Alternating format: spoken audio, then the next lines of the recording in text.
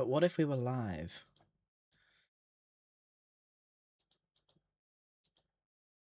What if we were live? We could be live. Are we live? Hello? Is anyone there? Okay. What was I doing? How do I do this again? Full screen Grian. That's me! Okay.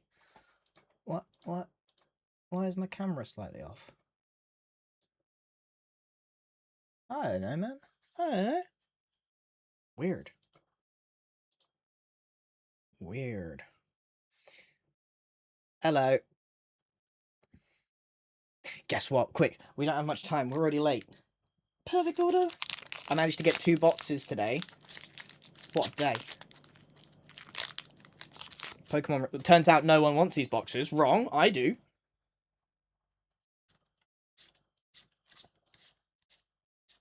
Oh! That's going straight in my girly pop binder. That is going straight in my girly pop binder. Ooh. It's your birthday. Happy birthday. Ta-da! Okay. Well, we could stop there. Or you could see the other packs that I got. I got two boxes, chat. Yeah. The guy at Waterstones was like, oh, I'm surprised that it's still here, because I wasn't there first thing in the morning. And they were like, why aren't they gone? And I was like, because they can't make money from it. It's as simple as that.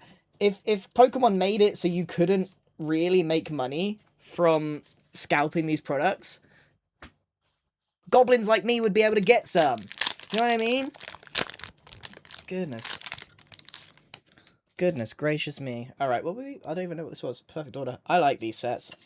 I have actually opened enough that I don't need to open anymore. Ooh, I still want to find the perfect copy of this. So let me just check this one. I hate the scalpers so much. It's actually just...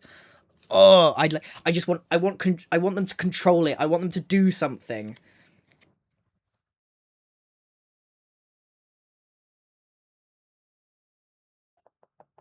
I think that's a very good copy of the card, so I'm going to keep that. Chaos Rising. When it's time, I don't know when it'll be time, but it'll be time to start soon. Yeah, so I need to find Max Blunder again, wherever he is. I've lost him. He'll be around. Woo!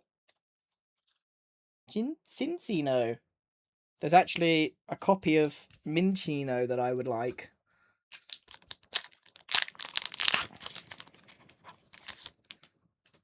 Oof. I was saying this earlier. When was the last time that like someone who's going to school got to buy some Pokemon in the wild? They drop it on a Friday morning when everyone's at school. Oh goodness gracious, there's pics in my ear. Quick, before he finds out what we've been up to. Oh, I forgot that he can see me. I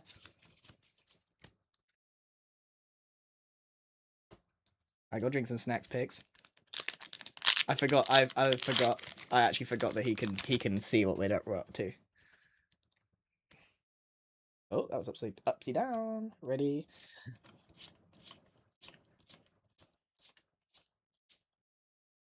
Beedrill.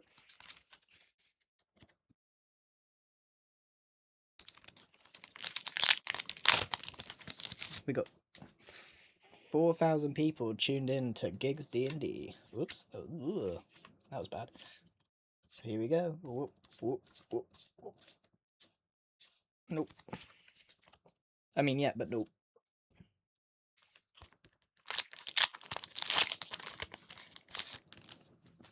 Okay, here we go. Ready?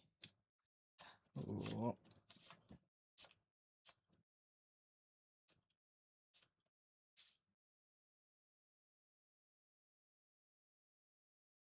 It's a cool card.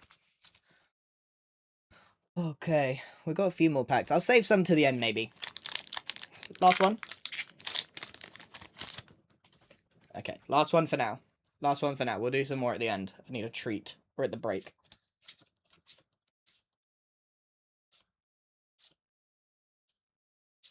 Oh, no!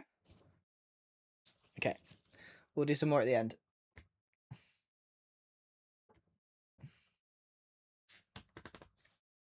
Maybe one more. Have you got your snacks today, chat? What have you got?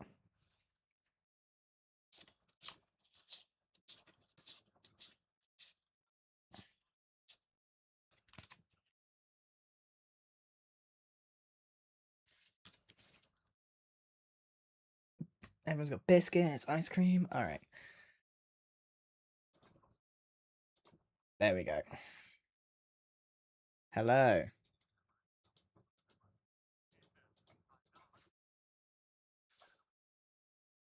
Let's summon Gem. Is she here, Gem?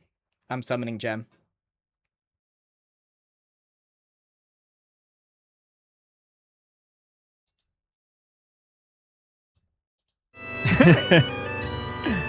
I don't know if I turn those Okay, down a lot that's or enough something. bagpipes. I can't stop it once it starts. Yeah. It's enough. It's enough. Once I it genuinely begins. can't stop it. Surprisingly, I couldn't hear it, which I'm Yeah, not yeah. gonna complain about. Okay. Yeah. Which volume control controls the bagpipes? Music environment interface? I think it's interface. I think it's interface, but I could be wrong. Interface. I'm gonna slide it up just a hair because I could barely hear the bagpipes. Yeah, I wanna- Unlike Gem, I want to hear them. Where is I it? heard them. I Where just is want to in- stop hearing where's them inter- after a when's while. it- Yeah, when is it? exactly. Where is interface? Configure settings? If you're going to There's one playlist, that looks like a yeah, music the- note. I'm pretty sure it's in there. Yeah, Oh, the music note one. There we go. That one. Oh, yeah, I see it. That I one. love that you can highlight stuff for us. Yeah, yeah. Let's bring the Um, music down a little bit. I don't know how loud it is. Oh lord, there it is. It's echoing a lot. Yeah. Is it double playing? Like it sounds like it's I don't hear an echo. I don't understand. Maybe why that's there would just be an the- echo. Is your horrific chat sound it makes by have default. it twice somehow in your Elgato? Only one person said it, which makes me think it's maybe them. Oh, they just have two tabs open. Yeah, it sounds like a you problem, doesn't it? Yeah. Yeah. Come on, they dude. have- I just caught someone dual streaming. Yeah. Caught in 4K. Yeah, absolutely. I'm gonna quickly try and do something behind the scenes here. Nope, can't do it. Okay, fine. Fine. Oh. Shut down. How is everyone? How have you all been for the last couple of weeks? I've missed you guys. You Fantastic. missed us. I You have. missed us. I have. missed you. I've Except been. I get to watch your Chopping Tuesday stream. So Yeah, yeah. Always, forever chopping wood. I'm very glad that nobody has scheduled important World Cup games on the night of Gigs D&D. Not that I've been really following it Yeah. that closely, but Mainly because Max Grian would Blunder not wouldn't be be here. here. yeah, I was gonna say there's always somebody in every group who's like, we're all nerds, but actually football, football, football. And I'll be honest, like once the World Cup's over, I'll go back to never watching football. Same, yeah. But while England is still in it, may as well give it a chance, eh? Yeah. Yeah. What's everyone drinking and snacking on Football. today? I got Ooh, cheese and crackers. Grian's gone That's fancy. hop water. It's iced tea and lemonade. What do they call it? They call it like a Oh, Arnold Palmer. or Arnold something Palmer. like that? Every Ooh. time I go to the United States, I always have to have an Arnold Palmer. I love those. Yeah, It's Mr. Wizard's preferred a drink. little extra caffeine. I have It matcha is. and crackers and peanut butter. Here go chats. Nice. I have some papaya and passion fruit tea today. Lovely. Bit of hibiscus. What's Grian got? Why is he smiling? These like that? nuts! Oh, of course. No. He's got to get these out of the way before the intro, Oh, because then man. he's just going to kill us off his VOD. Yeah. Scar, go ahead. Say all the things you're going to say that get us demonetized. Get it out the way. No, I found my booklet for my Roller Coaster Tycoon game when I was a Oh, kid. that's such a good Oh. game. Yes. That's Dude, all they love have to have those. like booklets, like with a whole like Why are you tutorials? decluttering right now and having all your booklets out? He's Oh looking my god, for his, I've he's been looking I've for been his throwing mage away spell. so much. Yeah, I imagine, getting the new house together has got to be like a lesson in here's all of the stuff I don't want to move. Sim City. Yep. Look You at got to the do size of that. this book. They used to You come got to in the, purge. You don't want to move stuff that you don't need. I'm keeping this. Yeah, games used to come with really big books, I and can't now look picture at us. Scar purging. Yeah. I'm ready for new spells. Yeah, me too. Yeah, absolutely. Right. Should we get into it then? Because Yeah, we're gonna have to we do got an some. intro for the editor here, so we know. Absolutely. Yes, we got to get some leveling up done. Hello, folks. Welcome back to Gigs D&D. This is session number 7. Oh, I'm so excited to be back with this group. Welcome back, players. Let's make some quick reintroductions of your characters before we get to the juicy leveling up portion of the stream, and I can do a little recap for everybody. So, kicking off in the top left, let's have Jem start first. Hi, I'm Jem. I'm always first, and I'm playing Ruby Nyx, the rogue tiefling. And I really wish that I could time the overlays to show up right as the everyone starts introducing their characters. There we go. All right, Grian, how about you next? Hi, I'm Grian, and I'm playing one-of-a-kind Max Blunder, who is a cleric, and he's a bit of a goofball. He is. How much of a goofball? We will find out in today's session. We will today, that's for sure. Yes. Impulse. Hello, everybody. I am Brohini Dude Stone, or Bro Dude for short. I am a dwarf fighter from Smolderhold. Bro Dude for short is definitely a dwarf joke, and I appreciate that. You bet. And finally, Scar. Woohoo, Mr. Wizard. The most intelligent wizard in all of the land. Now a level 20 intelligence, correct, Pixel? Yeah, I was going to say he's a level Wait. 20 wizard all of a sudden. Wait for it. Let's let him be a level Get 20 ahead of wizard and see what yourself. happens. Turns out, between you guys getting knocked out by a magical catastrophe in the previous session and waking up, Scar has just been power leveling. He's been on his grind. He's been he's been finding all of the backdoor XP hacks that he can.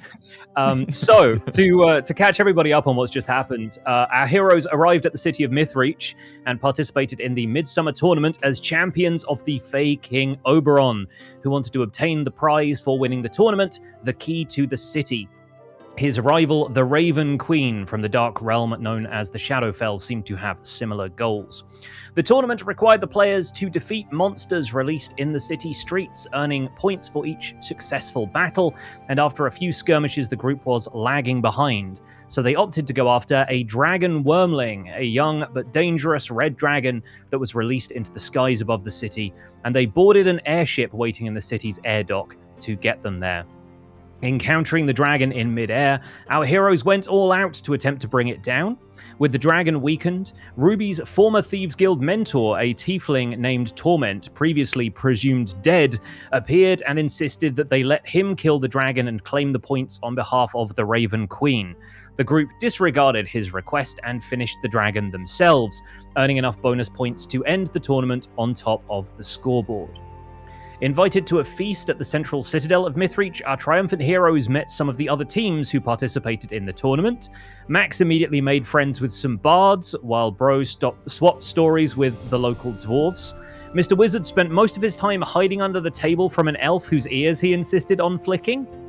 And Ruby ran into the Van Zant family, rich merchants whose house she was meant to rob back in Dunderhill, but gave Torment the job instead, and fled the city when Torment had a fatal encounter with the house guard. The Queen and Prince Regent of Mythreach arrived to present the group with the tournament prize of 2,000 gold and the key to the city, and as the group was debating whether or not to give the key to Oberon, he appeared and encouraged them to see what he would do with it. Leading the group to a tower at the apex of the Mythreach citadel, and magically interfering with anyone who might get in their way, Oberon brought them to a room with a raw node of magical power at its center. This, he said, was the heart of the city, a force he seemingly intended to unlock with the key. But as he attempted to do so, Torment arrived and scattered ashes which summoned the Raven Queen into the tower. She grasped the key at the same time as Oberon, as both she and the Fey King unlocked the city's heart simultaneously. The strength of their clash of wills and the magical force unleashed seemed to tear existence apart.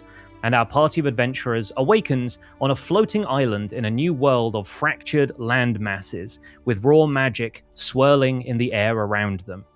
The first person they meet is an old man driving a cart who introduces himself as Gret and welcomes them to the realm of Paradox.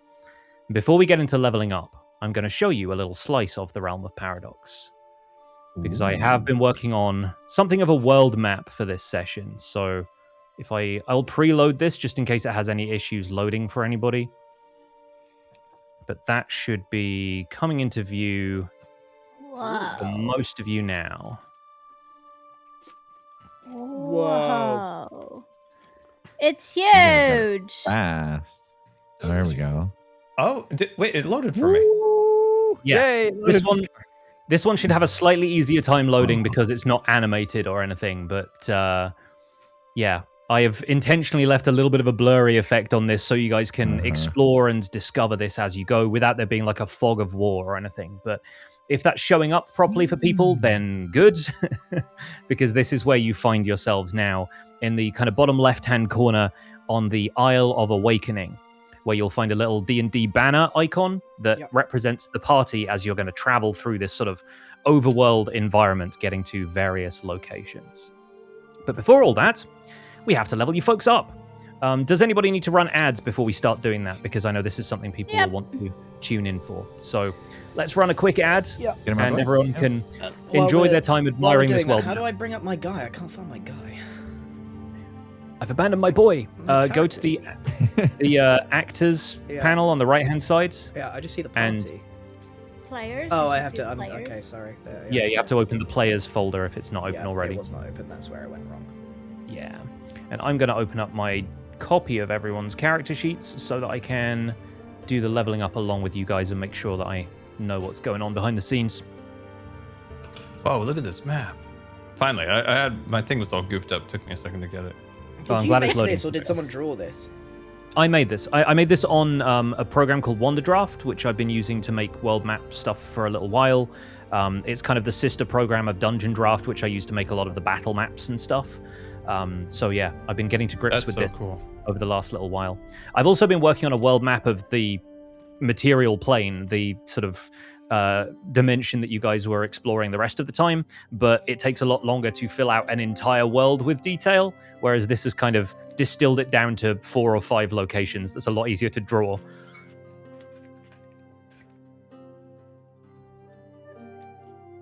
It looks so good. And yeah, hopefully the colorful background is convincing enough as a magical vortex of raw swirling energy, because that's what it is. So I guess we are level 4 now. That's the most important thing we need to know. Yeah. Yeah, the party is level 4, and for the first time, your ability scores are going to increase. To remind everyone watching at home, ability scores are the big numbers we generated back in session 0. They represent the character's strength, dexterity, constitution, intelligence, wisdom, and charisma. These scores are what we use to determine the character's ability modifiers. So when they roll a d20, do they add a +1 or a +3 or anything like that? At level 4, the characters get to add either 2 points to one of their ability scores or 1 point to 2 of their ability scores. And we have already been chatting behind the scenes about which scores some players want to update, and hopefully everyone's overlays are updated accordingly, so we're kind of spoiling the choices players have made a little bit by having the level 4 overlays. Thank you, Coco Bats, for providing those. But we're going to level everybody up one at a time. Does anyone want to volunteer to go first? Mine's easy. I can get mine out of the way. All right. Right. I'm just spilling tea on myself. It's fine. I got a feeling mine's going to be the easiest one. I don't have new spells or anything. Do me an impulse. And then Yeah, do great stuff. the All right. Other 2. We'll begin with Brohini Dudestone in that case. So yeah, we'll open up Bro's character sheets. We can click the little edit wrench in the top left. Yep. Go to the features tab on the right-hand side. And you're changing the fighter battlemaster level from 3 to 4. Is that making sense? Yep. I'm there. 4. Okay. Yeah, so that's going to pop up with a dialogue that says take average hit points. Uh-huh. So we're just going to click in the next. box. Next, okay. Yes. You need to click the checkbox next to ability score improvement feat. Whoa, okay. And that will open up your, advancement thing where you can add points. 2 points. And I've decided to just... Well, I've been working out a lot, doing my bench presses and stuff. So I'm stronger now, yeah? 2 points just to strength. That's what we decided. I think we are all in favor of Bro Dude being a little stronger, yes. So Yeah, I need to kill things faster and stuff so I don't die. Increasing your strength score to an 18 brings your strength bonus up to +4, so that means you get additional points when you hit stuff, both to see if you hit to beat something's armor class, but also then in damage calculations and stuff as well, you'll get an additional point. So that's looking good. We can click next. Right. Sweet. You also, as a fighter, get to choose weapon mastery in one more type of weapon. So the drop-down list there will have a bunch of options. Oh my goodness.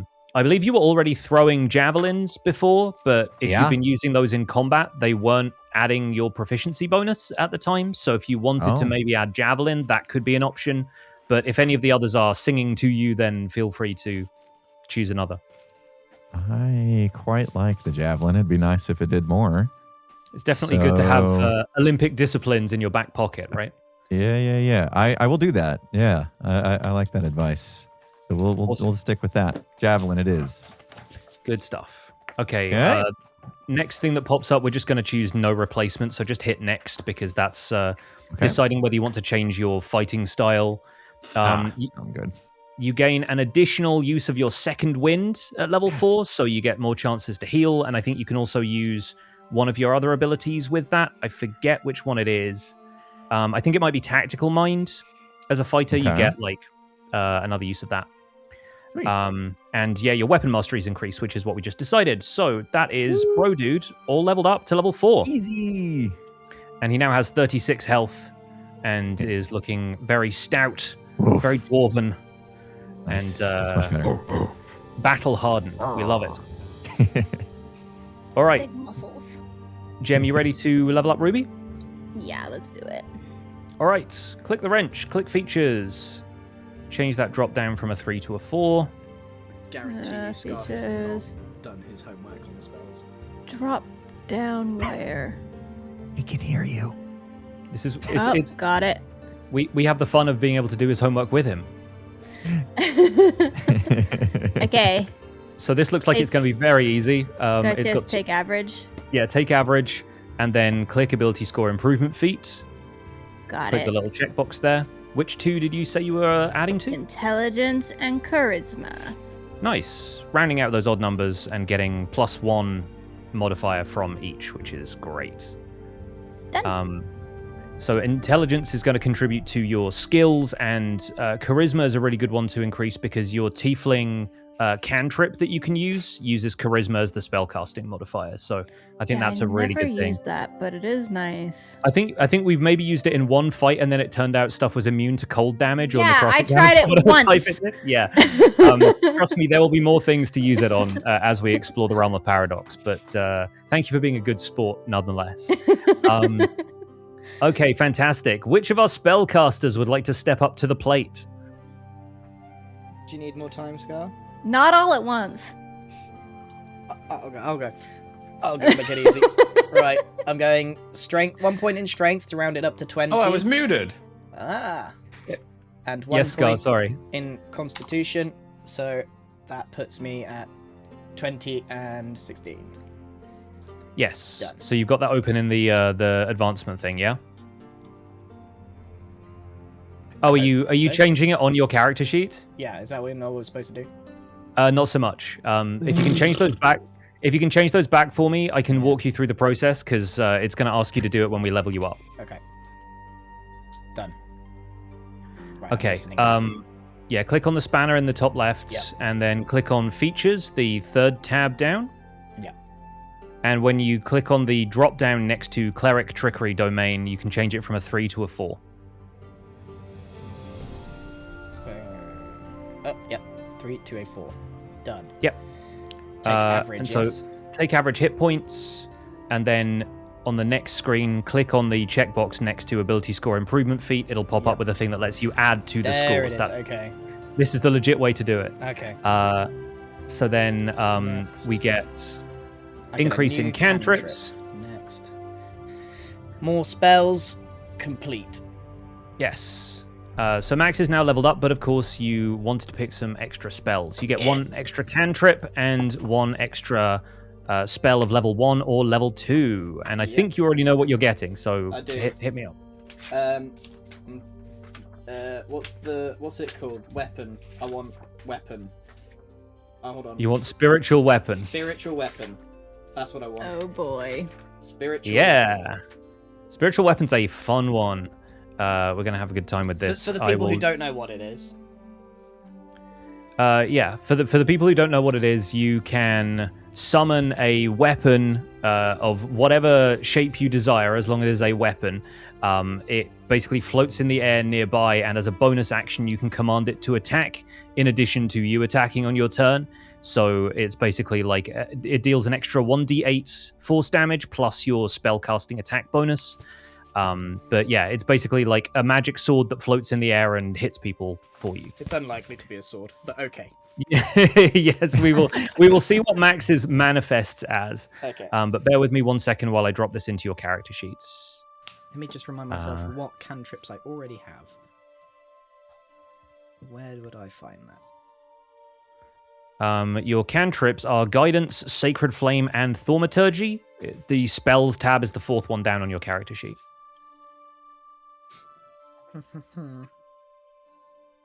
Don't know what these are. We have a light spell already. What is Word of Radiance? Let's look that one up, because I don't know off the top of my head. I'm pretty sure it will just do radiant damage, but let's see. Word of Radiance. Yes, burning radiance erupts from you in a 5-foot emanation. Each creature of your choice that can see it must succeed on a Constitution saving throw or take up to 1d6 radiant damage. Yeah, okay, so basically it's a radiant attack that attacks you in like a range around you. Right. Sounds similar Does to that hurt Sacred. friends? Yeah, friendly fire. Is friends? Is it friendly fire? I think it's each creature of your choice, so I don't Okay. think it will hit Oh, other you people can next to choose, you. okay. Yeah. Compliment his backflips. He won't get you. There's also mending, which I'm guessing does what it sounds like. It's something broken. Yeah, it I does can- what it says on the tin. I It can just allows you fix. to Is it repair like- small objects. Small objects. Okay. Yeah. I'm gonna go for Word of Radiance. Cool. I want some more attacks in my arsenal, to be honest. Love that for you. And yeah, I will drop that onto your character sheets. Sweet. I'm done. That brings us to Mr. Wizard. Okay. So we are going from level 3 to 4. We are going from level 3 to 4. Nice. Okay. Where's your Would little you- circle thing? Your little indicator. All right, where do I go? Where do I go to Chat, check they out? can't So I got hear it. me. Oh but my I'm god, out of not beers cheese. in my mouth again. Okay, have you got your character sheet open? Yes, and then go to wrench. And Wrench in the then- top left, Yeah, I got that. and then Features tab on the right-hand side. Oh, and then just move this to 4. Yeah, and then the little drop-down list next to Wizard Diviner, move that to 4. Is that correct? Can you see it? Is that correct on your side? I It's can't up. see it, but if it's popped up with a thing that says advancement, then yes. Yeah, probably.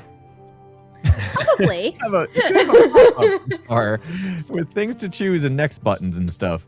I think so. Yeah, it says wizard. Then there's a little +1 there. I can invite someone. Yeah. So you click on that, and it will say hit points take average. Has that popped up for you yet? No. It might be behind your character sheet. If you want to try moving your character sheet around, it might have gone behind. Yes. Yep. Okay. All right, perfect. Okay. So, all right. So it's 4. So then click next. Yep. Okay. Click on the checkbox on the right hand side where it says ability score improvement feat. If you click on that, it'll pop up with a bunch of pluses and minuses. Yep. So just click plus next to intelligence twice, because you're increasing that to 20, not to level Is this 20. a new interface right here? No, I'm Looks pretty sure. different. Oh. This is just something we haven't used yet because you guys haven't been increasing your stats with each I level see. that you go up. I see. All right. right. Intelligence of 20. Yep. So click next. And now you Okay. know one additional cantrip and one additional prepared spell, kind of the same way Max has just gained spells. You have also just gained spells. Okay. And once you click complete, that is everything. But we do need to decide on what your spells will be. Okay. This will be an hour. Yeah, this is the bit where everyone can open the books and help Scar out if you want. Because the wizard spell list will allow him to get... Which page is that again? Oh my god. You had all this time to find the page. Well, I had a You guys can't marker talk. on here, I'm the but the only one marker... who did my homework before yesterday. No, that's not in this true. group. Oh wait, yeah, I did it yesterday. So Dude, I was getting some So records true. on Parkour Warriors. Yeah, so yesterday's that's- fine. the wizard spell list is on 168. And I got confused by this, Scar. Just because we're level 4, we don't have access to level 4 spells. No, you have access to level 1 and level 2 spells. Yeah. So you get one more of those Oh, and there's one a more lot. cantrip. There's a lot. Yeah, there's a lot. Yeah, I get overwhelmed. Well, I'm just going to Yeah. point out there's levitate. There's gust Like of that. wind. Surely you'd like that. I will... We can maybe narrow it Ruby. down. A burrito will solve that issue. We don't need to waste our time on spells. Oh my god. We can narrow it down a little bit by asking, what do you want Mr. Wizard to be able to do? Are you feeling like he needs more attacking spells? Does he want more like spells to like manipulate the elements? Does he want a little bit more like just fun flavor? What's a silent image? I'm pretty sure that's like a an illusion that you can cast. That's... Okay. Ooh, isn't Misty Step really fun? It is fun in Baldur's Gate 3. Yeah, Misty Step is a good one. That allows So you to you said- basically teleport. So you The said teleport even though scar! that could be fun. Do you need We're to, level though? 4. We can't do level 4, Grian? Is that what we said? Yeah, level 2 only. The level 2 list is where you're looking. I'm just... Okay. What's Phantasmal Force? That sounds cool. What's Ray of Enfeeblement? Enfeeblement. sorry. But Ray of Enfeeblement is a spell only cows are capable of. My dyslexia was showing. Let's let's take a look at some of these. Magic is fun. I don't know why I'm doing this in the book when I have an entire computer interface dedicated to just this. Let's open this up and see if we can find some. You said 2 spells, right? You get one cantrip and one spell, which is either first level or second level. Okay. Ooh, a cantrip. What's Yeah, Ray- thunderclap? That sounds Ray of awesome. Enfeeblement basically gives things disadvantage on strength checks, including stuff like attack rolls and things. And also apparently deals damage, which is fun. Under Or, oh, no, the wait, no, it cantrips, subtracts what is damage. just friends? Friends. I love the fact that the icon for that in Foundry is just a thumbs up. I love that. You magically emanate a sense of friendship towards one creature you can see within range. Basically, they have to roll a wisdom saving throw or they become charmed for up to 1 minute. So basically, you can convince something that it is that you're friendly, and you can convince it to be friendly to you for up to 60 seconds. That's kind of cool.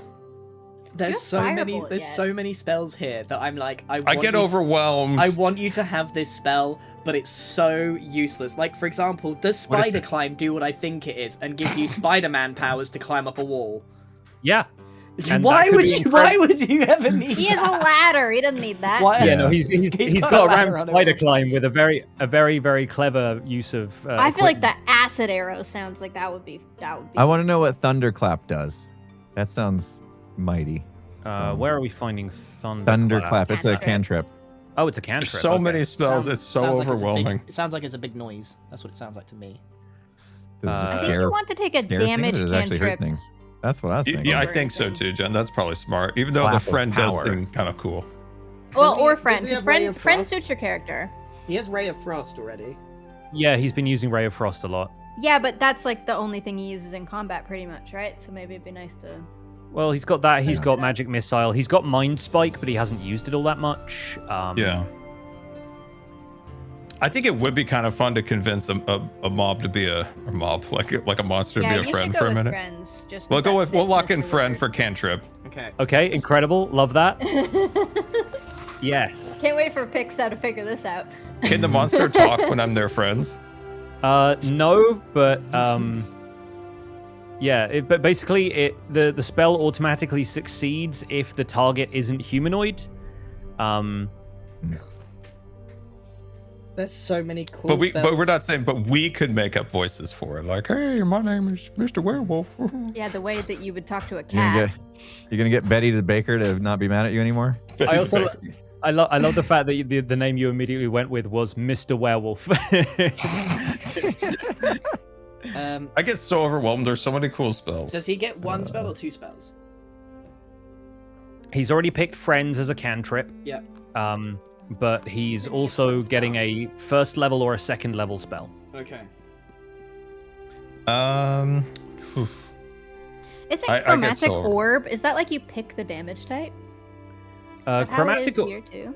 Chromatic Orb is a really powerful spell. The main thing about it is that it requires you to have valuable items to use it. And I feel like a lot of people hand wave that stuff, but I think the value of the item you have to spend is like a diamond worth 50 gold. So you're basically burning money every time you use it. Right. And since you guys don't have diamonds in your equipment right now, it might be a little Baldur's Gate difficult to 3 come by. hand waves that. Yeah, and I think a lot of people playing D&D do, but I feel like one of the way D&D balances its more powerful spells is by having actual valuable material components. And a lot of the times the material components for spells are like 2 copper pieces and a twig or something. And yeah, I think the whole thing with Chromatic Orb is it costs money to use a spell that What powerful. do you see, Oh, Scar? okay. What is magic weapon? That's what I've got, Sky. Someone's not been listening at all. Magic weapon is probably, yeah, just the mage equivalent of spiritual weapon. But he's let me never going to quickly find attack that. someone with his staff, right? Or unlikely to. Oh no, here you go. This is slightly different. You touch Maybe a a crowbar. If you touch a non-magical weapon, you can basically turn it into a weapon that deals magic damage, and it gets a +1 bonus. So you know how Bro's axe that he's using right now is like a +1 great axe? You could basically make any weapon a +1 weapon. Well, if Grian already has it, I won't do No, it. I don't. I've got something different. Not mine's a big mine's an imaginary floating weapon that will attack when I attack. Oh, mine's different. Okay. Yeah, yours Okay. is slightly different. What's a rope trick? Rope trick is Oh no. is basically you can charm a rope to like stand vertically, and you get to attach it to a point in the air. That's it. No, you've got a ladder. Dang. I've got an axe that I can freeze in space. We've got like, so many more solutions. Go something damagey or something. Fuck. You've got friends. What about shatter? Shatter sounds intense. What's shatter? Shatter is a good one. He has access to that as a wizard. Yeah, there's some of these that are like lost the druid. page. Yeah. Druid it's specific the ones or level whatever. 2 wizard. 169. Yeah. Nice. Oh, I actually marked the page for the spells. Oh. So Shatter, you basically get to specify a place within a range of 60 feet, and in a radius of 10 feet around that point, everything takes 3d8 thunder damage. They have to make a constitution save to see if they take half damage, but it's a very powerful and very useful Ooh, spell. Area of effect. Kaplow. Let's do the Yeah, shatter. We'll do that the shatter. sounds I good. should do. We're gonna circle back to the rope trick in the next level up. Oh but my god. Love the fact that you have a ladder and you are considering rope trick. That's incredible. Okay, cool. So I have dropped Friends and Shatter into Mr. Wizard's list of spells, sweet. and There's we're only all level one- 4. One last thing is Yes. changing my halfling luck something we want to do in game? That is something I should be able to do for you now, yeah. So Okay. we were talking about this behind the scenes, and I did offer Grian the opportunity to change halfling luck because we're now in this new magical realm where everything's a little bit topsy-turvy, and we wanted to basically give more opportunities for Max to fail in fun and creative ways. Have I got that right? I was basically I was rolling a critical fail and not experiencing the consequences of that. So Yeah. I kind of want these fails to happen naturally. Like, I don't know, part of D&D is the nat 20s and the ones, you know? Yeah, so the way we're going to make this work is I'm going to edit this on 2 screens. I'm going to remove your luck. Your luck is getting trashed from your special features. So that should no longer happen naturally when we roll. I will make sure that doesn't happen. If it does, we'll just take whatever the first result that comes up is. Okay. But in the meantime, we are substituting that from the Goliath feature set, the other thing that you could have rolled when we kind of flipped a coin to decide whether you got the halfling trait or the Goliath trait, and this is giant ancestry. So let me open up the point where I can grab that, which is in character origins. Perfect. Okay. Species traits, Goliath. Okay, cool. So this gives you, according to the rulebook, a bunch of different options. And we were discussing those beforehand. Do we want to have that discussion on stream as well, just so people can I could just get tell up them to which speed? one I chose. I can great. I could choose which type of giant my mother was. And Yeah, she basically. was a cloud giant. Cool. So this gives you the additional skill Cloud's Jaunt, which says, as a bonus action, you can magically teleport up to 30 feet to an unoccupied space you can see. Because this is a species trait, you can only use it twice per day, or you can basically use it as many times as your proficiency bonus, which right now is 2. So you can use it twice per day. You'll be able to use it more times once you level up a little bit more.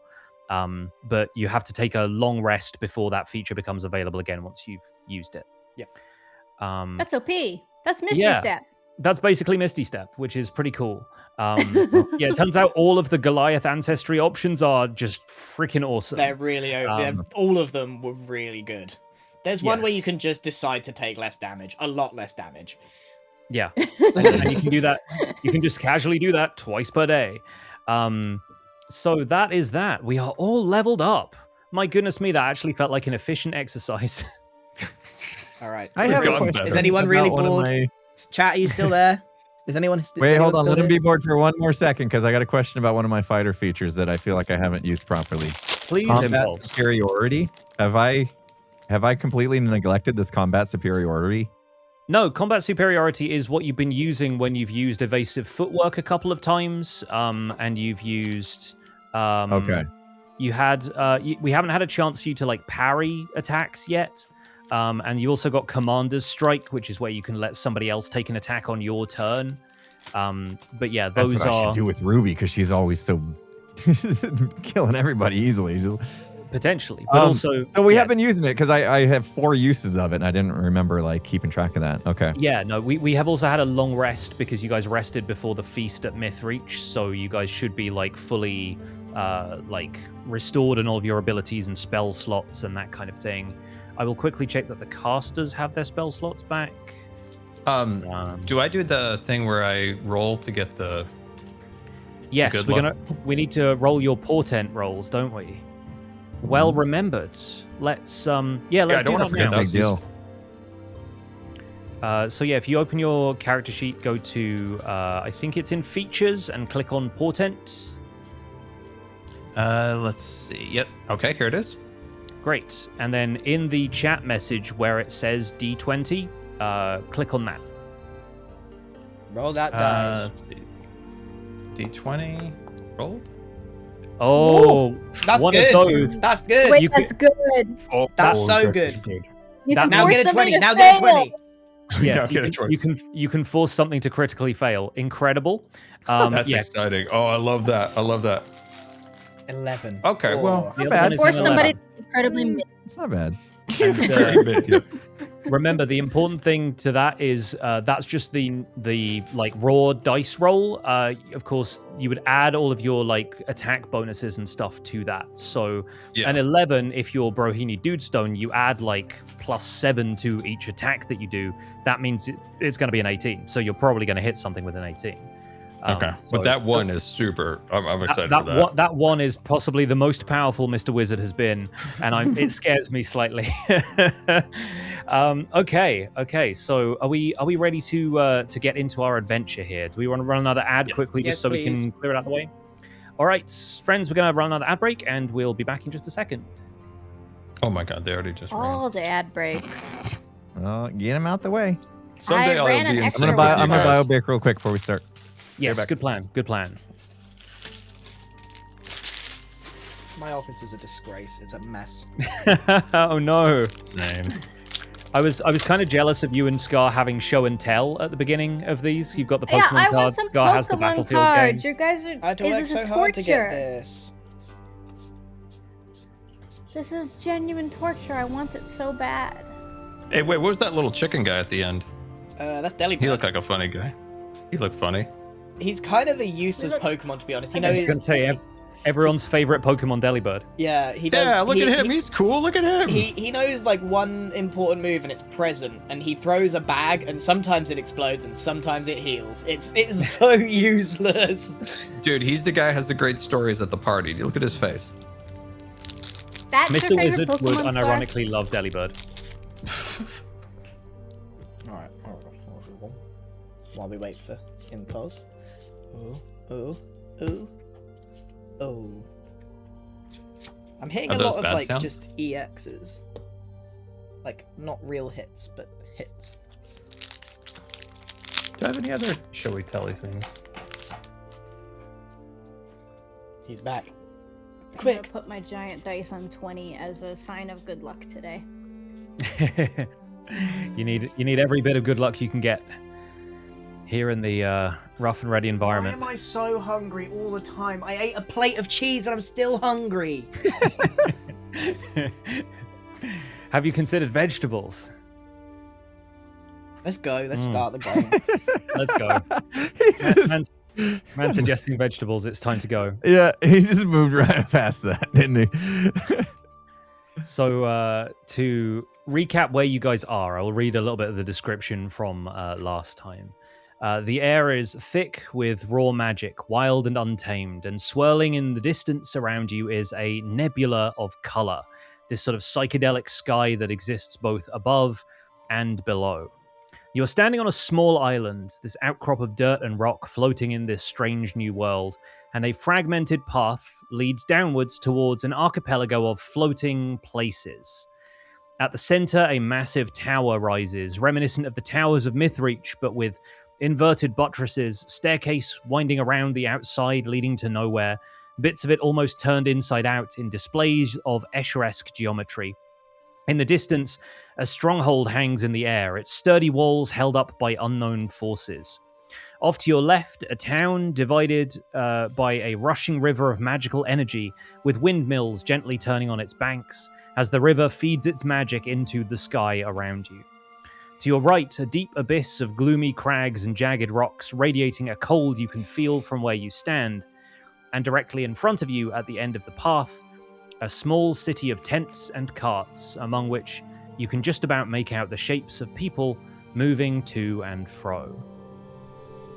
And your new companion has just come up riding Mr. Wizard's cart, with Gus the horse patiently pacing in front, and Kong the donkey walking up alongside. And he has introduced himself as Gret. And I'm going to change up the music real fast. Gret has told you that this is the realm of paradox. This is the new world that everyone has found themselves in. Did he mention how long we've been out? I have a vague memory of. He says, well, time here's something of a mix-up. It's not really something I can... ain't got no clocks, ain't got no pocket watches, ain't got no sun in the sky, no moonrise. just... There's no time. Don't seem like it. Well, No day, There's- no I night. have a pocket watch.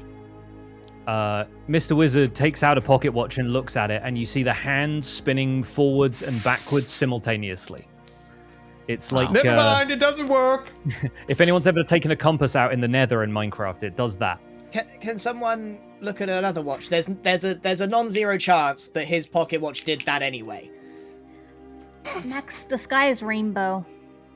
I think we're Yep. screwed. Sky's rainbow. Yeah. Yeah. Mr. Traveler, is there a saloon nearby, potentially?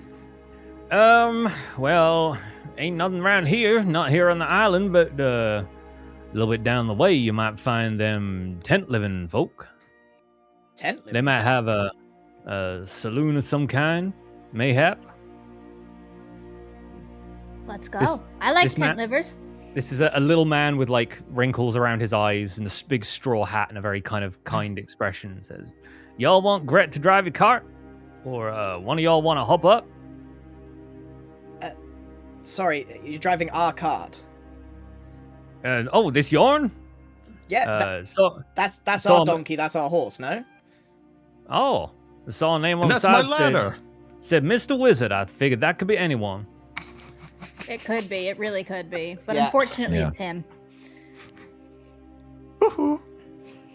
It's I Well- suppose we can manage our own cart. Thanks. it's the tall, spindly one. He's Mr. Wizard.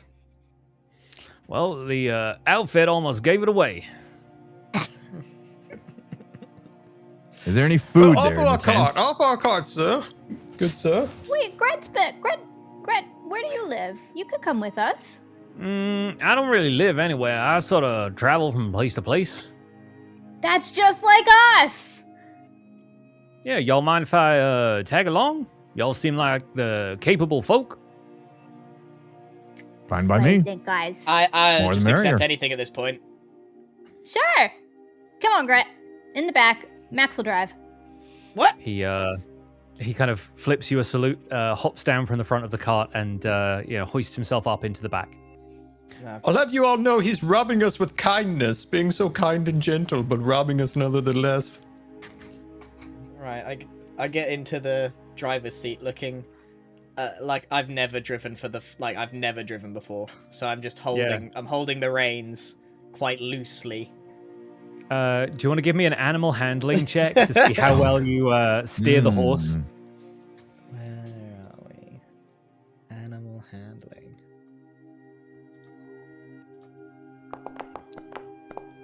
Oh, God. Oh, we're in trouble. Hang on tight. Yeah, you have barely got into the cart when Gus the horse immediately bolts. 6, Gret.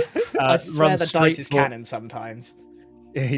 Gus runs like straight for the nearest cliff and then just sort of like rears away from the edge, turns slightly, and you all sort of lurch to one side as Max kind of steers you down into this gully that leads out from the island. Don't worry, just hanging off I've the- got this. Don't worry, don't Have worry. you never seen a horse? I'm getting the hang of it. Look, a man just offered to drive this car, and you put me here, so I really don't think I'm the one to. Don't blame me. Useful. I gotta say, this is about as good as my driving, so use on your own. Hang on, I'm starting to get the hang of this. Where's the donkey?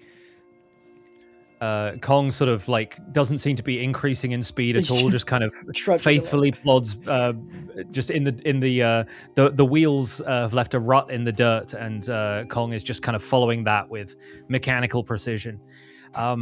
So you guys make your way down from the island where you started. I'm going to move you guys. Each of the hexagonal spaces on the grid here is about 6 kilometers. That's about 5 miles more or less to anyone who's still metrically challenged in this day and age. So you guys you find yourselves moving along at a steady pace, but it's still quite a distance. And in the distance, you do see this sort of village of tents, and you can just about make out the figures of people moving around or like carts moving from place to place, but it's all a little bit of a blur. While the group travels, I will give Mr. Wizard the opportunity to resummon Mrs. Cat if he wants to, because Mrs. Cat was unfortunately dispatched in the Mythreach tournament, but this seems like a bit of downtime where you could cast Find Familiar if you would like to. Ah, yes, Mrs. Cat. Mrs. Cat probably got dispatched to this realm. Easily found, of course. Let me just contact her real quick here. Just give me a moment. What's Give me a that? moment, What everybody. in the Give world me a is that, moment. Wizzy? Ah, did you Mrs. get that? Cat. Oh, you found Mr. Cat. Oh, that's delightful. Yeah, we've actually found this really nice man. He offered to drive the cart, but Who Max is he took the talking reins, to? and we've been just it's been a rodeo ever since. Woohoo. Do we Okay. just think he's hallucinating, or Okay. Mhm. Does he need a nap? Mr. Wizard has pulled some kind of arcane device out of his trinket bag. You have no concept of what it is. It just looks like this odd lump of like dull metal with a very thin kind of spike coming out of the top. It looks like maybe an assassin could stab somebody with the spike, but it seems blunted at one end. Not a very effective weapon. Okay, all right. We'll see you then. Goodbye. Oh no, I'll say hi. I'll say hi to Ruby. Okay. I don't know whatever that was. Where's the cat? Oh, at the pub. The cat At the pub. saloon, up in the town, up ahead. Right, why did you just And you know summon the this- cat here? Why did you summon it over there? Sorry, you were Mrs. meant to be Cat. summoning it to you. We're not meant to be finding out where the cat is so we can go and get the cat. Sir, I mean, unless Mrs. there's Cat does food what there. Mrs. Cat wants to do. Mrs. Cat is currently at the saloon, and we meet her at the saloon. I mean, I don't mind the idea of going to the saloon, honestly. Much as I hate to interrupt this with actual game mechanics, but Scar, if you would like to cast Find Familiar, I need you to do it from your character sheet. So we can, Mystical You mean the phone wasn't enough for you? I need spell slots to be used for this to take place. Okay. Shoot. Can't he cast it as a ritual? He can ritual cast it, yeah. So I guess we don't have to. It does take 1 hour to do it as a ritual, I think. Surely So it's going to take us 6 an hour. kilometers. Yeah, that's a long way on a horse. Let's get the Yeah, clock you going. guys Find are, familiar. But Oh, time here. is not Find real familiar. here. It can't take an hour. Oh, yeah. We don't Yeah, know what okay. an hour is, Pix. I think you guys are still moving through what feels like time in a linear fashion. It's whether or not like day or night happens, or whether or Well, not he's there's making a us reinvent time. yeah, there's an appreciable measure of what time is here. Okay, fantastic. So we have Find Familiar cast in the chat, and Mrs. Cat, I guess, will be at the pub wherever you guys end up. You didn't summon the cat here. That's insane. And Mr. Wizard will know she's around when his telepathic connection kicks back in when he's within 100 feet of her. So we'll figure out where that is in a second. In the meantime, as Max continues to drive the wagon down into this little spit of land here, and the land broadens out into this wider realm of canyons and a network of passageways through what feels like a kind of dusty badlands sort of area. I'm going to make Max roll a survival check for me. Why? What? Survival. Uh-oh. You chose to bottom. drive the cart, my friend. You're the one who's leading the team right now. 16. All right, a 16 is pretty good. So, Do I up need to use ahead my of you. stone sense? no, maybe in a minute we will Okay. see. Up ahead of you, on this dusty trail that everybody is currently driving on. I haven't done the cart on this scene, so apologies, friends. But yeah, you notice. I think you sort of pull the cart to a halt. You sort of rein in the horse, and you notice that there are tracks in the dirt, in the dust around you. Where the dust has sort of shifted a little bit, but there is the outline of large hoof prints here. Looks larger than like a beast of burden, like a horse or a cow or something. It's you spot these from a good distance away. Don't worry, I'm gonna take a real good look at these tracks and see if I can identify them. We stopped the cart. Yeah, Yeah, I've stopped the car. I think Gret hops down from the back and says, "What's taking y'all so long?" There's some sort of tracks. Like, do you know what this is? Let me take a good look. Gret was a tracker back in his day. I'll see what I can detect. He's gonna roll a wisdom check.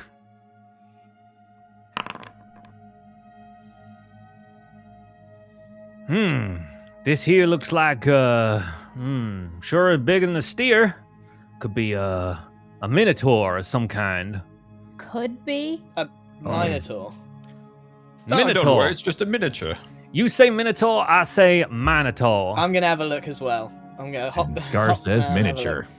look. Don't worry, Yeah, it's just a miniature creature. Go ahead and roll me a nature check. Anyone who wants to. Max can do that, or anyone else can do it. I forgot. Kid who is- was- Got who's it. the best nature. 21. Grad seems to know his stuff. Like, this looks like a hoof print large enough to be a creature like a minotaur, like a larger kind of hoof creature. And in the distance, as you're inspecting this hoof print, you hear this strange, rattly, hollow sound. And the sound of heavy footfalls approaching. What do you guys do? Do we know anything about minotaurs? Like, does that? What do we know about them? Have we seen them? I know a thing or two about minotaurs. Like, I feel like Ruby would have never seen whatever this is. Can I use my stone sense to sense how far away this rumbling is coming from?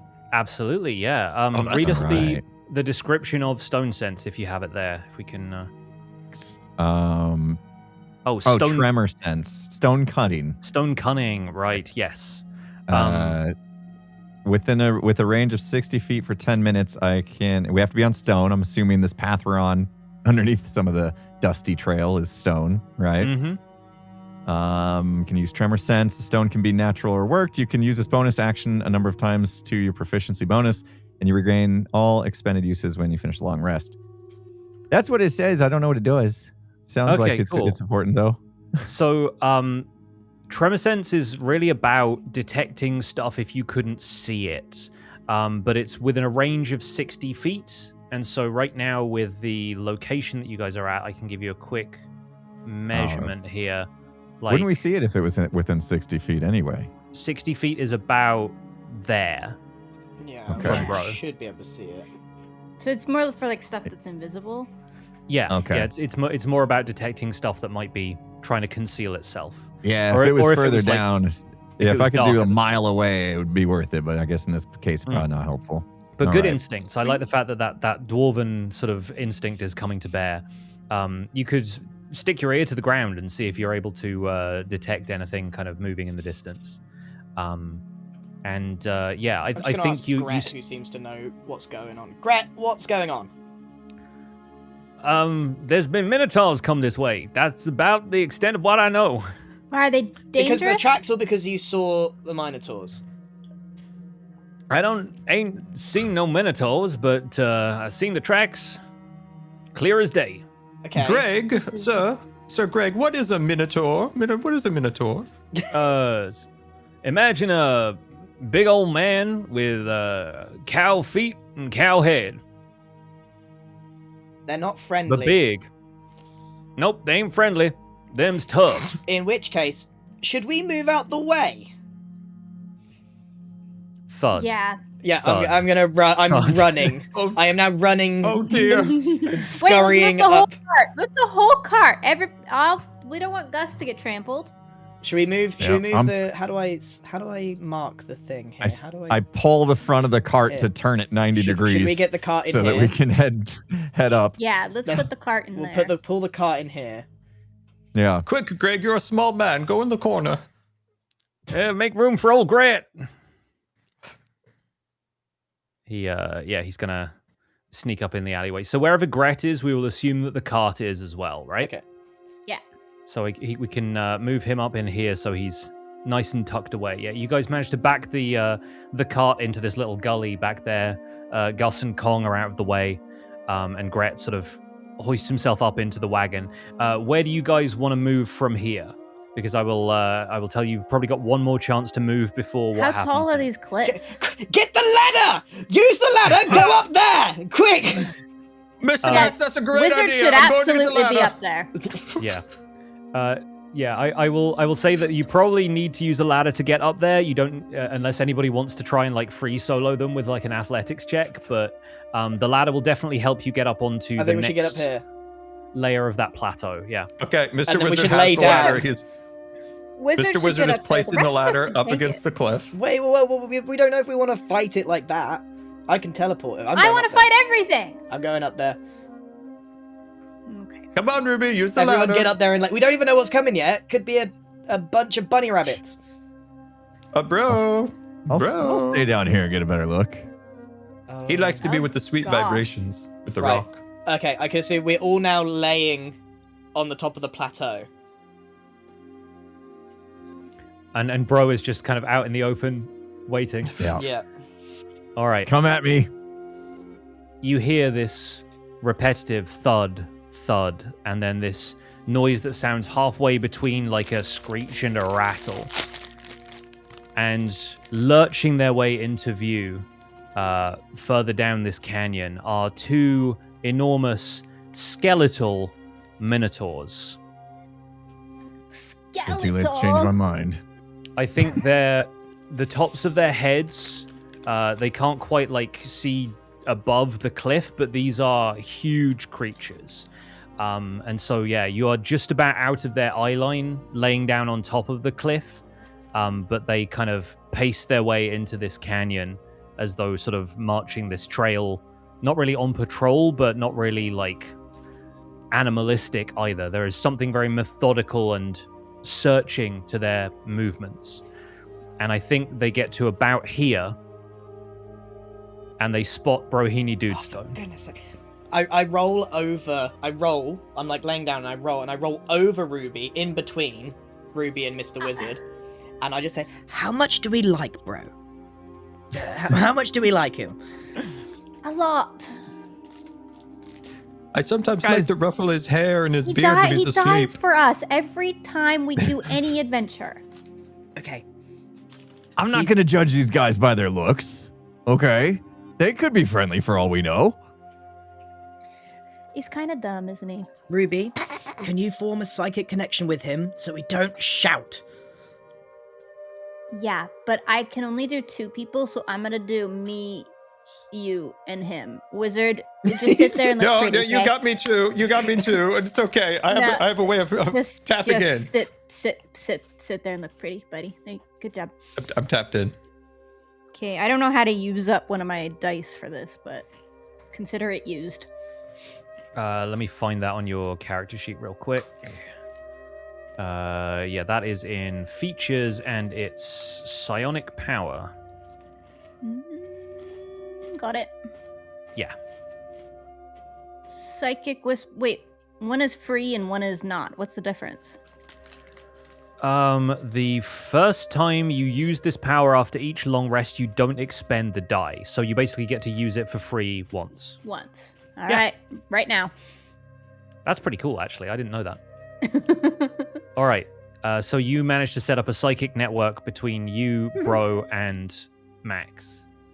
What do Hey, you bro. say? I'm now Hey, shouting, Ruby. bro, you idiot! In my head. If I have a plan. I have a plan. What's your plan? I'm going to use my fancy axe to escape if they try to attack. Okay, listen, bro. Do not give us away. If you get into trouble, we have the element of surprise. Okay? Okay. I'll lead them behind me. Don't lead And him then to that Greg. way they won't be looking backwards and you guys can attack from the back if needed. They might be friendly. We don't know. Okay. Tell bro, I said hi. Wizard says hi. Wizard, be Oh. quiet. Yeah, tell them to be quiet. Each I'll of the find out if these Minotaurs, guys are mean. they take an additional step forward, and I think probably, let's say this one makes this noise like, and it like That's sort of cool. half bellows, half rattles at you, and it lowers its head, ready to charge. And we're going to roll initiative. Uh-oh. Whoa. But it looks so friendly and cozy. mean, sometimes my stomach sounds like that too. I will say Gret rolled pretty well for initiative. Oh, I wish you had chosen Gret instead of me for the psychic ability. That would have been funny. Uh-oh. Whoa! Of course, that's when I roll a 20. 20. I got an 11. Wizard got a 3. Oh, wait, I got to roll 2. What were we doing? Perception? Initiative. Initiative. Okay. And bro got Rough 7. rolls. There he You goes. and me, Okay. bro. Well, as this encounter begins, the first person who can act, cat-like reflexes, it's Max Blunder. What do you do, Max? Well, I don't really want to give us away straight away because we're currently unknown. So I'm gonna shuffle over to Gret. Okay, like crawl over to Gret. I'm just gonna peek. You like kind of yeah, just shuffle along like this. Yeah. And I'm just gonna You peek like my army head crawl. over the top. I'm just going, Gret. Yep. Don't be too loud. But we've got some undead minotaurs round the corner. I wasn't planning on being loud.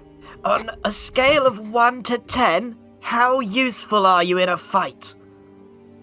I'd say about a 3, maybe a 4. Why are you not panicking?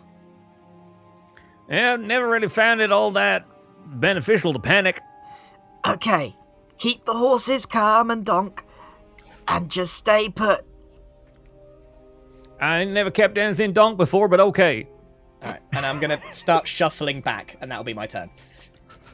Fantastic. Okay. Max, do something. Bless us. Do something useful.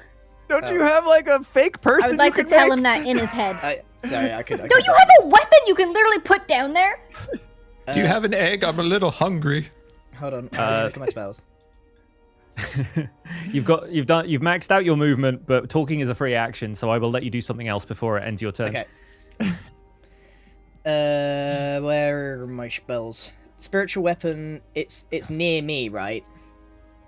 Let me quickly check the Within distance on range? I can't spiritual believe In a you were space literally of you? going to talk for your whole nat 20 action.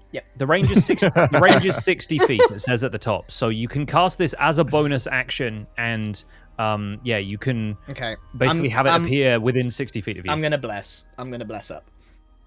Man's gonna bless. All right, who are you blessing? It's 3 people, right? Yes, and I think everyone is within 30 feet of you. Yeah. I will say. Yeah, roughly.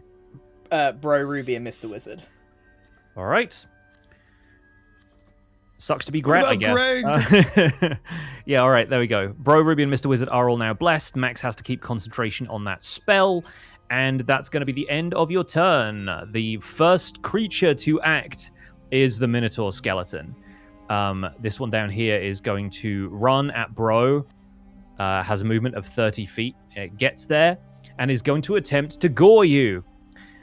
So, gonna quickly roll a moving attack. All right, does a 16 hit Bro's armor class? I don't see the Minotaurs in the initiative. My armor class is 16. That means it hits. You're not seeing them in the initiative? No, I just see us and Gret. There they are. Okay, 1, 2. I need to toggle their visibility There for we some are. reason. Fantastic. Okay, so 16 hits. I need to roll some damage. And okie doke. Ooh, okay. I hate when he makes that noise. Yeah, that is going to deal 21 damage to Brohini Dudestone. How does my parry work? It says when another creature damages you with a melee attack, you can take a reaction and expend a superiority dice to reduce the damage. Do Can that. I do that right now? Let me just say, now is definitely a good time to do that. Yeah, because that's a lot. So I'd like to do that if I can do that now. like a bullfighter, you're like, you sidestep and try to parry this thing. It maybe gets you with one of the Parry. horns, but yeah, click on parry. Go ahead and use it. Okay. Yeah, And roll. roll that die. Okay. That's something. Fantastic. Yeah, so that's basically going to take off 8 damage from the 21 you would have Oh my received. So God. you're only going to take 13 damage from this. Only. Only. Yeah. All right, so that puts me at 23. Yeah, so you get one of the horns. Am I still talking to but not Ruby? the other. Yes, Yeah, you're still that mind lasts a linked with while. You Ruby. can still talk. Ruby, not friendly. They're not friendly. Thanks for the update, bro. It's almost like you should have You come bet. up the stupid ladder. Don't worry. I have knives. That come out of my hands. Gret is next in the order. He's going to roll an animal handling check because the horse and the donkey have just seen a minotaur attack Brohini Dudestone, and they don't seem too happy about that. So he's going to roll animal handling. Give Hicks, me if one you get sec. Gus killed, I'm gonna be so mad. Listen, there's a reason the animals aren't on the field of battle, and it's because I'm a kind of benevolent dungeon master. Let me roll real quick.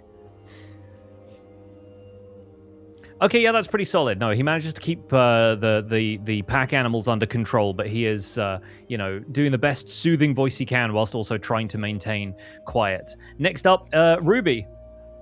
Nice. Ruby's got advantage, right? Because of Bro being next to that guy. So she can sneak attack. I believe that is the way it works, yeah.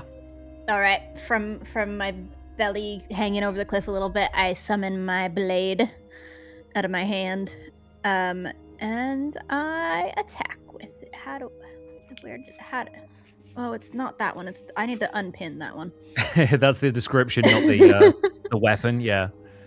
All right. Normal. Roll that beautiful bean footage. Oh, boy. Oh, a 13 hits. Wow. It hits? Wow. Yes. I Yeah, guess the- this thing is made of bones. This thing is made of bones and is not particularly well armored, so your psychic blade streaks across the space between the two of you and slams into its skull. Make that Nice. damage and add some sneak attack. Sneak attack is a 9, and my damage My gosh. is a 10. Do I get a bonus attack here? That's just the attack, right? Yes, I believe you do get a bonus attack because of the extra property of your psychic blades. It's like using a dagger. You'd get like yeah, a chance when it to- hits, I get to. Okay. Yes, I'm gonna the- also throw a second dagger as the bonus. Yeah, it says the damage die is 1d4 instead of 1d6. Yeah, according I to- have an yeah. option there for bonus attack. Perfect. Woo. Hit? And that definitely hits. Yeah, Yep. that definitely hit. It was a 21. And a 7. Oh, okay. Two So blades just that's instantly. 26 damage total. Oh, wow. This thing is immediately rattled. It can't be bloodied because no blood, but you can tell that you've loosened some of the joints between the bones, and bits of its like rib cage start to fall out as this torrent of psychic blades slams into it. Hang in Fantastic. there, bro. Does that not add up to 28? Or am I? No, I don't think so. It was 21 and 19 Oh, and then 7. Oh, so 19 26. and 7. Okay. Yes. Yeah. That's everything for Ruby, though, yeah? That's everything. I tell Bro he's doing a good job and give him a thumbs up from up on the cliff. All right. Well, hopefully that encourages Bro Nice because job, it's Ruby. now his turn. All right. Well, I mean, since it seems to be maybe potentially on its last leg here, I might as well just hit it with my gnomish great axe. I was thinking about retreating out, but I'm gonna try to finish this thing off. All right. Go for it. All right. Controlled actor does not have an item with the name gnomish great axe. What happened? Oh, you might not need to change. Oh, I that. got to I've re-drag it in my renamed hotbar. Yeah. You renamed it. Oh, It's, okay. it's, No the, worries. it's the immovable axe now. Sorry. Movable axe now. All right. I will re-drag it later, but I'll click it in now. Normal. And here we go. That's going to hit. 19 definitely hits. Phew, okay. Go ahead and All right. roll that damage. Damage is up here. Okay. Gimme. 9? 14. 14 is looking very good. Okay, yeah, no, that thing, Okay. it definitely takes out its leg, but the thing is still kind of thrashing around. Whatever force is animating it is still keeping it alive, but barely. It's taken a bunch of damage. So that's the good news. Ruby, tell the guys we need to finish this thing off or I'm going to bail out right now. Well, the bad news is it is the other Minotaur skeleton's turn before we get to Mr. Wizard. Oh. So the other Minotaur skeleton. Should I bail out now? These things do not seem particularly bright. So I will. Did you want to do anything else before we end your turn? Sorry, I kind of skipped ahead slightly there. You might have something else you can still do. Yeah, I was thinking, do I maybe take a evasive footwork that gets me? I can disengage, right? But that's a bonus action. That means I'll have less bonus actions potentially, or how's that work? You'll use a combat superiority die, and then Again. Yeah, you get to disengage for free, so you get to move away and you raise your AC. But then that's your bonus action for your turn. I think I'm gonna save it. All I'll right. stay put, I guess. He'll stay. Okay. Right. Back to this Minotaur skeleton. It is going to charge at you because unfortunately you're the only person it can see right now, and these things are not smart. So once again, this thing is going to attempt to gore you as it runs. You're fine, bro. You're fine. I might have to parry again. You're fine. And that is a 20 to hit, so that definitely hits. Is it a crit? No, that was not a natural 20, but a 20 total. 20. Yeah. So we're going to go ahead and we were in roll. danger if that was a crit. Roll that damage. These things do extra damage if they are running at you. So it's going to hit you for a total of 18 damage. Jeez. Are you still alive? I think I might parry again. You're going to parry it again? Fair play. Is it parry or parry? I think Parry. It's parry. parry. Parry! I'm gonna parry. Okay, that's your reaction. Using these up quick. 5. All right, you managed to halve that damage, so you're only going to take 9, having rolled 9 on the parry. 14. Wow. Rough day. Brohini Dudestone, amateur Toreador, is somehow managing to only get one horn and not both. All right, fantastic. That is going to be the end of that Minotaur's turn. Now it's over to Mr. Wizard. Ruby, tell him next time to use the ladder. Wizard, just shoot it with ice or something. Bro, You guys Ruby hurry up and won't kill let me these use things the before they psychic kill me. powers. Yeah, the Minotaur sort of looks up and around as it hears a voice coming down from the plateau. He's getting Don't us tell the away. Minotaurs, but next time use the ladder. Wizard! Did you do All right, anything bro. quietly? Hold on. No, Mrs. Cat, I'm busy. Okay, all right. All right, we're gonna use a powerful spell, friends. Gather about, look broadly. We're gonna cast Shatter. For the first Okay. time, I'm gonna cast Shatter, and I think those All dudes right. are within 10 feet, right? Get them both. Yeah. Okay. Casting Shatter. Oh, wait. There's a bunch of things on here. Yes. Place, measured, temp. Oh, I've never used one of these before. Yeah, so Well, this hurt, bro.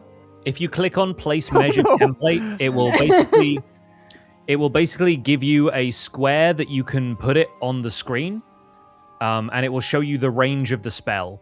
Your goal Okay. with that is to not hit Brohini Dudestone with it, so be creative with where you place that if you can. Or I think I Ruby. committed. Okay, cool. If you want it to be like there, for example, you could do that.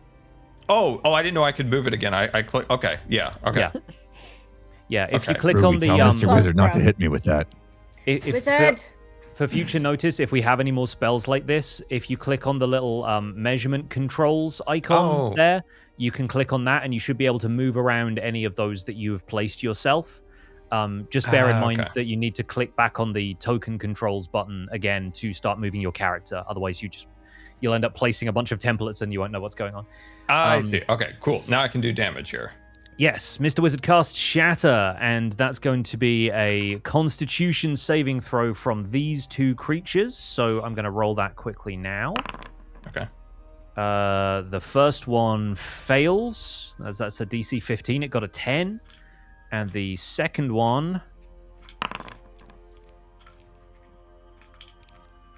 makes it with a 15.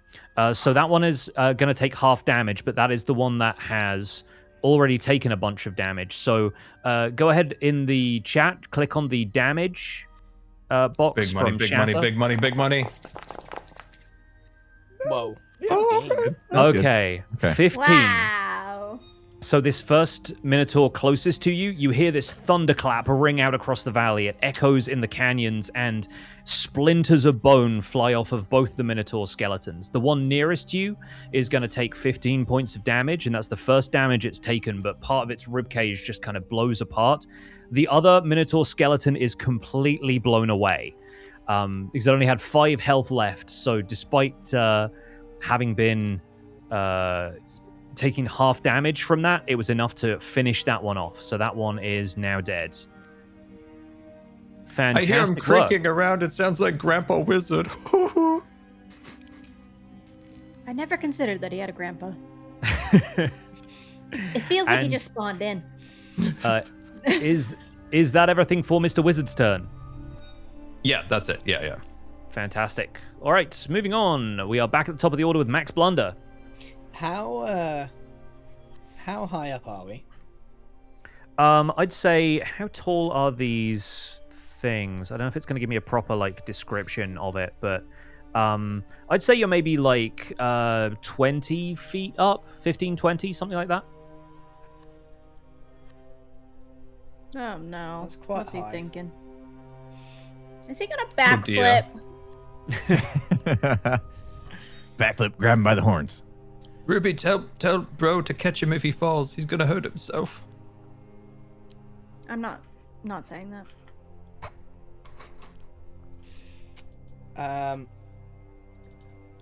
So I will take away the little template thing. There we go. I'm gonna run and jump off the cliff with my mace and try and bonk him on the head with it. Incredible. Love it. Perfect. Go ahead and make that run and make your attack. And I shout, "All aboard the blunderbuss!" again. Oh. Okay, roll that mace.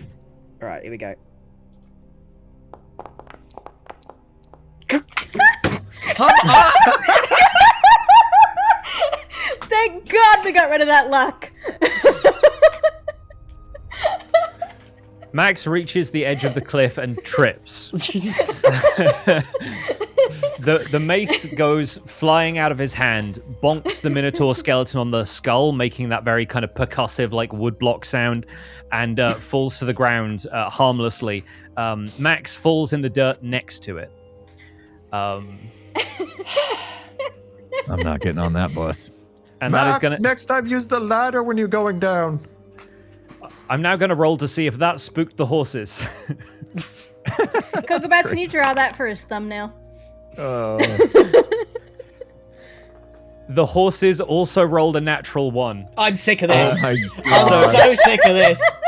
So on Gret's turn, he is catapulted out of the alleyway about as fast as the horses can travel as they bolt from this gully, having been backed into a corner, and they speed across the battlefield right behind Brohini Dudestone. They don't quite clip you, but they get pretty close. All right, that's going to be Gret's turn. Ruby, you're up. Gosh. Oh, Max. I love this game. Literally could have done anything else, and it would have been good. I'm psychically just saying, I don't want to hear a word about this. Me. Psychic Blade, please. Once again, the very cool daggers come out of my hand. 16 hits. I'm staring at Max as I'm throwing the dagger. And somehow still managing to land the hit. I love it. turn around to look at the last second. The no-look throw, yeah. And sneak attack because bro's still there. You're welcome.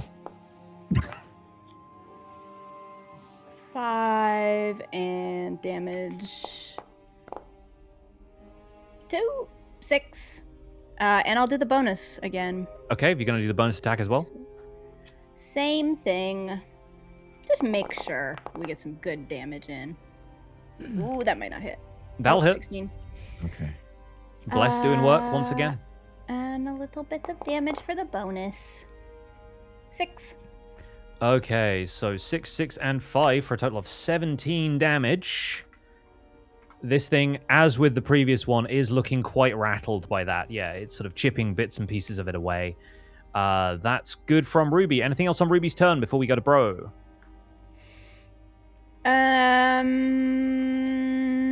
No, that's probably it. Okay, great. Brohini Dude Stone steps up to the plate. Last time I tried to take it out wasn't Finish enough. it, bro. Finish it. Push the button, bro. Second time's a charm. Let's go for it. All right. Oh, I forgot to put my hotkey for the. I gotta use this thing again. It's amazing. Where is it? Must find my new axe, my movable axe. Here we go. Let's finish this job. Yes, Let's yep, go. that's pretty good. That's gonna land. That yes, hits. absolutely. That'll help. All right, big damage. No whammies. Come on. Yeah, Ooh. I'll take Nice. it. 16. 16 damage finishes this thing off. Brohini Dudestone uppercuts it, and it clatters into the dust as a collection of bones and nothing more.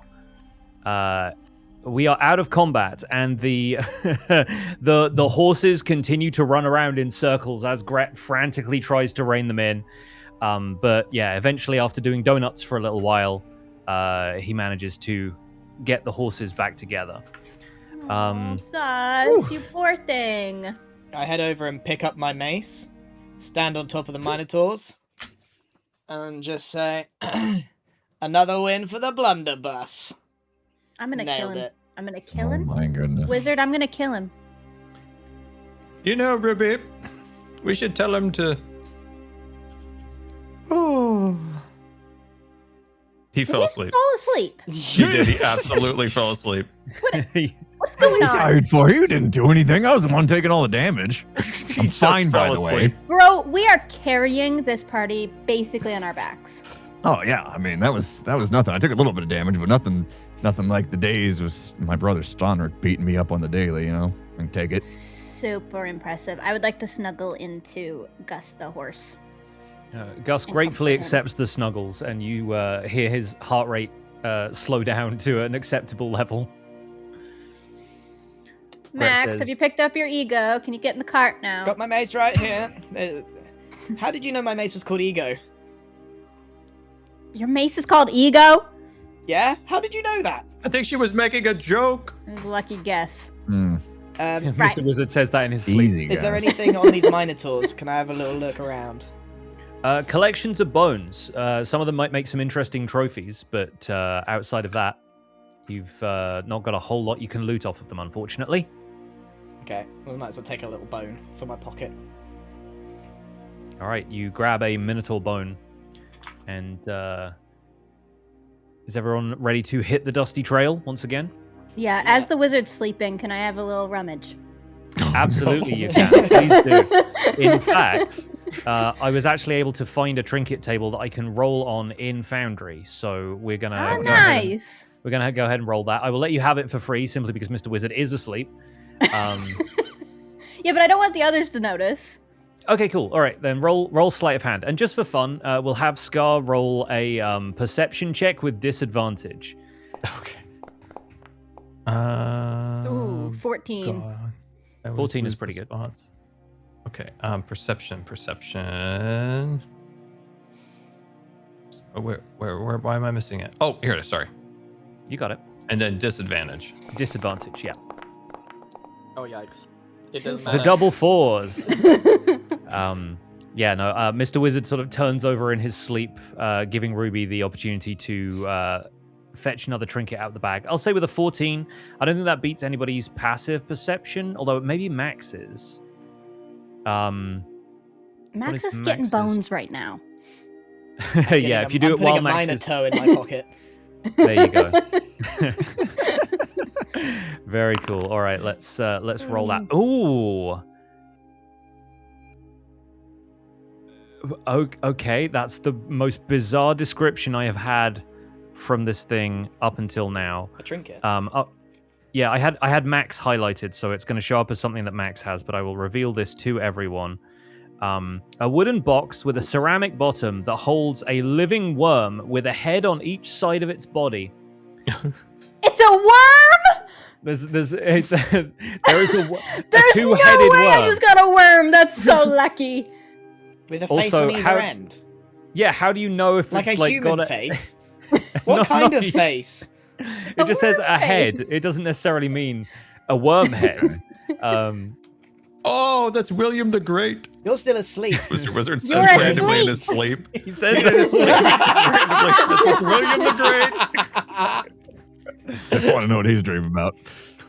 And with William the Great in Ruby's pockets, I guess, you guys make your way back onto the trail, and we'll return to the world map. I've where we going? lifted Mr. Wizard and just plonked him on the cart. He's still asleep. Yes.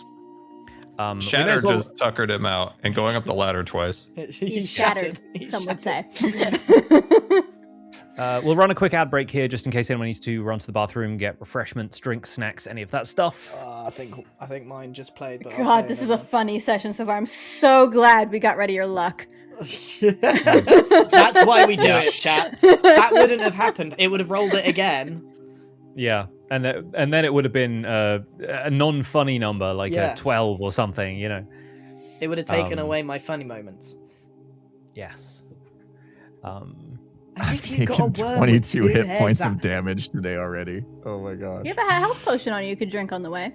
The good I news- have I can heal you. healing. Wait, no, I have second wind. I think I could get some back with, but it's not going to be a lot. We'll say that your time on the cart, assuming Max is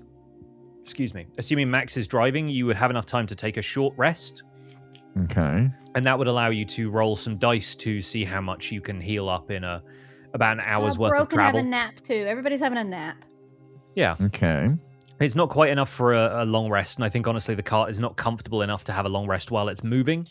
But yeah, if you open up your character sheet and click the little knife and fork icon at the top, these kind of remind me of like the motorway rest stops that you get in the UK, where it's like you can eat here Okay. and there's a bed for the night. I don't think I need Um, to sleep, right? I didn't spend anything. Yeah, I think unless you're, I'll stay awake with the horses. Did that register my short rest? No. I don't see it coming up in Okay. chat. Here it is. Here it is. Mr. Wizard had a very nice short rest. Yeah, Mr. Wizard was short resting before everyone got on the cart. Mm-hmm. So that gives me back 2 combat superiority I have uses. to take notes Mhm. of my worm, so I remember I have it. Good which job, I Max. Is used eating to, worms. for He the- loves worms. Carries. And then is that supposed to restore hit points? I'm looking to see if there's a thing you can click, and if it doesn't look like there is, then I'm trying to see where the hit dice are on this. Like I can see them on the character sheet on the left-hand side, but I'm trying to see where Short you resting use them should from. heal. Let's see. Wait. Automatically spend hit dice until they run out of, or health is full. What's hit dice? Yeah, hit dice are the things that you roll to recover hit points in a short rest. You have 4 of them because you're level 4 right now. Okay, I need to click the auto spend HD then for my rest. I guess so. Yeah, if you want to All right, let me fully click heal, that. then yeah. Okay, is it okay if I do it again then? Yep, there you go. You've What- spent all what- 4 of them, What's and that got you a bunch of health back. All of it. 18. Mhm. Oh yeah. So, yeah, Okay, so it- not quite full, but at least I'm 32 out of 36. Okay. Yeah, it added the health on automatically as well. So yeah, you don't need to. Yeah, I see that. do Nice. that. Cool. Okay. Okay, But glad that's that probably worked. it for those for the day, right? Yes. Yeah, you get your Okay. hit dice back on a long rest. Okay. I'm back up to 32 then. Okay. That feels better. All right.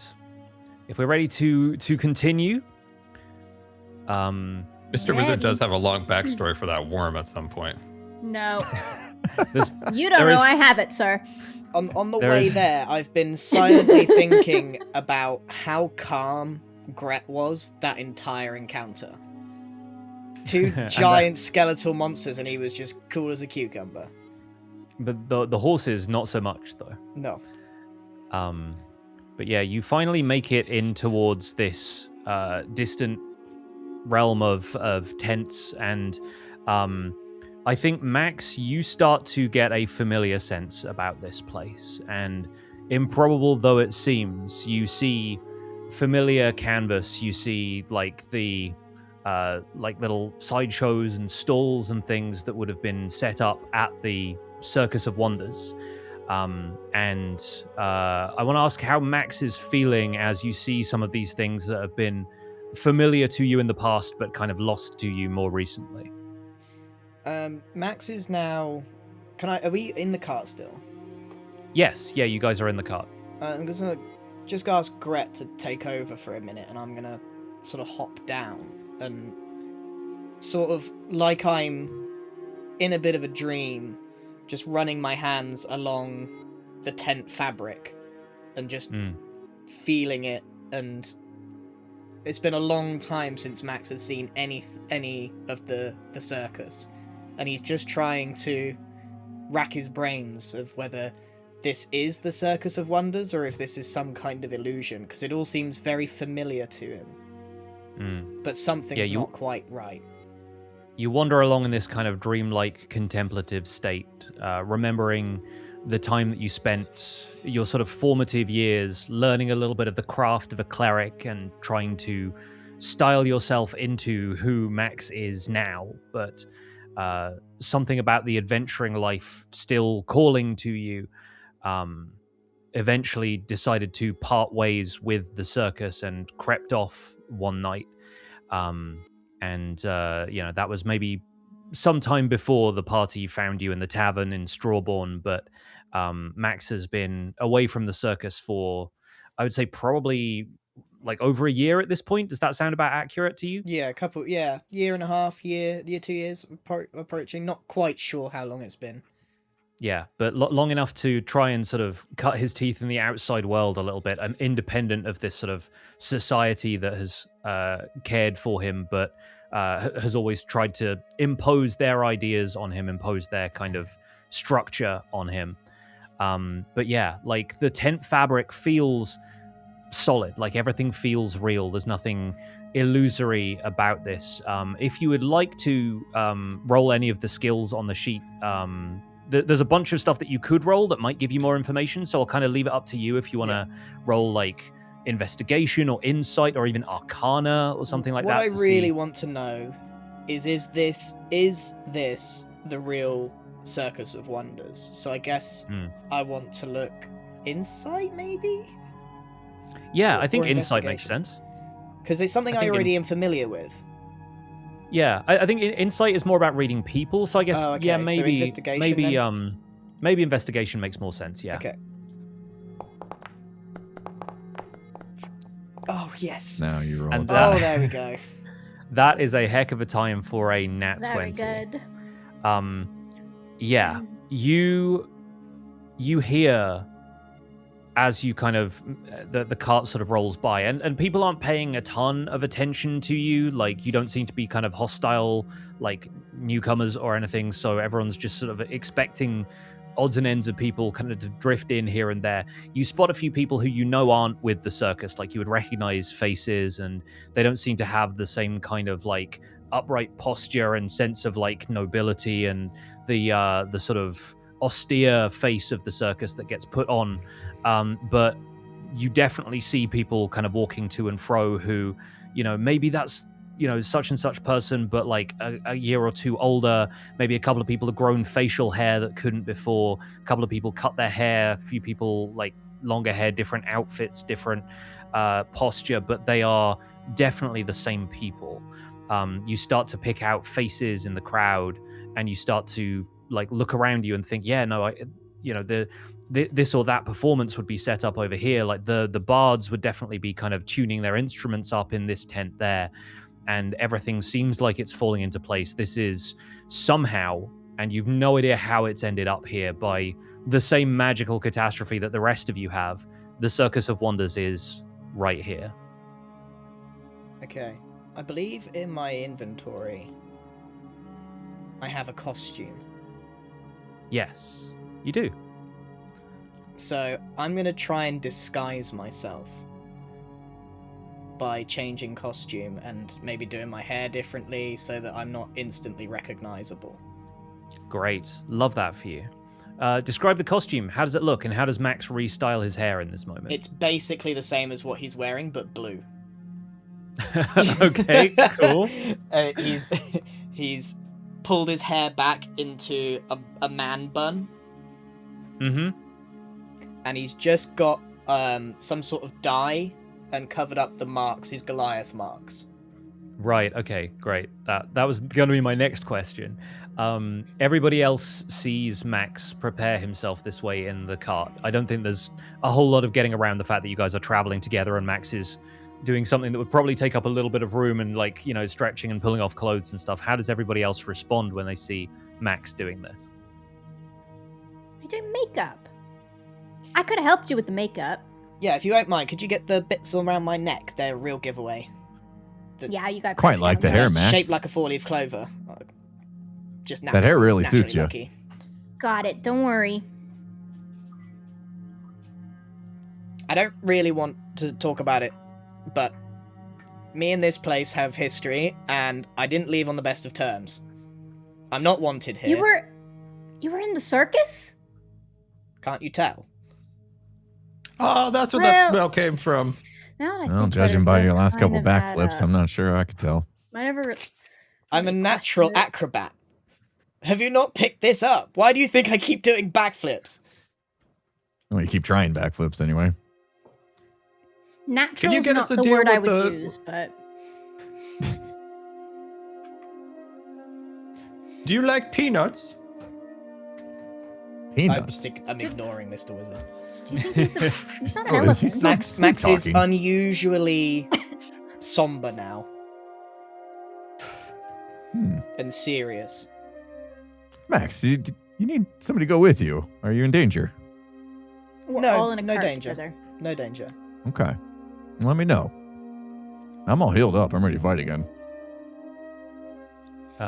As you're having these conversations, you see and start to hear and even smell some of the stalls with food off in the distance. Like there's a kind of catering situation happening here. People seem to be scraping together what they can from the environment. Some people even have stores of food. Who knows how they got them, but there are like loaves of bread being turned into sandwiches. There are like different like leaves of various things being cut and prepared in a ton of different ways, wrapped around parcels of rice, and like meat is being roasted on a spit. You start to smell all of that in the air, and like the smell of roasting meat and the sound of people pouring something from kegs. Could be wine, could be water, because goodness knows the situation around you does not really seem like a place where there is a ton of water freely available. But either way, you start to feel like maybe there's a bit of hospitality here, that saloon that Bro was looking for. And as you make your way into a slightly more sort of central space, there seem like there's a couple of places that you could realistically tie up the horse and cart a little bit further away from everybody else. So as the group makes their way, I think on foot at this point, into the central clearing of the circus, and looks for anywhere to park themselves and enjoy a quiet drink, we'll move over to our next scene. Where's the food at? The food is being prepared in various tents, Okay. and so I think probably it's most likely to be like this one over here on the right hand side. There's a couple of people like preparing stuff, chopping things, and Max has suddenly perked up a little bit. He's like, "Oh, guys, they've got 3-bird. You've got to try this. It's okay. The circus I'm from is not a circus that you would expect. Okay, it's not just acrobats or whatever. It's more of pushing the boundaries of magic, and it's a place of experimentation, okay? So, yes, it's a performance, but they're experimenting with magic in ways I don't want to talk about. And one of them was combining 3 birds into 1 meat, and it's the best meat ever made. You've got to come and try it." I love meat. Rush over. Have you Mr. got any Wizard 3-bird? falls. Whoa, steady on, stranger. 3-bird. Oh well, we're prepping some as we speak. I'm surprised you know of it. You don't seem like you're from round these parts. Well, nobody's from round these parts anymore, but the circus has its specialties. My friend Dilwyn has been everywhere, and he has told me about Three Bird, and I'm very excited to try it. Dilwyn, name doesn't ring any bells, but if you're interested in trying, here, have you got anything to trade? Oh, of course. I'm gonna look in my pocket. I've got 1 gold coin, which I flick him. Wow. Ain't got much to do with gold these days, to be quite honest with you, but I reckon it'll do. It's as good a trade as anything else. Here. And they prepare you a, I want to say like a to-go wrap kind of thing of Three Bird. And it's all kind of thinly sliced and succulent and smells exactly the way Max remembers it. I'm looking at all of my friends eagerly, waiting for them to tell me what they think of this Three Bird. Okay, we'll all get some.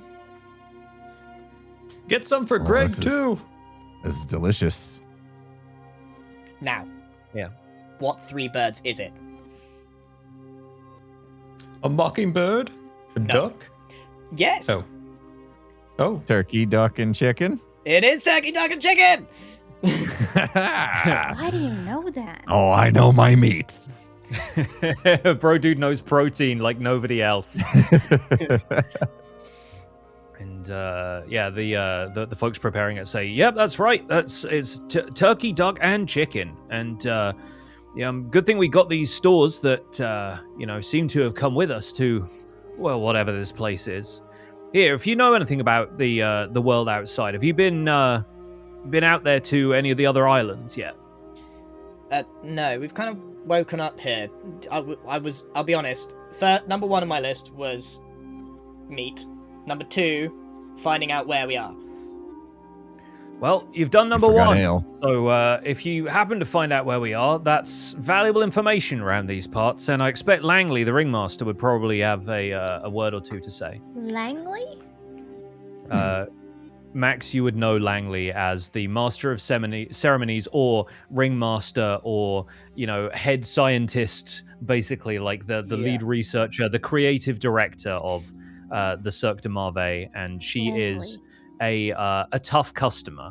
I feel like Max has only ever had a run-in with her every now and then, and it's sort of like being sent to the headmaster. And so, what was the name again? the idea that Langley is looking for information is definitely news to you. That's surprising. I'm kind of turning to everyone. I would have thought Langley would know exactly what's going on here. The fact that they don't is not good news. We should talk to them. Yeah, maybe they have some sort of clue. We gotta talk to them. Maybe they know something, or we can bring information, and then we'll have the 1 foot up.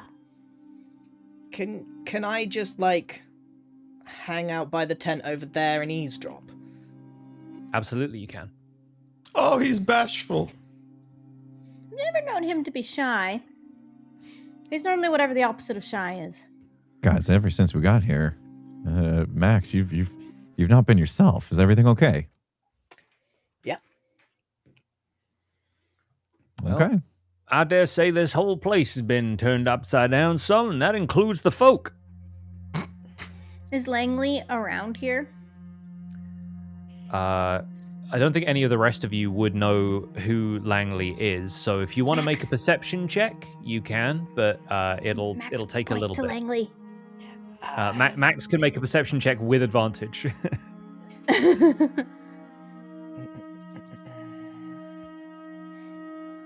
Oh, I've just done the wrong one. Sorry, that was disadvantage. I don't know why disadvantage would be on the right-hand side. Perception. Go ahead and roll that again. May as well.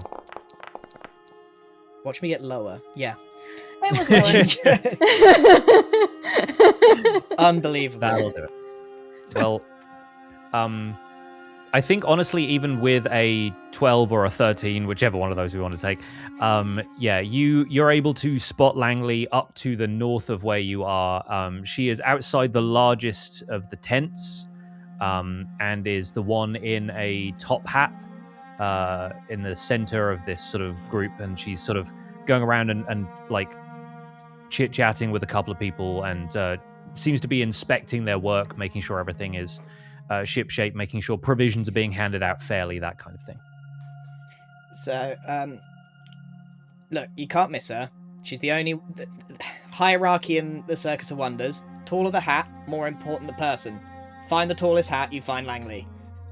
So that person over there. Enormous hat. Yes, that's them. Okay, great. I'm just gonna stay in earshot and listen. Sure. Is there anything you want me to say? Langley is one of the smartest people I have ever met. They run the Circus of Wonders. They know everything there is to know about science, experimentation, acrobatics, you name it. They run the show.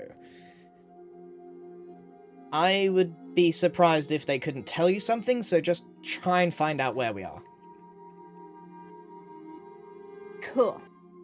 Right. Come on, bro. We're going. All right. And how they got here? Okay.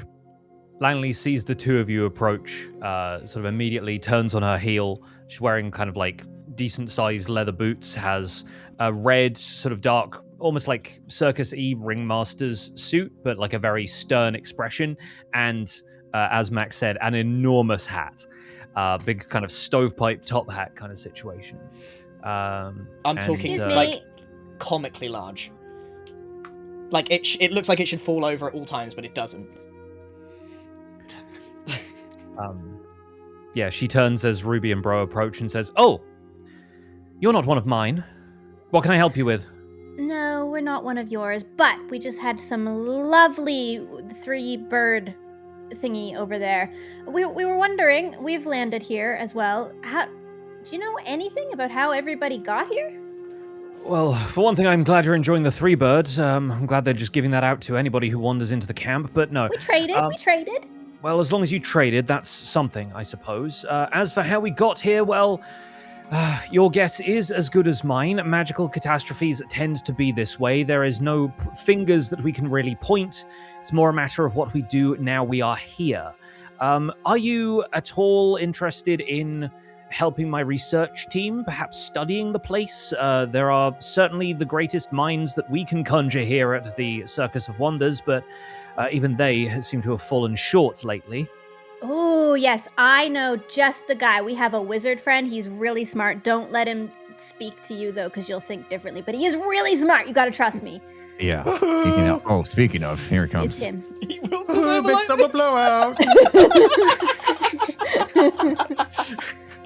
I think forget he was that just Mr. going Wizard like walks this as around you like walk. this. Langley looks up at Mr. Wizard, and she is quite tall, especially with Ruby and Bro right here, and she says, "You know, when I said we'd fallen short, that wasn't an invitation to bring the tallest man you could have met, but here you are. You seem of the wizardly profession, judging by your robes. What do I call you?" You can call me Mr. Wizard. Very well. You sorcerers are all the same. Mr. Wizard, have you any idea of the situation we're in? Have you seen what's going on with the, one hesitates to say world, since there clearly isn't one anymore, but the arcane surroundings in which we now find ourselves? Well, there was a key and a man from the woods and a woman from the dark realms. And then I kind of daydreamed off for a little while, and then we ended up here. Yes. My thoughts are we're in some kind of arcane dream world. Yes, dreaming was the first place I had thought of too, but one rather finds that the surroundings are all far too familiar and tangible for that. Having done some experiments into the arcane realms of dream myself, I struggle to see the connection, unfortunately. But tell me of this almost mythological tale you're weaving of a man from the woods and lady from the dark realm. He was a fairy king. And Bro and him had a friendship together. And I believe Ruby here had a friend named Chaos. No, I don't know anybody. Let- He's named just Cat. pulling random. He what's gets really, happening? he gets really confused. Just go with And it. Broseph Mr. here. Wizard, Broseph did you here. hit your head? She leans down to Ruby and Yes, says, on the yes, tent back there. I rather feel he is making less and less sense the more I speak to him, but You'll get used to it. yes, I've rather had to get used to a lot of things. Now tell me, Max, if you're going to sneak up and eavesdrop, I need you to make a stealth check for me, please. Langley is going to contest this with her insight. Yeah, I would kind of expect her to know exactly what I'm up to. Okay, cool. 1 second. I was waiting for a 1. Mr. Woods is still rambling about Again. keys and sticky buns. I'm gonna Oh my pop that out so gosh. everybody can see it. Yeah, If that- you'll open that up, Oh you'll my- see that is a natural 20. That is canon for Langley. Of course. She You says, can't make this up. And Max is Sorry. barely subtle, to be honest. sorry, I've just been distracted by something. Blunder! I see you there lurking in the shadows. Come out here, man. Fiddlesticks. Yes, Like- this like a- disguise didn't work. you. Like a child caught in wrongdoing. Turn and shuffle over with my head down. No wonder So- he knew about the duck and the chicken and the rooster. So nice to see you, Blunder. How long can we expect you to stay before you abandon us again? I didn't abandon. I was forced to go by my own brain. A sabbatical, no doubt. Well, the Cirque recognizes that some of our esteemed colleagues would rather spend their existence drinking in taverns than honor the institution that plucked them from obscurity and gave them purpose. The You were an institution that asset. made me. You are an asset to me, Blunder. I don't like when my investments go wandering off. Well, hold on, don't speak to him like that. I mean, I'll speak to him how I want. He is an employee of my institution who absconded for whatever purpose and barely left so much as a goodbye note. I rather think he is getting the respect he deserves. No. He's Oh. our friend. Well, friendship is one thing. I imagine you're his latest adopted family. Trust me, there have been many. And, well, you have caught me at a bad time. The end of the world has a tendency to fray one's nerves. For the sake of introductions to the rest of you, I am Langley Ridgemont, Master of Ceremonies, Creative Director, whatever title suits you better. And frankly, you have wandered in at a time when we are all, frankly, running around with headless chickens Haven't atop you us. So got some machine or some orb or some experiment that, you know, sees all and knows all and can figure all this out? You seem to know everything else. Blunder, have you looked at the time lately? Does any of you possess perhaps a pocket watch that could check the time? I do. We weren't sure if that We worked in tried the first that. place. We have a We broken tried one. that already. That's right, I forgot. Yes, I think you'll rather find that everything of its like is broken here. The laws of physics themselves are broken. We can barely expect these machines to function. It's a surprise that the knives that they use to prepare Threebird have not simply leapt out of their hands and started stabbing the chefs. No, listen. There is a much greater problem afoot here, Blunder, one which I rather feel we all need to be paying more attention to, but I am trying to maintain peace. Are you aware of the tower at the center of this land?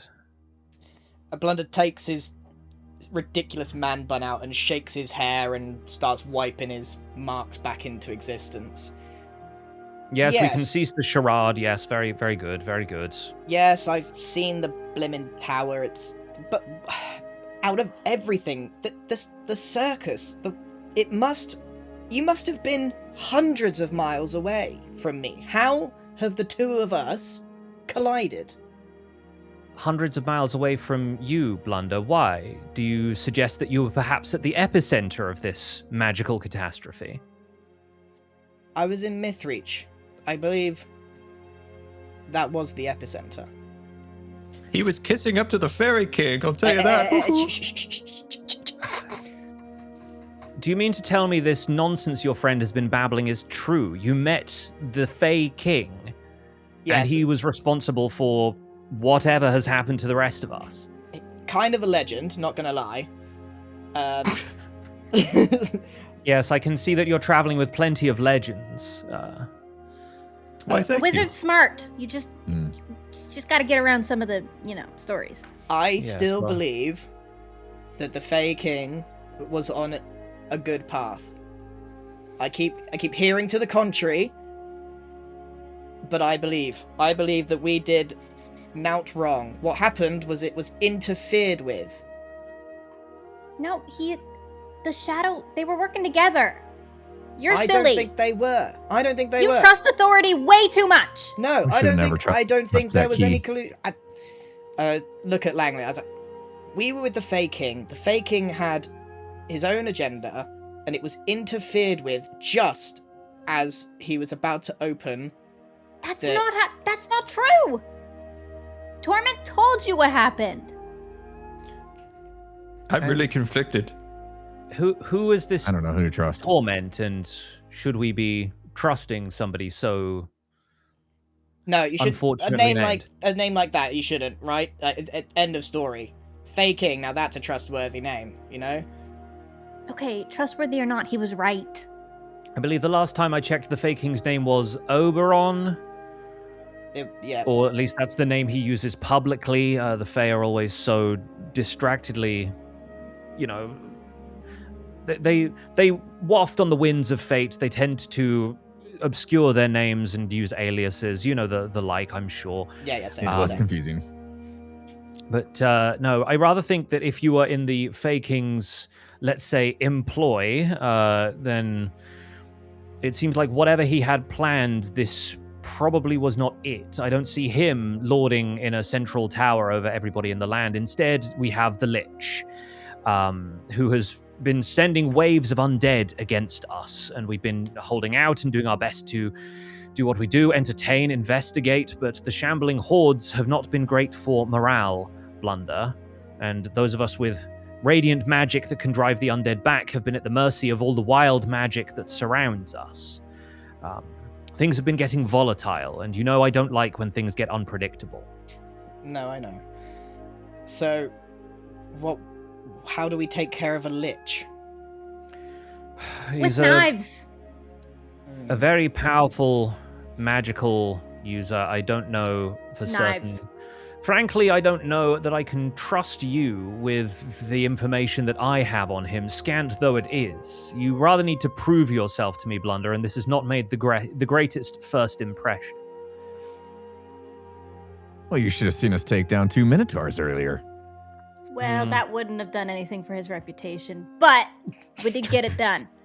We did slay 2 minotaurs. He helped. And I did a lot. The Minotaurs, yes, they've been getting more and more frequent. There are certainly a handful of them to take care of out there. Well, perhaps if you've any proof of this exploit, then maybe You have a toe! Yeah. Pull out little pinky toe and just wiggle it. I'm not going to carry around a great big horn. Here, give it to me. Hand it over. She sort of studies it and says, yes, does seem to fit the profile. There's a certain rounding of the edges of the toe, yes. So, Minotaurs, you say. How far from the camp were they? Few 12 kilometers. clicks. Yeah, you'd say about 30 kilometers away. And she says, well, at least they're keeping their distance. Listen, I will try my best to compile what information I have.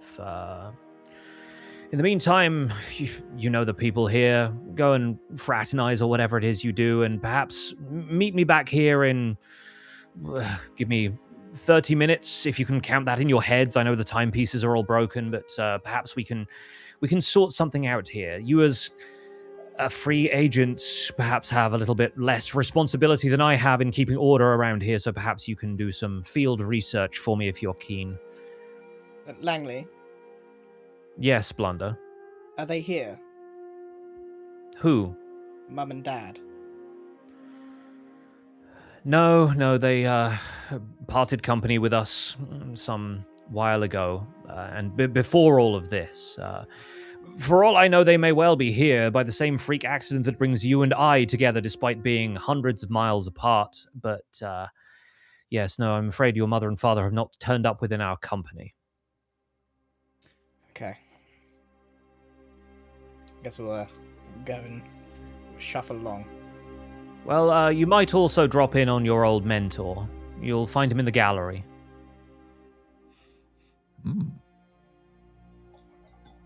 I can't remember his You name. want to be alone with Was him, it Max? Rufus?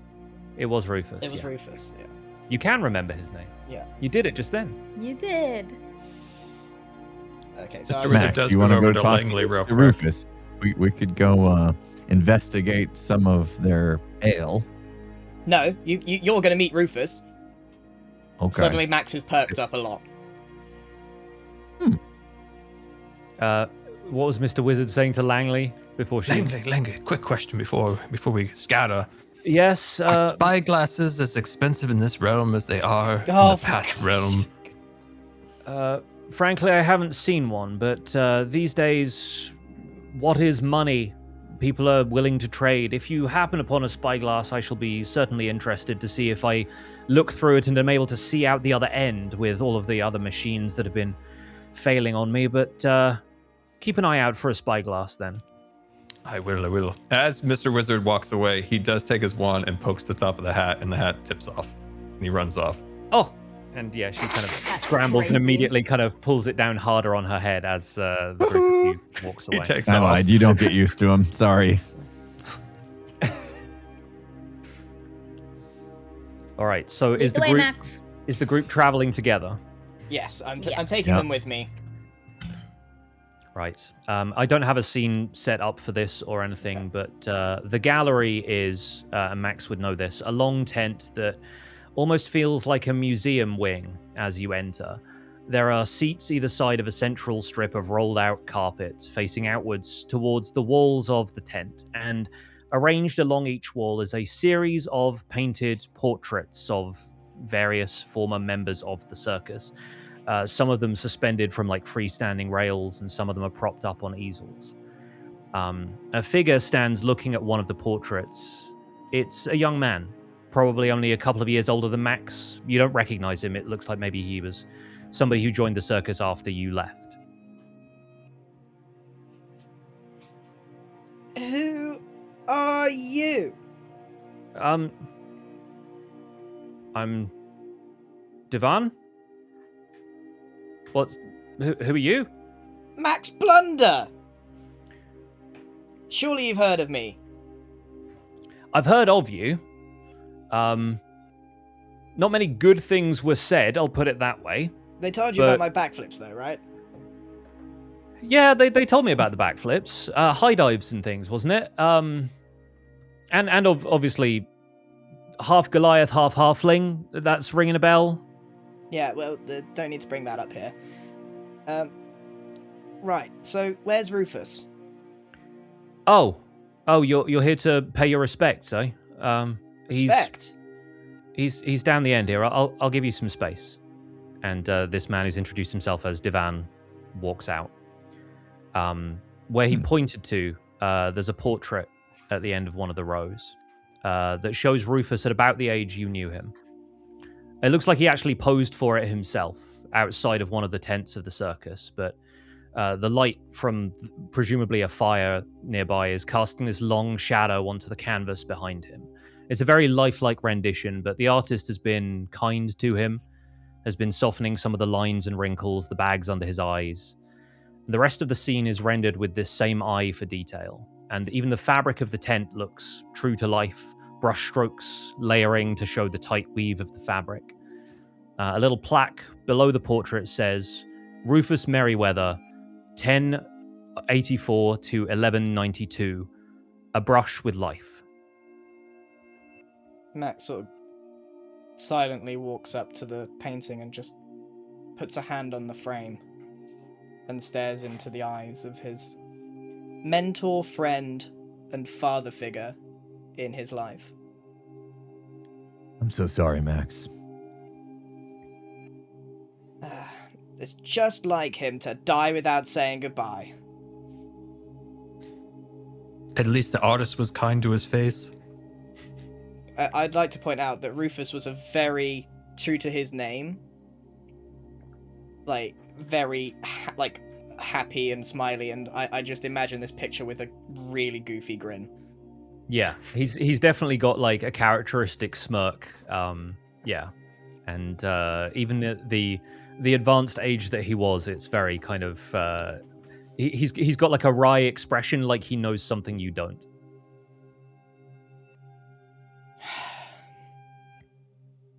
Who was Rufus? Rufus. Yeah, tell us about him, Max. Rufus taught me how to backflip. And then I point over to dear. another painting of him backflipping. And badly. Badly. That explains. I see where you get it from. I, despite growing up here in the circus, am a product of it rather than a recruit. And the circus here, like I told you, is more about experimentation, pushing boundaries. And Rufus here was the only one that actually saw me as a person, who helped me grow, to give me advice, and to teach me how to do the sickest backflip. It's a shame he's gone. Yeah, it's good he accomplished a couple of those things before he died.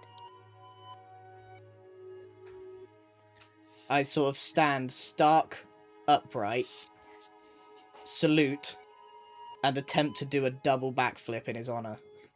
Hell yeah! Double. Give us that acrobatics roll.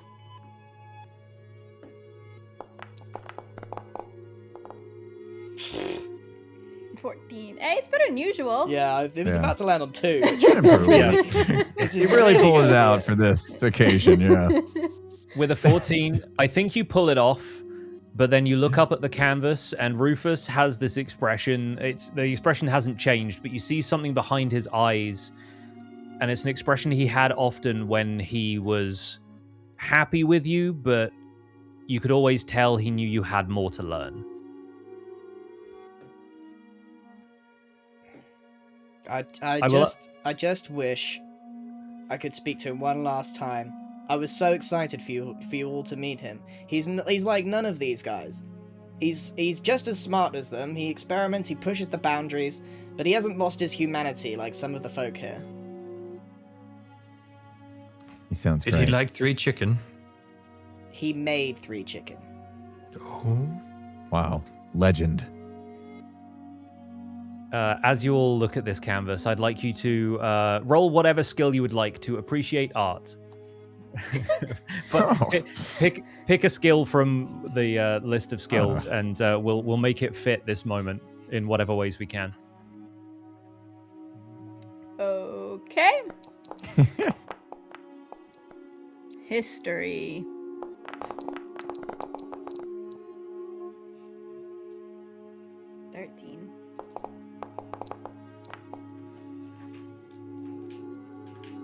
All right, I love this. So we'll go in order. Bro dudes, you look at Rufus's hands. You look at the hands sort of lovingly rendered.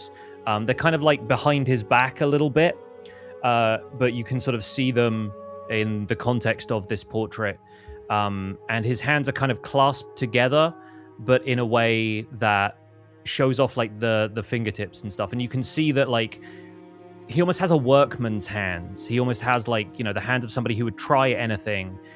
Probably like a little bit of rope burn that sort of solidified into calluses and from helping like rig up tents or do high wire acts and like, you know, always kind of helping out around the place. Ruby, with a history check, you get the sense that this man had seen all walks of life. Like he'd been through almost ages of the world in the over 100 years of life he had been around. And you get the sense that there was this rich internal history that you can sort of see bubbling behind that expression. And something that Max feels like he can only kind of scratch the surface. The tip of the iceberg is there.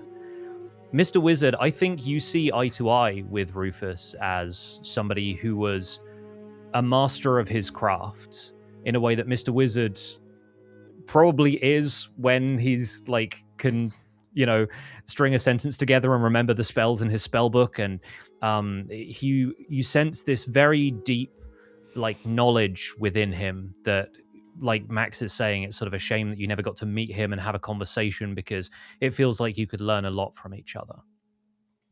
And I think as the rest of you sort of pat Max on the shoulder and turn away, Max, with an 18 on a religion check, your eyes wander around the rest of the picture, the details, the shadow cast on the canvas, the position of Rufus's hands, and you realize that at the moment this portrait was drawn, posing for it, for goodness knows how long, the artist has lovingly rendered the shadow of Rufus's hands, casting a shadow puppet on the tent wall behind him.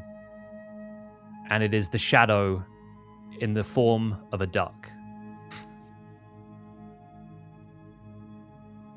You kooky old man! You did that for how long? As Rufus, like as you kind of lock eyes with Rufus again, sort of saying that to him, something about the way his eyes are drawn, like a flicker of the light in this tent, it almost looks like he winks. Well, quack quack, Rufus.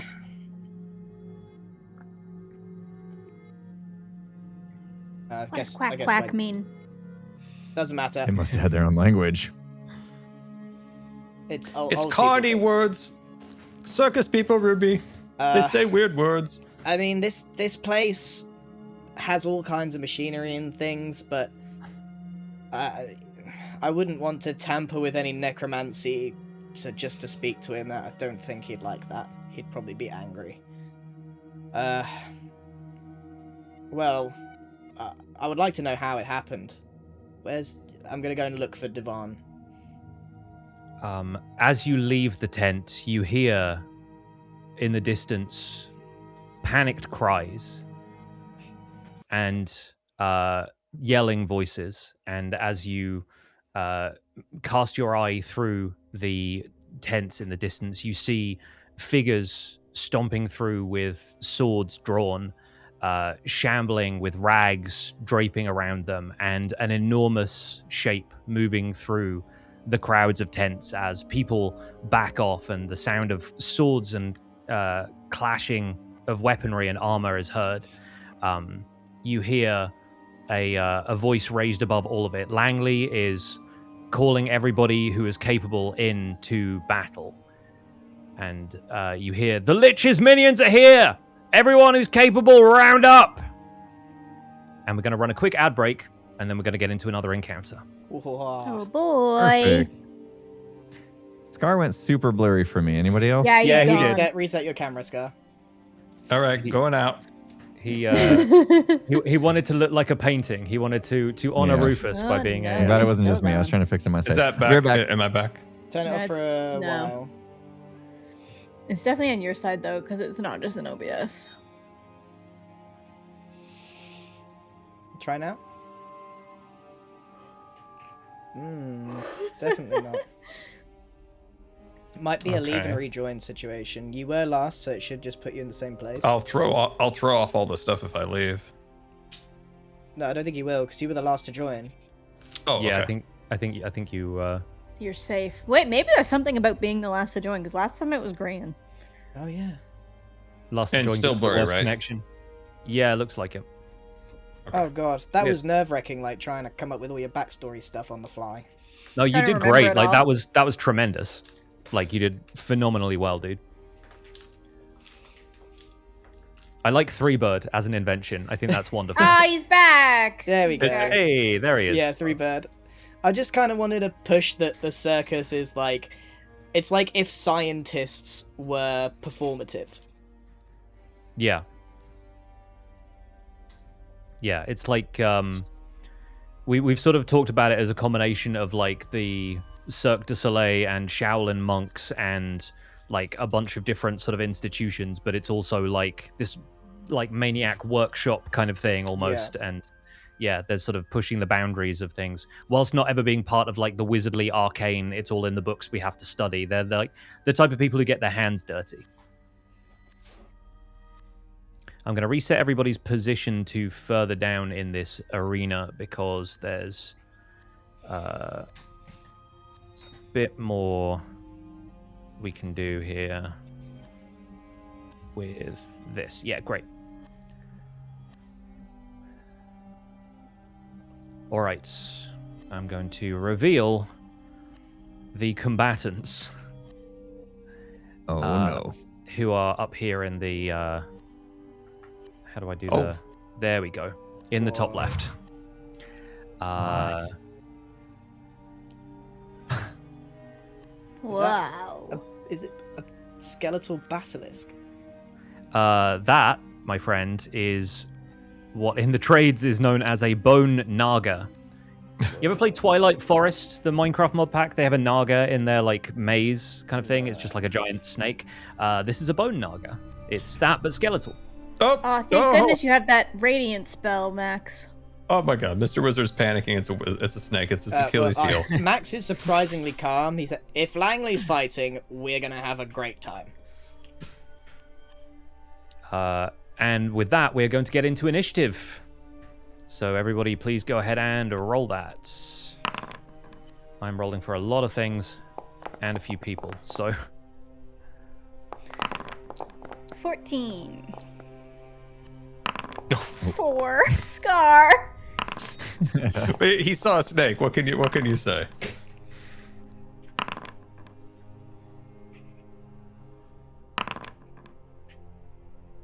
All right, incredible.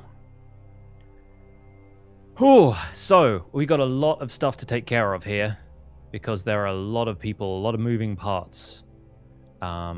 These four are also going to be in combat state because they are right there. Although we'll see what they are capable of doing. Okay, this is the big one. So, this is a big fight. Yes, this is a big fight. This is a big old arena.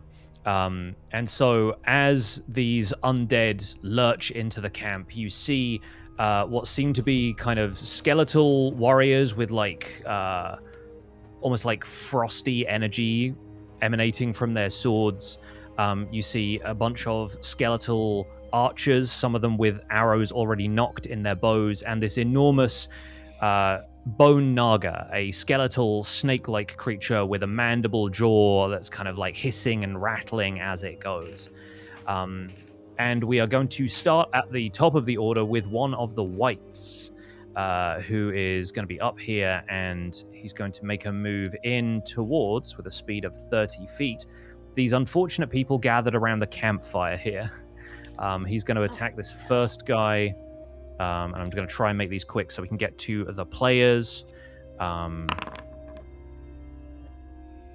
looks like it's going to hit.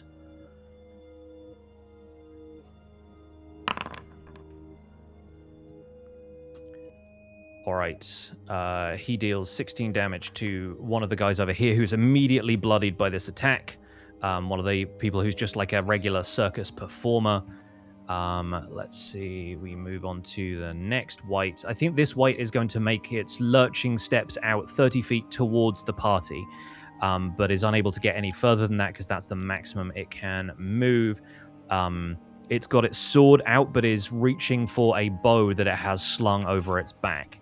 But it's not going to do anything else this turn. The Naga is going to slither out into the clearing, and is going to go up to about there, and looks like it has its eyes locked on Langley, who seems to be out there almost in a sort of challenging stance to it, as if to say, come and get me. Brohini Dudestone is the first to act from the party. What do you do? All right, we got one close to us. Looks like about 25 feet or so. 15. 3 15? squares is going to be 15 feet, yeah. All right. We did something to my javelin, right? We gave you proficiency with javelins, yeah. Yeah, I think I want to give that a go, see how that fares. Cool. So I'm going to attack this closest guy with the javelin. Great. Okay. Every day I'm javelin. Ow. 9 is not going to do it. This guy looks like he has the remnants of some armor on him, but yeah, 9 is, unfortunately, the javelin just sticks at his feet. Yeah, the cold eyes of this wight sort of turn in your direction as the javelin lands. Anything else for Bro's turn? Nope. Fantastic. All right. The performer who got attacked is going to make a run for it. He's going to disengage completely and run his full distance of 30 feet. The others around him are going to do the same. They are getting out of here nice and quickly. Langley, on the other hand, and this is where I need to pull up the... 1 second. Sorry, this is taking me a moment. Sorry. I need to find where the stat block I was using for Langley has disappeared to. Perfect. Okay, here we go. Langley is going to... with a range of 30 feet is not going to do that. No, not so much. Okay.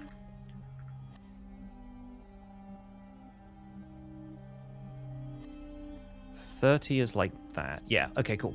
Langley is going to run over to this space about here.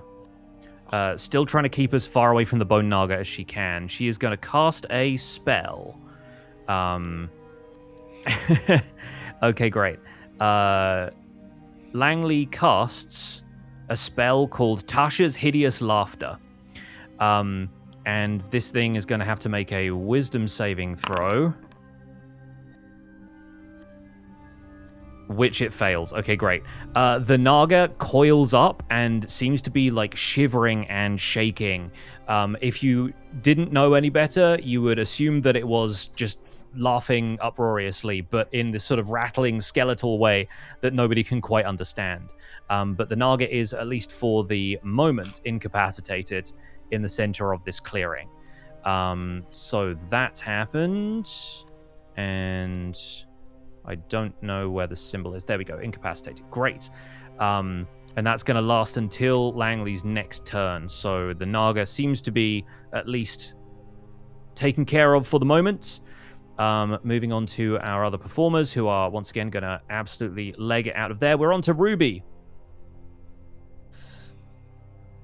The Naga's incapacitated. Yes, yeah, it seems to have been held down by this spell somehow. Which means I am at an advantage. That you are. Which means I can sneak attack within 60 feet with my throwing. And so I shall. Wham I wham. think I'll just move to over here. I'm gonna get my psychic blades ready and attack. Do I attack with advantage or just normal? Just normal. Wait, hang on. 1 second. I did not wait 1 second for you. Well, that's fine because you hit anyway.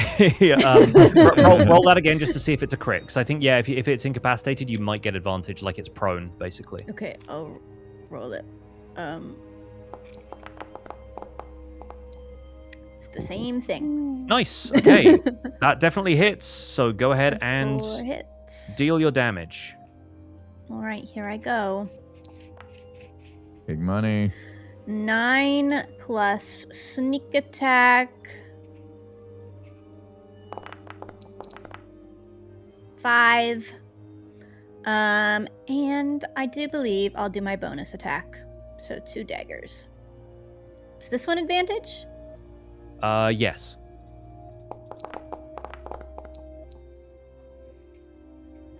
$19.25. That definitely I'm hits. assuming that hits. Yes. You roll about 10 dice. It's unbelievable. I know. Every time it's crazy. I'm like, It's 2 daggers! Bam, bam! They both got to roll a hit, and then they both got to roll damage. So that's 20 total, if my math is right. 6, 5, and 9. Mhm. Yep. Yeah. All right, yeah, the Psychic Blade streaks across the clearing and the Bone Naga takes 20 damage. It does not look entirely phased by this, but then again, it is laughing, so who knows? Is that going to be everything for Ruby? That's everything for Ruby. All right, cool. This skeleton is going to step up. It's going to step to about here and is going to take a shot at Langley to try and break her concentration. So it's rolling with the short bow. That connects. All right, Langley takes a minimal amount of damage from that, only 4 damage. 1 second while I do that real quick. And...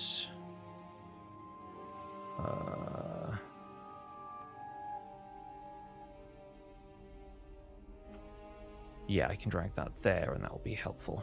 Cool.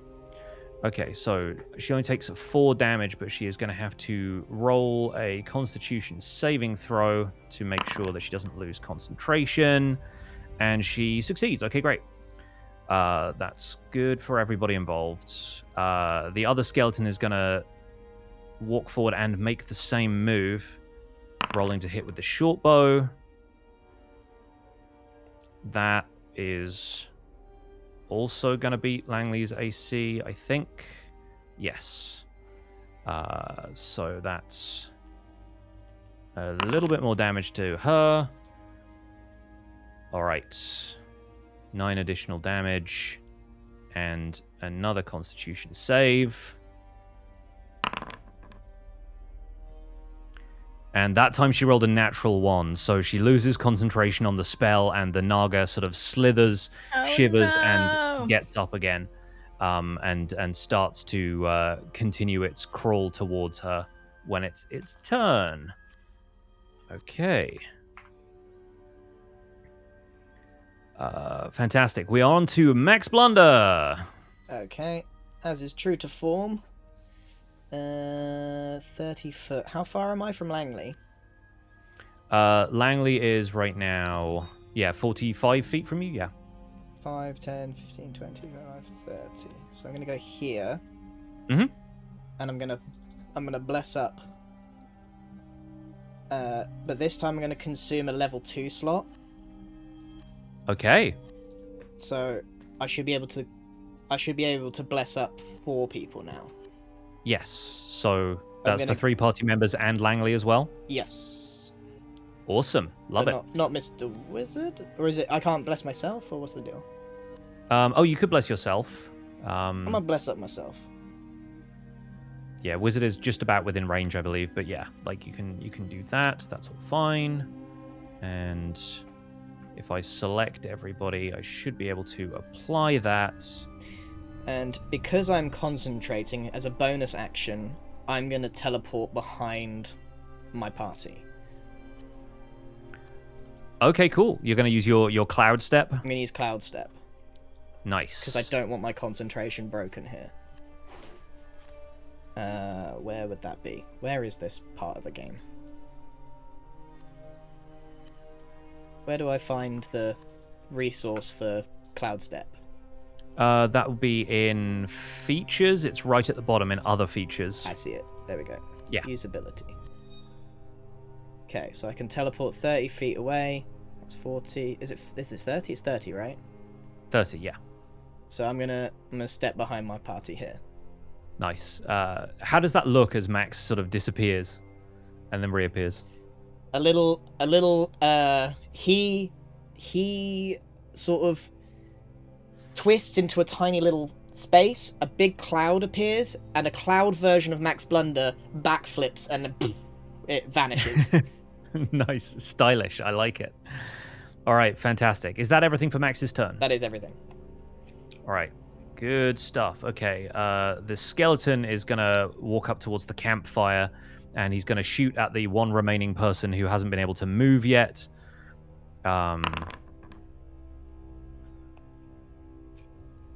And that's going to miss, amazingly. Yeah, it fires, the arrow goes wide. That commoner just starts running into the tree line, but is out of threatened area, so they basically all disappear. And I'm just going to take them out of the initiative order because, they're no longer Cowards. going to be Yeah, they are not here for a fight, this lot. So we're just going to skip over them in the initiative and leave the able combatants on the field. They're not dead, it just looks like they are. Great. Wonderful. So with that over, Mr. Wizard, it's finally your turn. Finally, Mr. Wizard's turn. This guy in front of me is giving me the creeps. Kind of left over here. I might have to take this guy out. Do I only have one of the special spells slots left because I'd used one in the prior fight? You have 2 second-level spells left and 3 first-level spells. You got a lot of spells, Okay. dude. Yep. Okay. We're loaded up.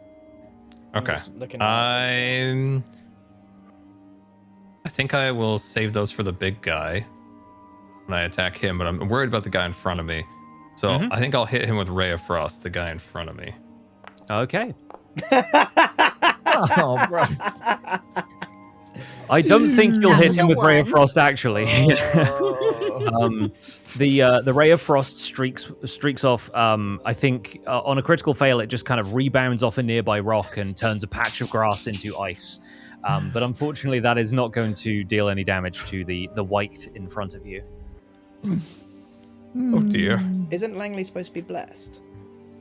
Yeah, I haven't got the icon for it for some reason. It's not Okay. letting me do that, but it's fine. I will But it is roll that. happening. Yeah, it will definitely happen. Okay. Cool. So we're back at the top of the order. So the white who is up here by the campfire, all the way at the top up here, is now going to shamble its way over towards Langley as well. It seems like they are intent on Langley for some reason. And at this distance, it's going to pull out its necrotic bow and fire. That is actually going to miss. Langley manages to casually sidestep this in the middle of everything else that's going on. Fantastic. And it gets a second attack. And that one misses as well. Okay, cool. Langley is absolutely crushing it up there. The white in front of Mr. Wizard is going to step forward and attack you with a sword. I'm very squishy, party. Help me. It incredibly rolled a 2, so that's Only not going to bro work. ran up. Wow. But it's going to make a second attack immediately. And I think that one is going to hit with 17 to hit. Oh God. Yeah, Mr. Wizard's armor class is currently 11, so that definitely lands. I'm a squishy boy, everyone. That's not our frontliner. The necrotic sword sweeps across your chest, merely grazing you for 5 damage. Oh, thank God. And that was 2d8, and they rolled like absolute clown shoes. So lucky you. So that's 5 points of damage to Mr. Wizard. Do I need to? I don't think I've ever taken damage. So do I Yeah, this automatically? is somehow a first. You've lasted until level 4. If you open up your Heck. character sheet, if you click on the green hit points bar, and then you can type in -5, and it will do the maths for you. Oh, okay. Or I can apply it myself, but I like it when I think I players- did it correct. Yeah, keep an eye on I've just stuff. never taken damage, so I didn't even know. Hey, there's a first time for everything, and it's in a crazy. fight with The a wizard fight got with a white. hit. Crazy.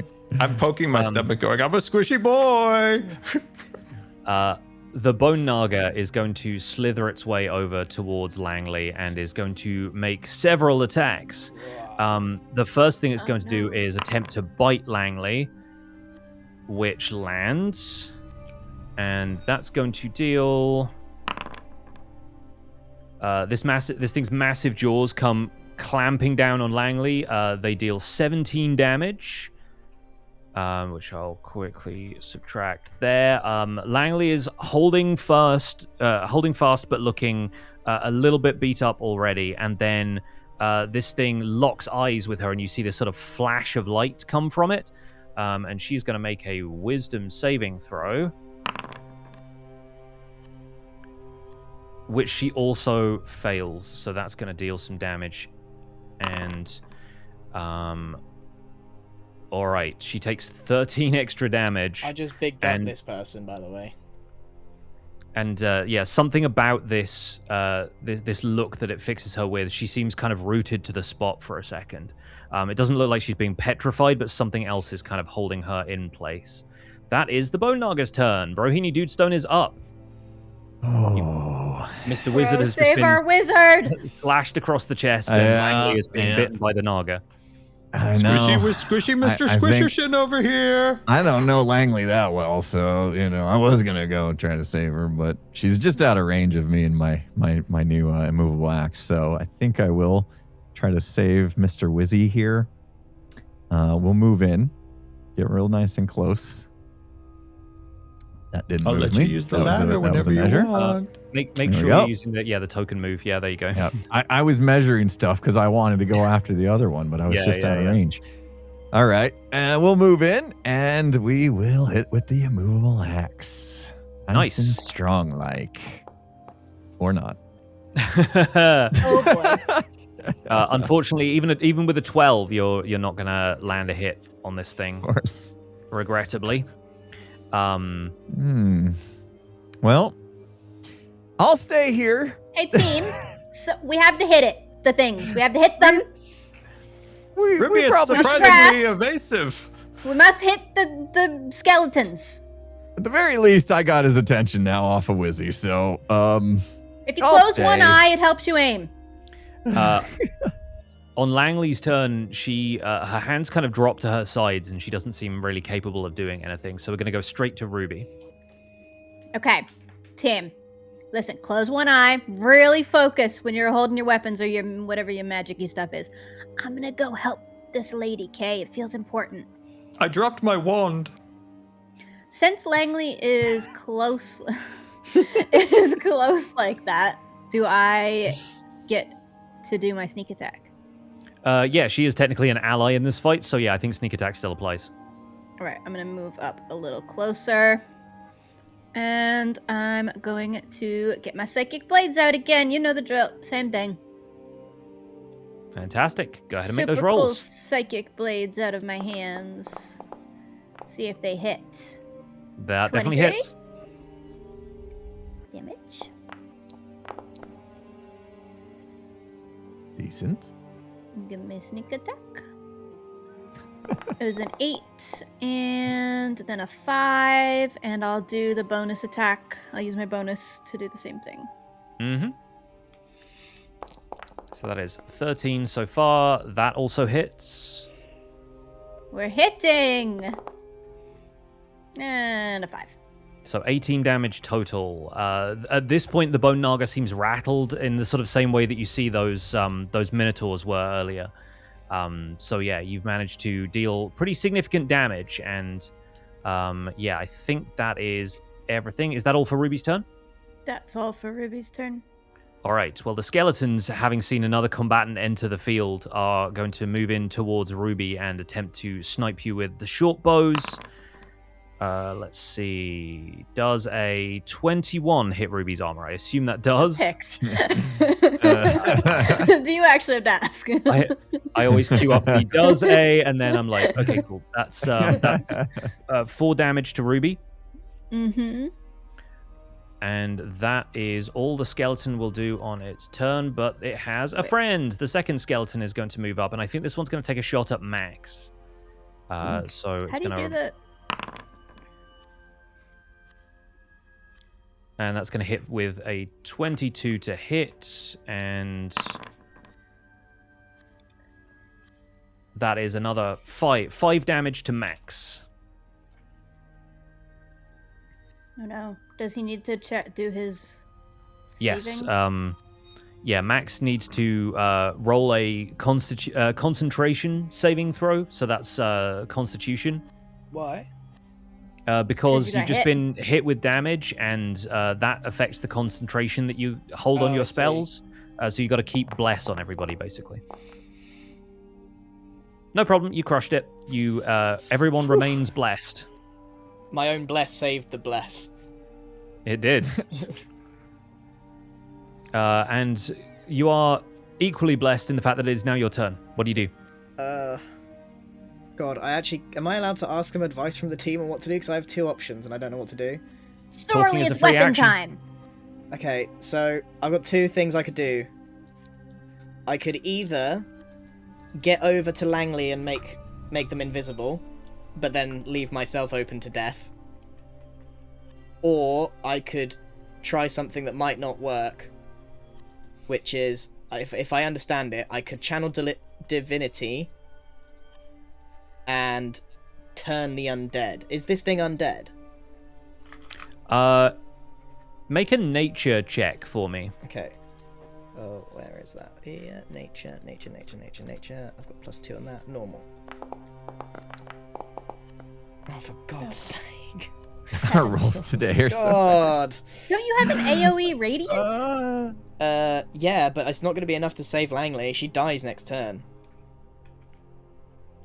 My goal is How to do you know try that? and save. Yeah, you don't know for certain if these Yeah. things count as undead.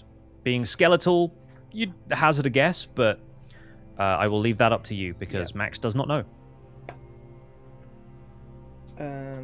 What do you think? Message. Yeah? Each undead creature within 30 feet of you must take a wisdom. It's a bold move. I'm gonna do it. How many really are in stupid. 30 Mr. feet? Boulder. Yeah, let's see how many is that hit. So from here, measuring tool. Yeah, they're all in radius. So Okay. I'm gonna try this out. I feel Yeah, like go we're for in it. trouble here. No, we're fine. Features, channel divinity, and then turn undead. Yeah. I'm gonna use this. So the two skeletons, and if I'm right that this thing is undead. Okay, so everything that is undead within this radius has to make a wisdom saving throw. Yeah, within 30 feet. And yeah, that's going to be... I give the Minotaur or the Minute, The whatever it's divination. called. I'm giving it the 1. I'm giving it its saving throw 1. So amazingly, the Naga, the two skeletons, and okay. both of the whites are all within 30 feet of you. I'm going to have to roll a lot of saving throws. Bear with me. Can I give him Okay. one of my ones? He's my using his one? divination. Oh, you can I'm the absolutely big use your guy. divination. Yeah, you want to use the... you have the Bone Naga automatically critically fail. Yeah. Fantastic. I love that. Smart. Oh, That's great. Let's go. Hey, Ruby was right. Wizzy has his moments.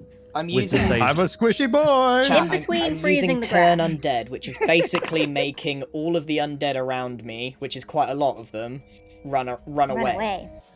and makes them frightened and incapacitated. It gives us a free Which turn. gives I think. me an advantage. Yeah. Okie doke. Fantastic. And then last but not least... Ooh, okay.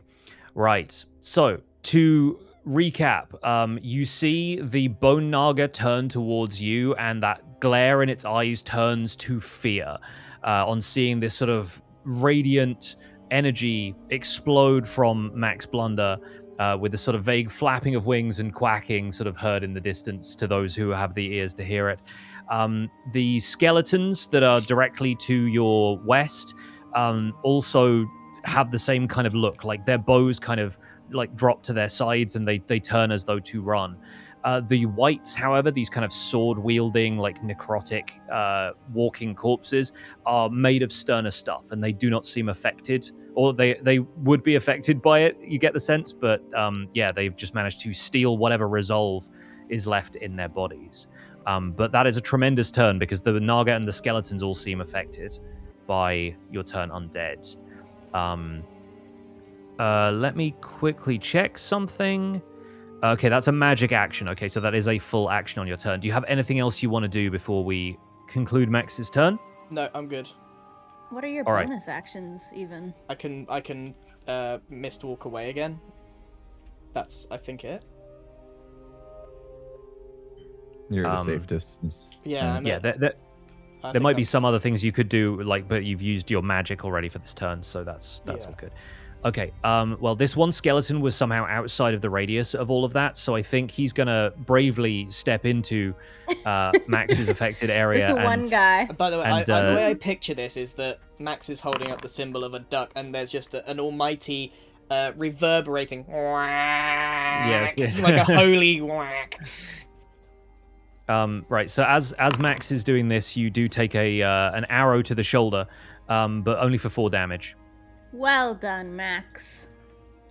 Better than the knee, Max. And that is also going to require you to make another concentration check. And our boy crushes it once again. Oh, easy. 26. Incredible. Okay, great. So that's the skeleton done. It is now Mr. Wizard's turn. Mr. Wizard is so angry at this thing in front of him. He's going to attack it with magic missiles. I've never From point seen blank. Wizzy this mad. Point blank magic Point missile, blank let's magic go. missile, It let's finally go. takes damage and we start to see some anger. Remember also that you can upcast, so if you wanted to use a second level spell slot, it would deal an additional magic missile's worth of damage, but that's just putting that out there. You maybe have Yeah, other dude. spells Okay. you want to use. Nail this thing. Just a Here we reminder. go. I love that it's those two against Crush that 'em, one Wizzy. guy. And me and Max against the other 5. And magic missile streaks out and deals 6 damage total to the white in front of you, which does not seem like a lot as far as the white is concerned, but it definitely lands, and damage is damage, as they say. the I'm Wizard hitting hit him with the something. crowbar next time. The crowbar is going to It come might out. do more damage. Well, the unfortunate news for folks up here is that the other white is now moving in towards Langley and is looking to attack her with the swords. And he rolls a critical fail. So I think Oh. Langley snaps out of whatever this trance that she was in after the Naga stared into her. I think maybe even Max's like radiance sort of overwhelmed her for a second, and she immediately kind of moves out to parry this sword, and the sword goes flying out of the white's hand. That's going to end its turn instantly. Moving down to the white in front of Mr. Wizard. This one is going to take a swing at Mr. Wizard again with the swords. He's squishy. Leave him alone. And that's a 22, which definitely hits. Uh-oh. Oh, okay, that is 13 damage to Mr. Wizard. So, Okay. Oh, Are my you God. alive? Has he got? Everybody, getting a little squishy He's here. got 8 health left. Whatever that song said, the first cut is the deepest, they lied about that, because the second cut was a lot deeper. Bro, The- save him! The white... Try. The white Bro, if you takes use that a- javelin, I'm going to poke you in the eye with my wand. Gret, do something! The white takes a second attack at Brohini Dudestone, and that one is an 11, which I believe misses. yeah, I'm at 16. Would have still hit Mr. Wizard, though, so good thing he attacked Bro.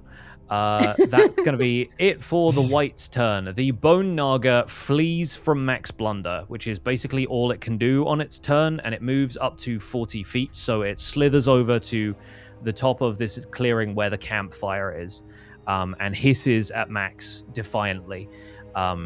It is Bro's turn. All right. Bro, Second we've time's got a to check this charm. out, bro. We'll get it. We'll get it. I got my immovable axe. It's gotta hit this time. Can Gotta. you push the button? Gotta Can you hit. push the button? A 17 hits. Okay, thank goodness. Go ahead and roll that damage. Give me some damage. Come on. We've come on. got to save Langley. Yeah, Oh, I'll take it. 15. I'll take it.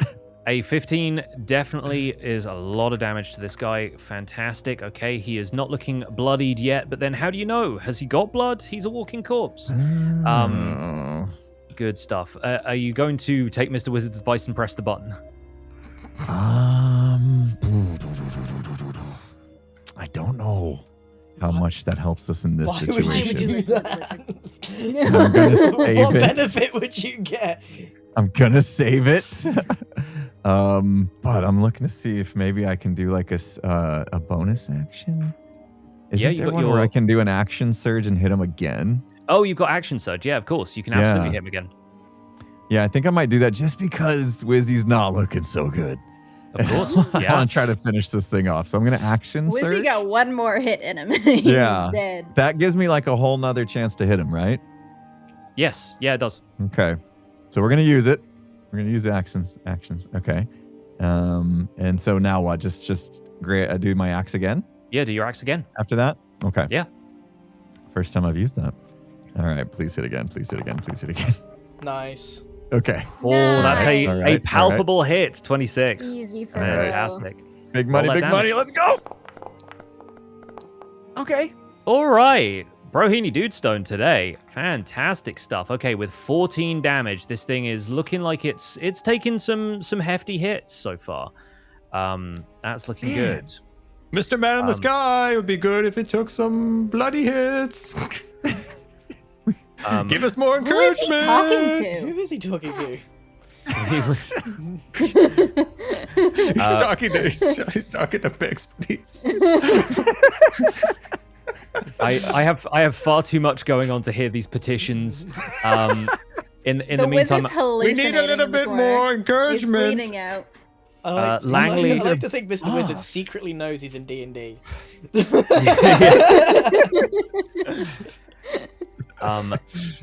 Langley, in the meantime, draws a rapier and is going to start dueling the white in front of her.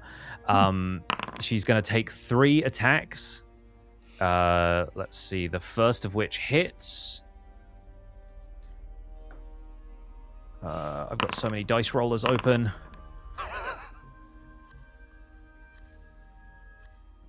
Okay, she does, 2 hits and a miss on this thing, so she's going to deal a pretty decent amount of damage to it.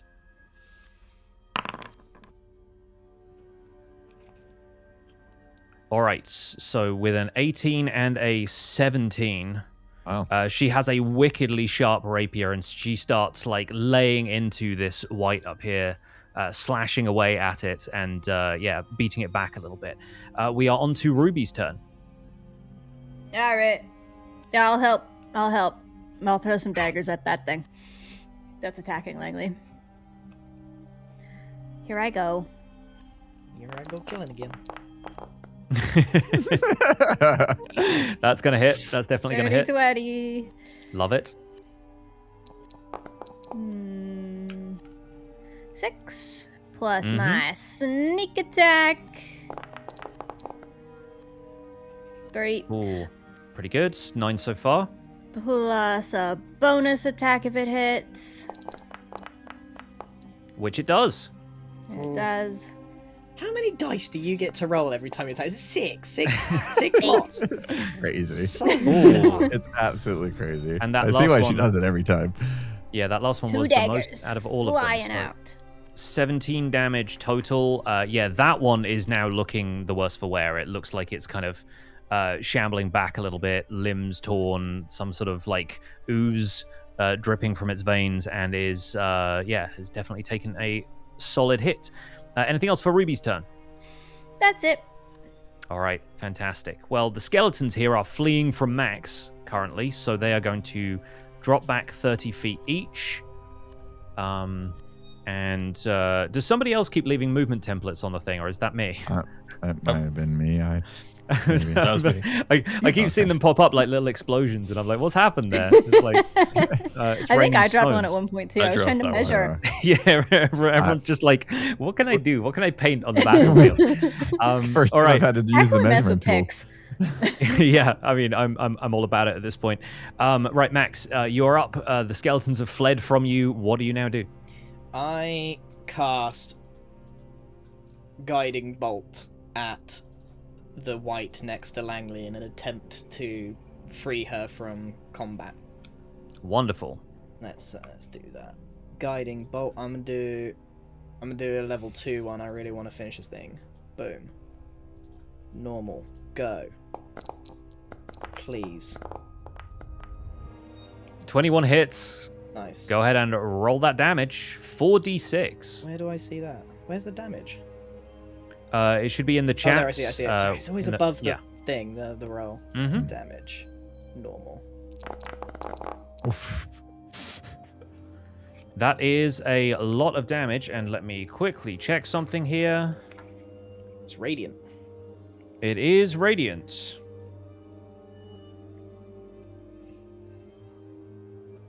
And it gives And- advantage on next attack. It does, but I don't think that's going to be a problem anymore because it deals double damage to this wight, and the thing drops off the face of the earth. 30 damage absolutely takes this thing Go, out. Max! And, this streak of radiant energy strikes the wight cleanly in the chest and blows a hole directly through it. And I like to think that he did this. Like, click and finger Yeah. guns at it. Oh, not you. You just The killed wight. me! I'm sorry. I didn't- There we go. I was trying to click on the button. I clicked the wrong one. Okay, fantastic. Langley turns around and breaks into spontaneous applause. Right after that, a skeleton shoots Max with a short bow. So we're going to roll that one more time. And that is a 15 to hit. Ugh. Does that hit Max's Yeah, armor? 15. I'm 15. Okay, great. Right, one more arrow. This one deals 7 damage Oof. to Max. Okay. How you feeling there, Max? Concentration. I got 19 health left. All right. Nice. We still survive that. Yes, concentration succeeds. Everyone is still thoroughly blessed. And it's Mr. Wizard's turn. Finish him, Wizzy. What if I? Okay, so this is like a cold dude, like a cold walker, like a No, frost it's walker. a skeleton, Yeah. right? Well, yeah. So what if I burnt him? What if? What I if? think I'm going to burning hands him. No potatoes for everybody tonight. No, I'm gonna cast burning. Oh dear. Oh boy. I'm gonna mess this up. What? Wait. Whoa. Okay. Wait. Oh wait. Am I okay? Wait. I'm I may have a goofed this creature up. inside of a 15-foot cone of I him. may have goofed that up. Can I reset that? Wait. Oh wait. Can I? How do I? What am I doing wrong? You need to click on the place measured template and then click on where you want it on the battlefield. Every time I do, it turns into a circle rather than just like a directional cone. Huh, weird. Okay, let me draw that for you then in that case. That's just going to be like that, right? Yeah. Yeah, you can do that without... Oh, gosh, there's a lot of them now. You can do that without hitting, bro. That's fine. Okay. Yeah, be And careful then- there, Wizzy. So this thing is going Like to make keep my a beard. dexterity saving throw. You do get to keep your beard. You definitely feel the heat of this.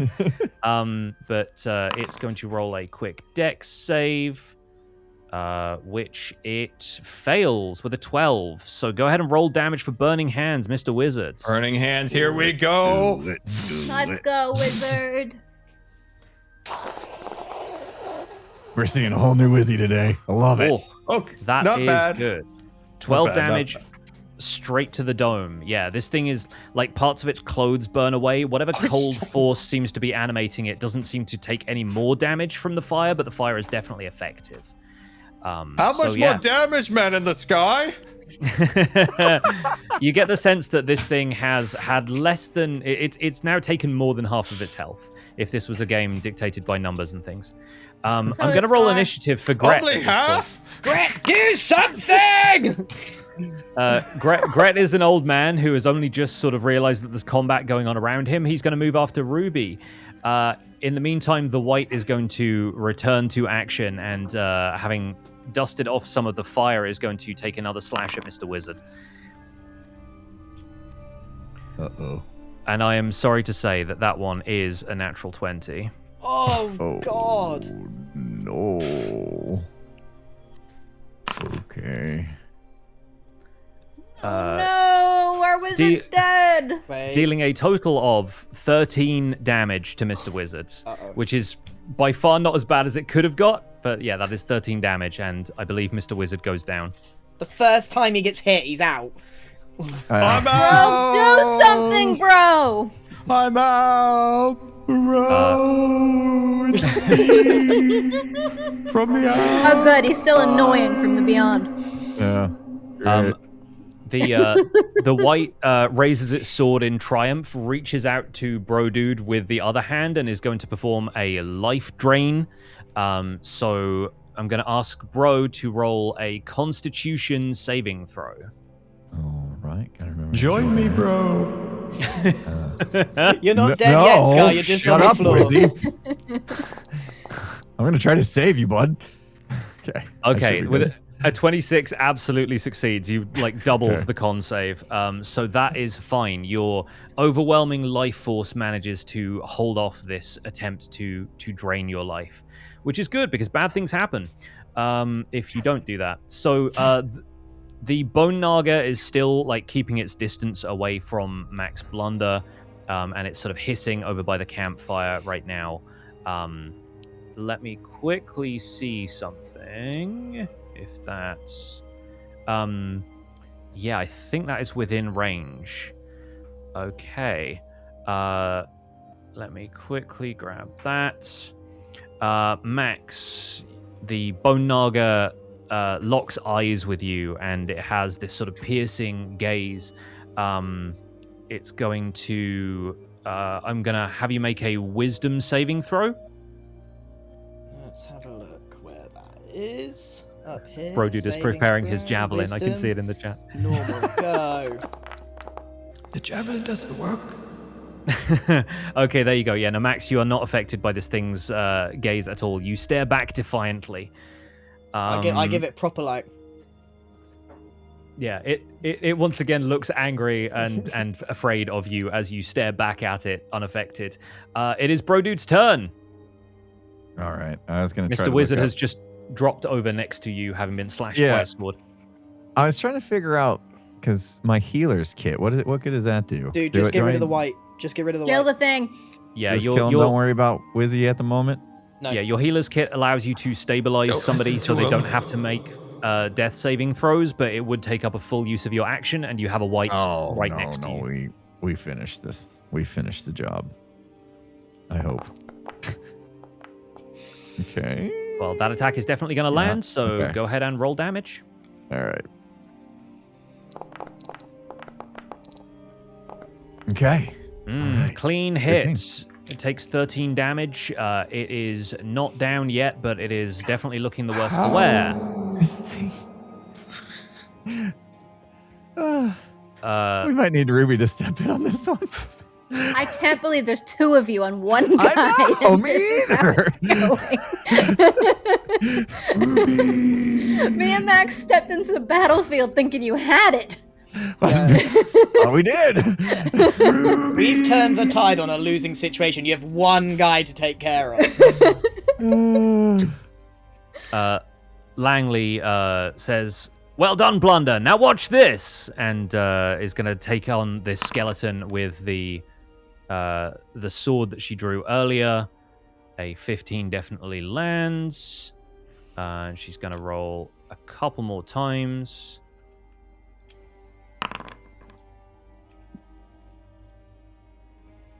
That hits, and the skeleton is obliterated. Fantastic. Yeah, she takes out the skeleton. The skeleton seemed like the most flimsy combatant on the field, but she just handily takes care of this one that stepped in to shoot Max. And all right, that is going to be Langley's turn. Ruby, you're up. And then Gret is right after you. I can't wait to see what Gret finish the job. Forget it. Okay. I'll move over a little bit and Finish the white. I'm gonna ready my dagger and look back at the two pathetic guys. We loosened the mayonnaise jar. Oh, you take credit for this. I'm gonna roll my eyes and just try to attack it.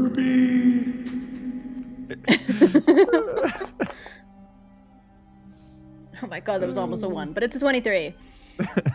That definitely hits. Alright. Damage. 9 plus sneak attack, because bro's right there. You're welcome. Bro's always right there. I'm always right there. 6. So dependable. Okay, 15 total. Does it need my I would like to bonus attack. It will need your bonus attack. Alright. How? I'm also giving it my bonus attack. If it hits. Seriously. Ooh, it might not. That unfortunately 11. is going to miss. So you managed to deal 15 damage to it total. This thing is on its last Are legs. you kidding me? It's not dead. What? Absolutely Gret! peppered. Gret, do something! Come on, Gret, get in the fight! Greg, we need you, Greg. Okay, so Gret is next. That's everything for Ruby, right? Mm-hmm. Gret is gonna step over to next to Bro Dude and said, "Y'all need my help." That would He's be just gonna nice, bonk Gret. it and it's gonna Thanks for keel waking up. over. He pulls a club from somewhere and is gonna roll a natural 1. So Oh my god! Go back. There's nothing useful happening see. down there. He's gonna hit bro, dude.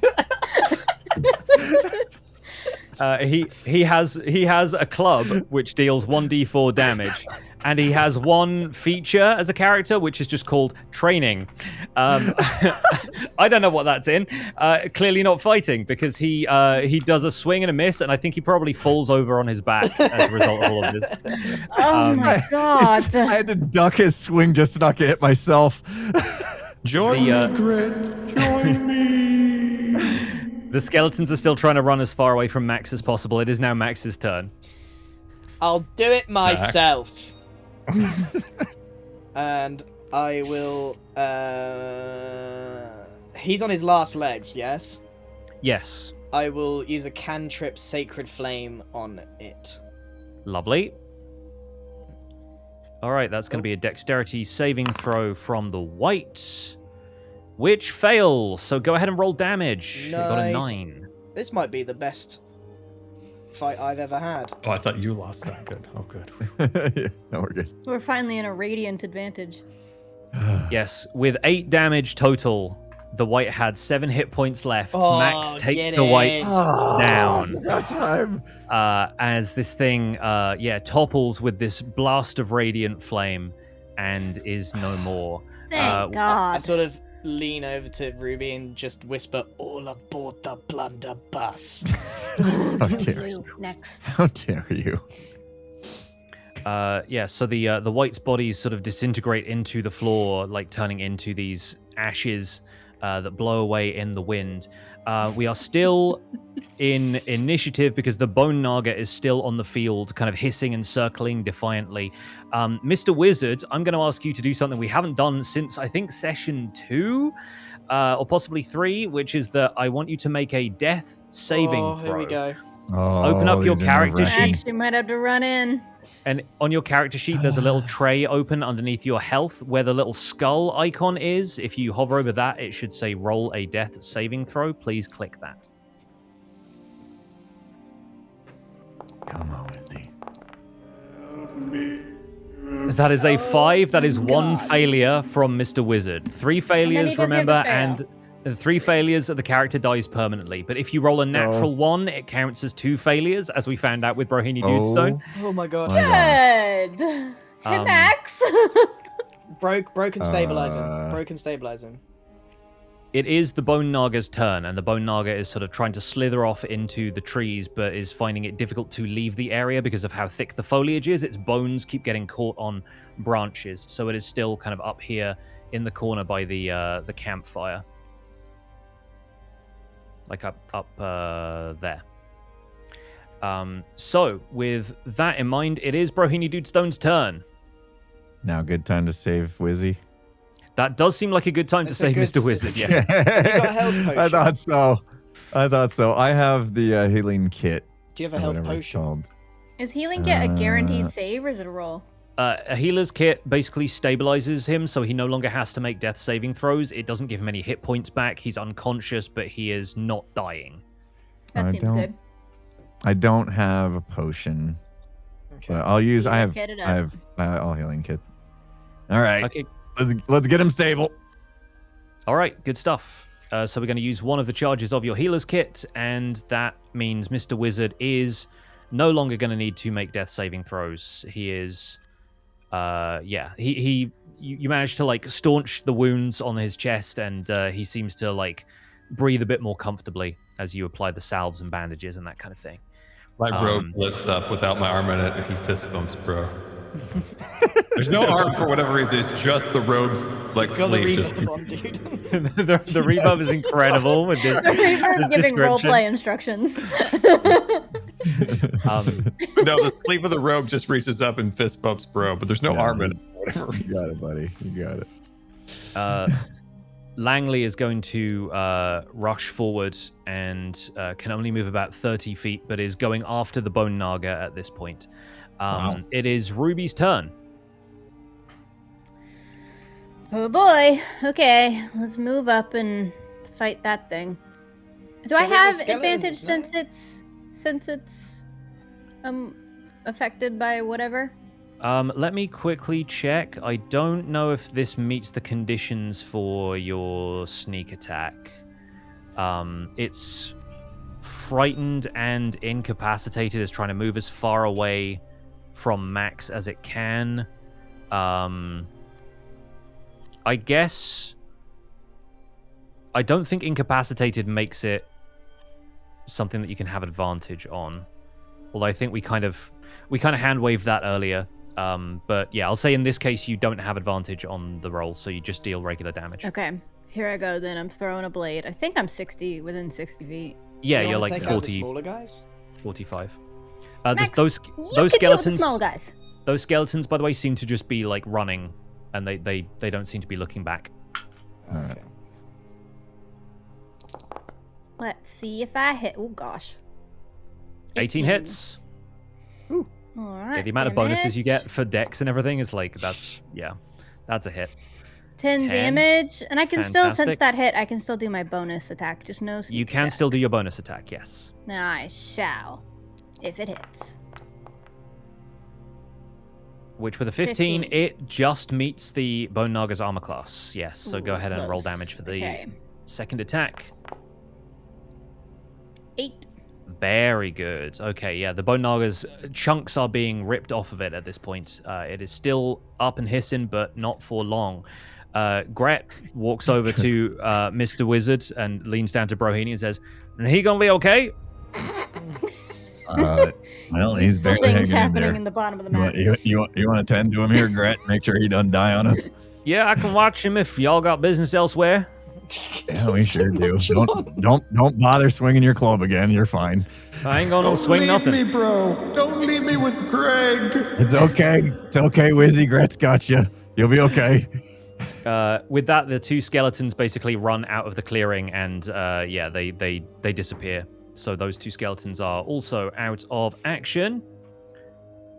And it is Max Blunder's turn. The Bone Naga is the only combatant left on the field who is not one of your allies. I am not gonna turn. Mr. Wizard is stable. He's safe from the Bone Naga. I'm rushing up because I'm worried about Langley's confidence levels. And I am going to cast another Guiding Bolt, level 2. Love that. Heck yeah. Straight to the face. Wonderful. Come on. And that'll definitely hit with a 19, yes. Alright, let's do this.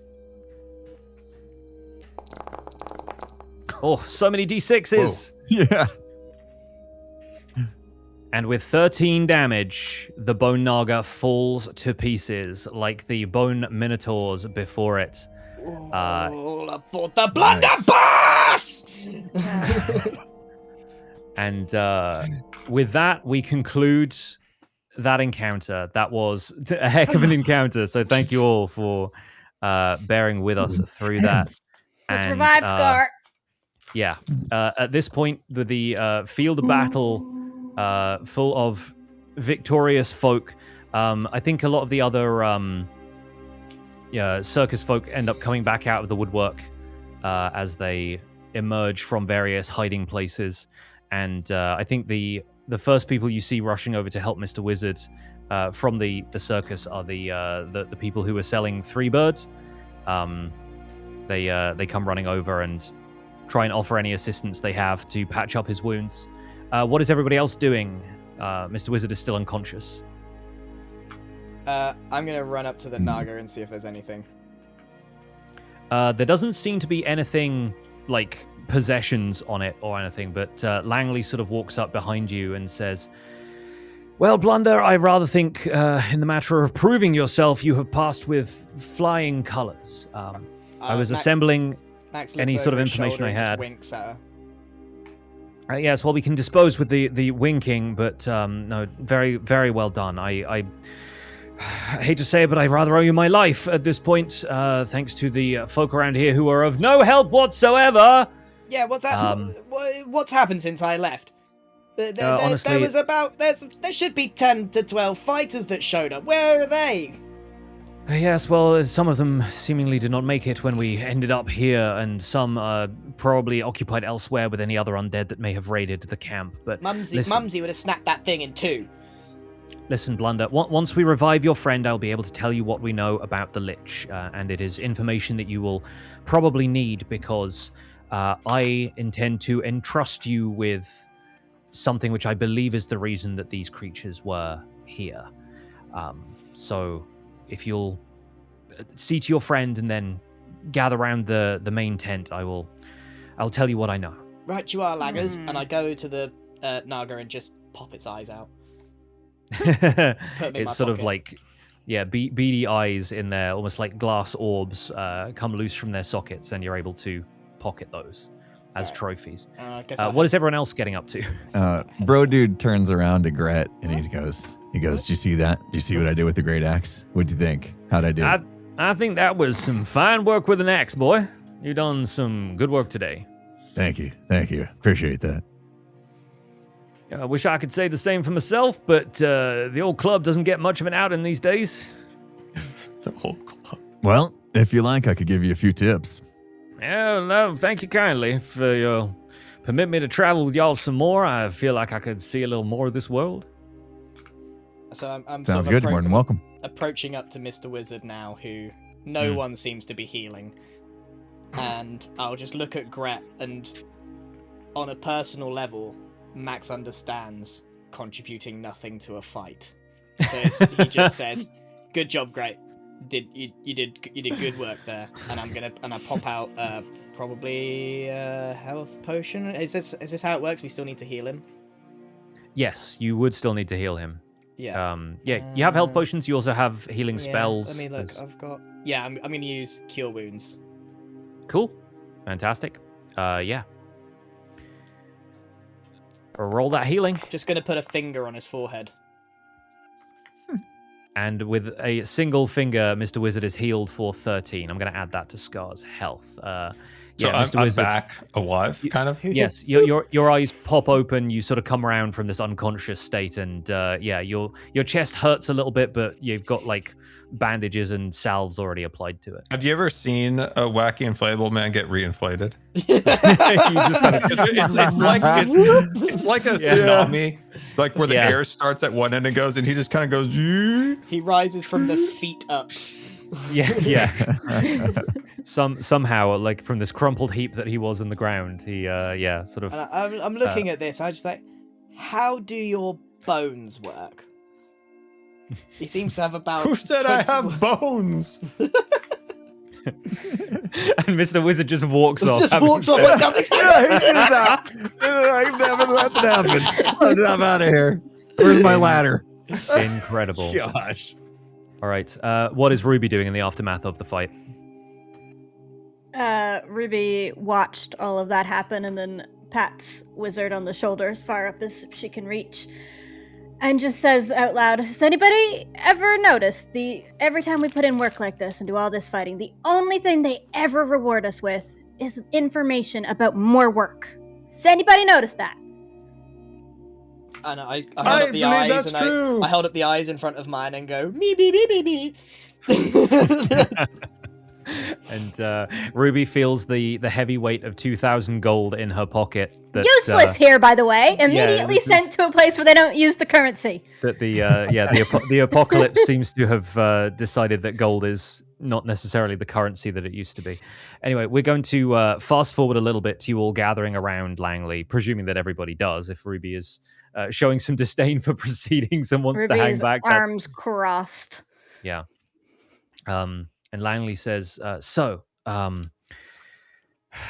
Here's what we know about the Lich, and our information is limited to what was possible in the material plane, which, well, that's no longer really the situation here, but here's what we know about Liches in general. They're always powerful magic users. They're wielders of anything the arcane schools could teach, or so they say. But in order to prolong their own life, they choose willingly to become undead. And to do that, you have to create a phylactery, something to store your soul separately from your body. And then if your body is destroyed or decays past the point of repair, a new one can simply be reborn from the stored soul. Now, from what we've been able to understand, this Lich was able to create several of them. It's like he's lived multiple lives, maybe, or perhaps just harnessing the magic of this place to revive himself. But the reason the Lich is sending these undead after us is that we believe, through careful study, found one of these phylacteries. It's a piece of his soul, and the Lich wants it back. So he can guard it more carefully, perhaps even destroy it ultimately if whatever he's planning is achieved, but we couldn't afford to let this fall into his hands. I will admit, though, that defending it is wearing us down. But I suspect that there are similar such artifacts that exist out there elsewhere in this land. So if you're able, as I piece together what we have left of our community here at the Cirque de Marveille, take this.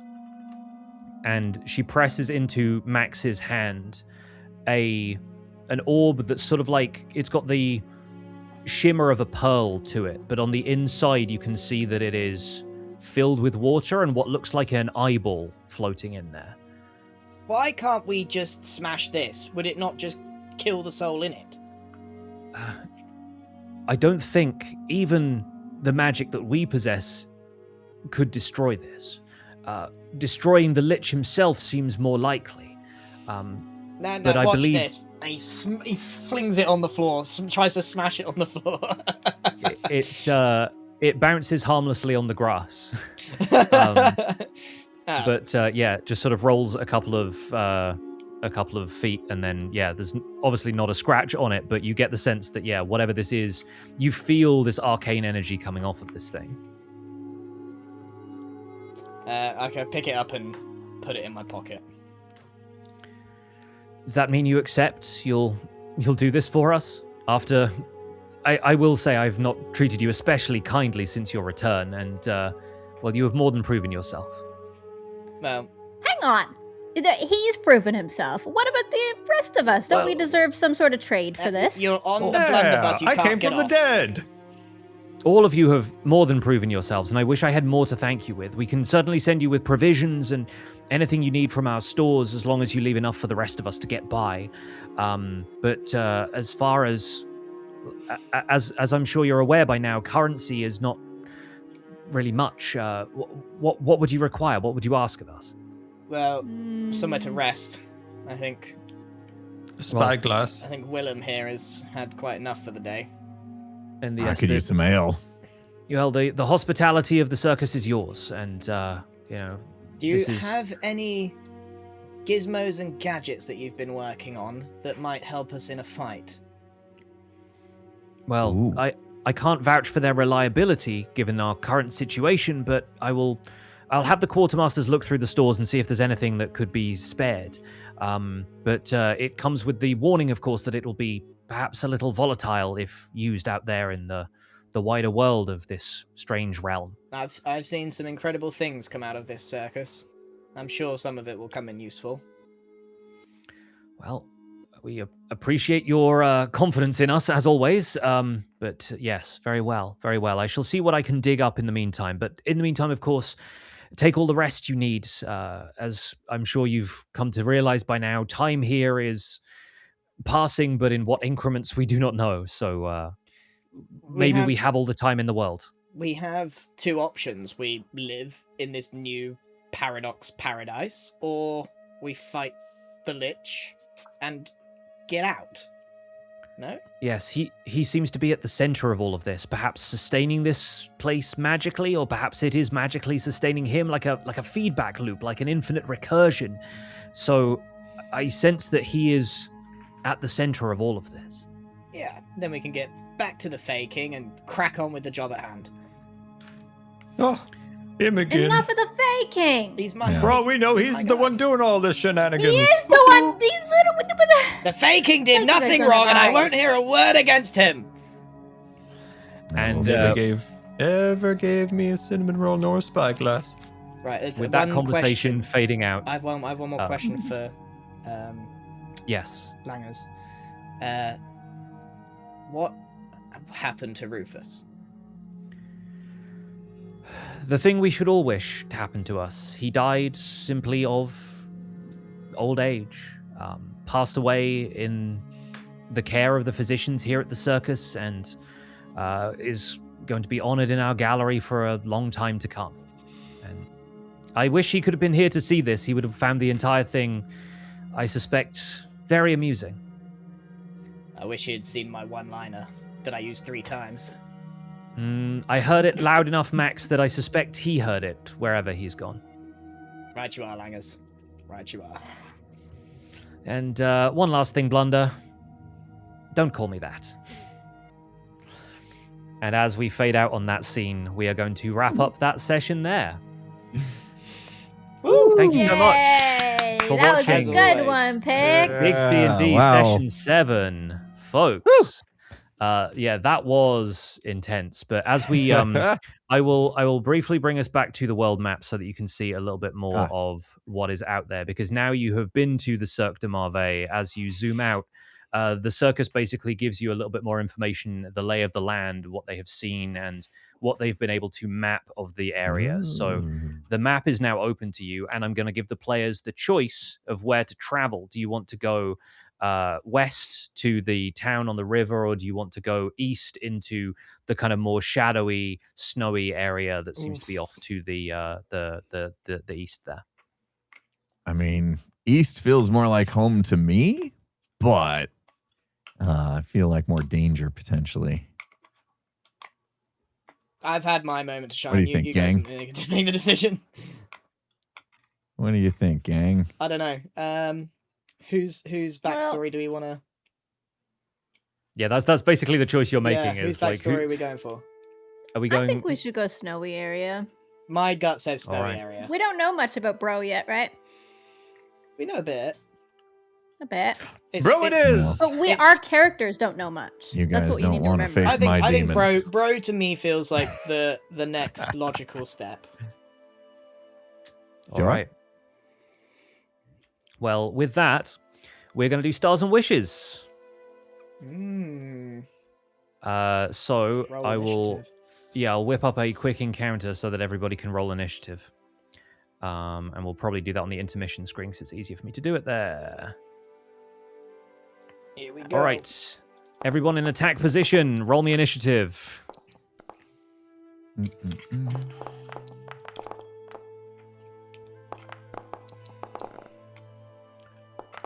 Wonderful. Okay, so that looks like Bro Dude, Ruby, Mr. Wizard, Max. So, starting with Impulse, award a star to somebody for this session and give us a wish for what you'd like to get into next time.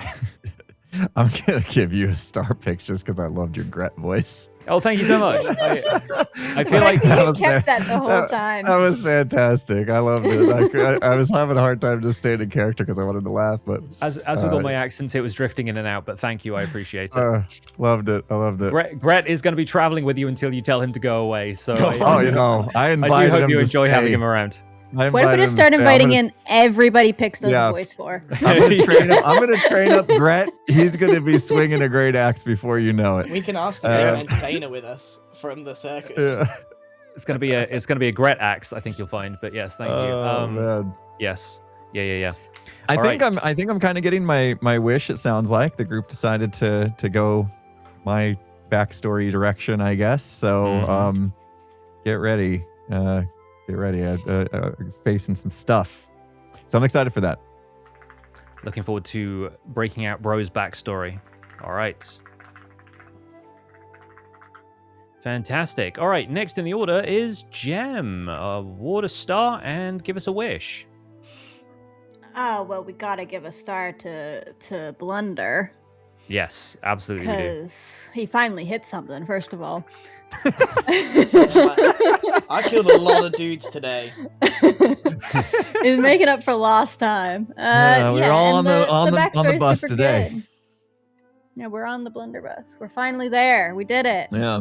No, the backstory was great. That's what Mr. Wizard's wagon is now unofficially called. I feel like Max is probably graffitiing that into the Max canvas. needs to just graffiti.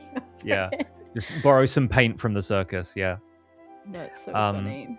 Fantastic. So yeah, Max really taking center stage this session, and deservedly so. What is your wish for next time, Gem? I don't know. I don't know if I have one. Easy scheduling and no internet issues. Yeah. We're killing it. There's nothing Inshallah, from yeah. these sessions that I want. You're doing amazing picks. Well, thank you. Thank you very It's much. I love the balance of the story time and the combat time. It's been really good. Yeah. I agree. I appreciate it immensely. Fantastic. Right, got that written down. So I'll send that note to the ISP, and hopefully no internet issues. Scar, please award a star and give us a wish for next time. Mr. Wizard. Hold on. Hold on. You gonna get your phone out and call a friend? No. What happened to Oh, the cat? We never where was did find Mrs. the Cat this We whole never did time? I feel so Oh, terrible. Mrs. Cat- We'll have her never join you done- next time. Oh. Yeah, to be fair, probably a good thing Mrs. Cat wasn't around for the She bone would have just naga. got killed again. It was not going well down there. Yeah, fair Don't enough. Fair worry, enough. Mrs. Cat. We'll be there soon. Leave us a place at the bar. Is No, that your she's- wish? She was very occupied with a saucer of milk, so apologies. Okay, for that. I have to do this. I have to split the star into two. There was a star on that. There was a star on that. Because Pix's voice cracked me up so hard during that whole... Like, I was dying. And then Grian for the roleplay. That he... I don't know how much he planned that ahead or just improv. That was very good. That was very good. There's a couple of panic DMs to Pix, like, what do I do? Yeah, that I just didn't respond to, and then you absolutely nailed it anyway. So thank you for that. Incredible stuff. So a wish for next time, other than seeing Mrs. Cat? Okay, that was the one for the third time. No, I think that my wish it will come true eventually with Mr. Wizard's backstory, from what I can tell from the map. So that's good. Yeah, absolutely. And I will wish you my wish. Actually, I'll DM you it. Lovely. I love to hear that. Great Yeah, stuff. weird is what I really wish for. Yeah. And last but not least, Grian, give us a star and a wish. Ooh, I'm gonna give my star to Scar, Mr. Wizard, because there's these little narrative flushes that he provides that I really enjoy, like the poking of the hat or the fist bump with nothing there when he's down. That Yes. sort of thing adds, like, keeps him in character physically, and I just really enjoy that. Wish for next time? It's less of a wish, really, more of a bit of advice for Bro Dude, to have a really good think about your backstory and let Pix know, and I think we'll get the most out of next session. Yeah. I didn't really know Homework. too much what we're... Homework, boys, homework. Yeah, I didn't really know too much. Pix asked me, like, some very, very broad questions that I was like, oh my god, I don't know the answer to these. So I just had a little think about it, and then it kind of fleshed itself out in the moment. But a little bit of prep, and I think we get more out of it. Absolutely. I'm excited. I'm excited for it. I got a good vision on what Bro Dude's upbringing was like, and some of it's been hinted to here and there. We'll get more into it. Definitely Pix. We'll work on that. We got a little nod to it a little bit earlier in the session. Yeah. I was like, Stonrick got name dropped again, and I'm like, there's some unfinished business there that I'm looking forward to Can't getting believe to. you're bringing up Stonrick right now. Yeah, in my time of need. Get me going.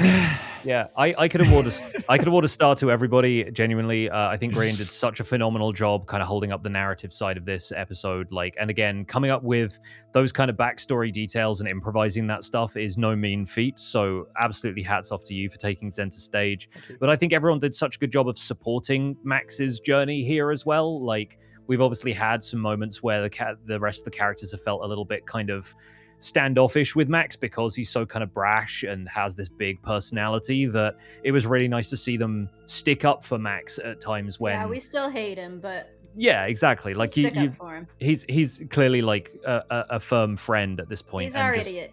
Nobody else can call him an idiot. Yeah, I was legit tearing up for his mentor dying. Yeah, totally. Like I was hoping we would get to the scene in the tent and that everyone had a chance to kind of like express some of that stuff there. So I think everyone did a phenomenal job of that as well.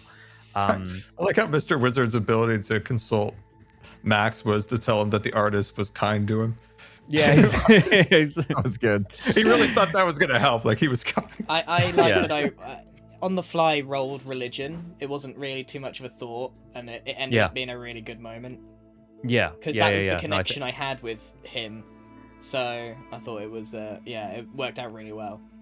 Yeah, you gotta move when the spirit moves you, and I think it was a really, really solid role.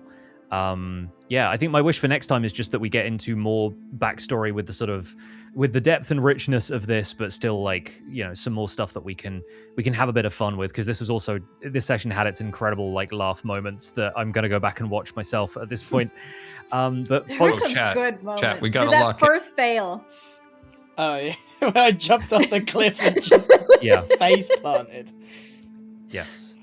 We've got it, fan artists. We've got to get the image of Bro holding mom and dad up when he became like this manhood. Remember that in the session? We've got to get a piece of art of him holding both of them up with his hands. Yes. Got to get that piece of art from the backstory we had in session 2. Chat, lock in on that. I wonder if we should do something where we get a lot of good art. Is there a world where people who post that art just give us a little bit of permission, and we could start at the next session just showing off some of the art from last session and reminiscing a little bit? Yeah, if there's anybody out there who wants to do that, then as long as you're going to post it with permission, we can put like a little fan art carousel somewhere on the layout, maybe. Because you could, you could put it on Foundry and just show us some of the good moments before we, just a couple of minutes. Yeah, I think I can make a slideshow happen in this. Yeah, for sure. Yeah, because I saw a piece of fan art the other day that summed Mr. Wizard up perfectly. That maybe he's young. It had like the old beard and like a younger person behind it, which sums up his backstory a bit, which I thought was really cool. I think my favorite things about Mr. Wizard is when people draw him with like a fake beard. Yeah, it's super fun. All right, we're going to leave it there then, friends. So we'll split off into our individual chats and say our farewells. But join us again soon for another session of Gigs D&D. We'll schedule it and let you folks know when that's going to happen. But fingers crossed, like Jem said, for easy scheduling and no internet issues. Keep it going. All right. Good See you all job, soon, friends. everybody. You're the best. Thanks. Thank Bye. you, See you soon. Thank you, Biggs. Goodbye, everybody. Well, that's that, chat. That is that. But that's not me. That's me. Okay. Wow. Does anyone think that Gret could be Oberon? I'm just saying, summing up with that dude. He's too nonchalant. Do you know what I mean? He's just too. He's sus. I'm telling you. I've been thinking about it. I don't know. Something is definitely amiss.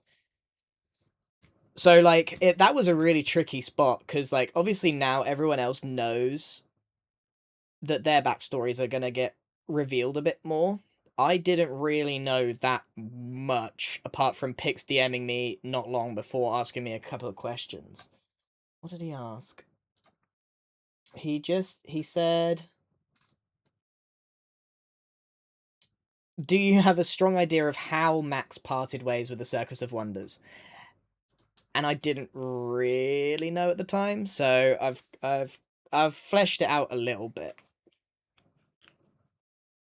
So yeah, Max has like a you kind of got an idea that the Circus of Wonders is like very scientist progression. Like, it's lost its sense of like personalness, and obviously Max is quite a person. So he obviously didn't feel loved, and he's very like insecure. He needs attention. He needs to be loved, and he weren't getting it there. That's for sure. So yeah, I tried to like kind of have Max be a bit more somber, be in a place that he doesn't feel loved. Apart from Rufus. Yeah. I was trying to make it feel a little bit sad there. Maybe we'll find out about Mum and Dad. I do know what Mum and Dad's about. Yeah, interesting how you showed the cracks within Max's facade. He's just fragile, ultimately. I mean, he left this. Yeah, he left the circus.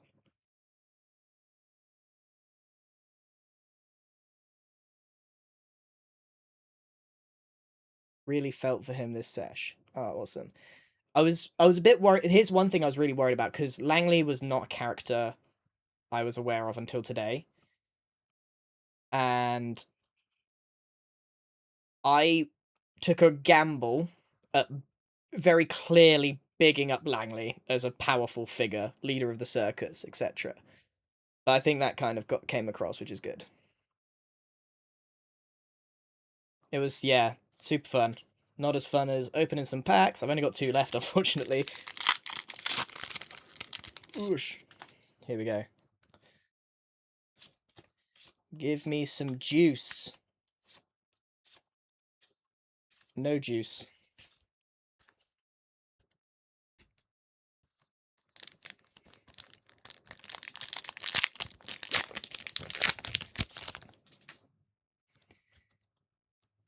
Yeah. Did you know how Rufus died? Nope. Didn't even know he was dead till today. That's a sow. Here we go. Oh,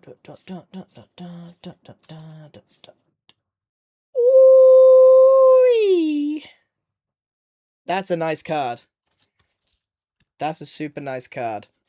Hey, we didn't do too bad. We got, I mean, no SIR this run. But, you know, I enjoyed opening these boxes. This is a very good Crobat. So what did I get? So my 2 hits were these 2. So I got the Clefairy from Perfect Order and the Crobat, which are 2 of my favorite IRs. I do already have these cards. This is going in the Girly Pop binder. This might be a grader. I'll have a look at it later. I'm starting to make a pile of stuff I want to grade, and I actually really, really like this Crobat, so I'm going to check it out later. I haven't graded anything in my life, so we have got one more thing to open, and I've got terrible news about it. This is the last box for the Ponyta. I've opened a lot of these Chinese boxes now. I had a full case, everyone. I spent a bit of money. I got a full case. And my understanding is that the Chinese boxes have guaranteed hits, which they do. There's not a lot of... There's like 1 of each IR, and there's a dupe of only 1, I think.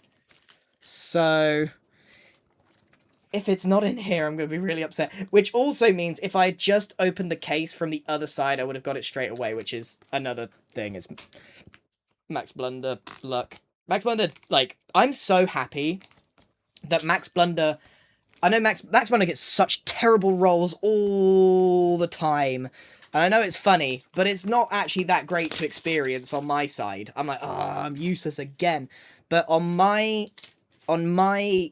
backstory bit, like, I was killing it. Like, I did so much damage. I did so much, like, blessing up my team and everything else. Do you know what I mean? Like, like, for Max's Spotlight episode, definitely was super killer. The dice does know. The dice knows how to tell a story. That was a really cool session. Alright. I don't have scissors, so I'm going to have to open these up slowly. Here we go. It'll be the last card. It's not a good sign. That's the Chatot IR. Doesn't mean necessarily that the Ponyta's not here, but it's starting to feel like the Ponyta is not here. That not good. There's still a chance. I'm gonna just... where did the Chinese cards go? There. Right, I'm gonna sit here and open these so they're all ready, so you don't have to do these, because there's only four cards in each pack. So I'm just gonna sit here and open these.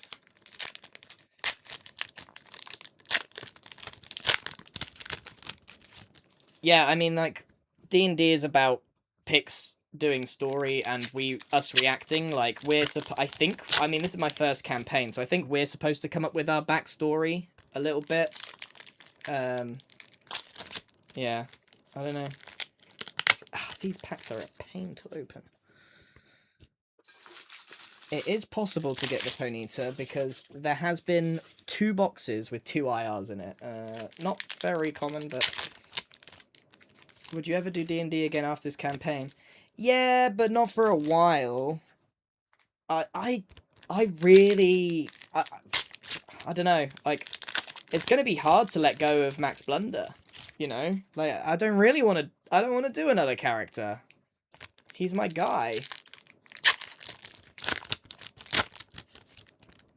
It's gonna... Like, I'm super attached to Max Blunder. D&D is a huge commitment. It is super fun, and I'm really glad I'm doing it. And like, this is my first ever campaign, so would I ever go on Dungeon Delivery? If Max Blunder can go on Dungeon Delivery, I don't know. Like,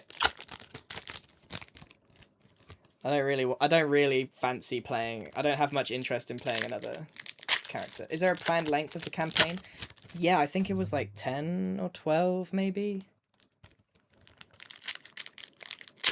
Do you think you'd ever change your... I think this is the campaign. Yeah, this is it. How many of you, like, are D&D enjoyers generally for other campaigns? Like, how does this compare? Like, I have no point of reference or anything. Obviously, you're here watching it live, which says that you're enjoying it. This got you into D&D. You've watched some others.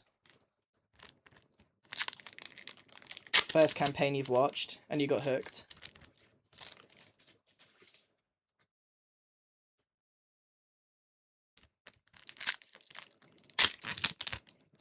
Intro to D&D. I think it was very accessible, this D&D run, you know, this campaign.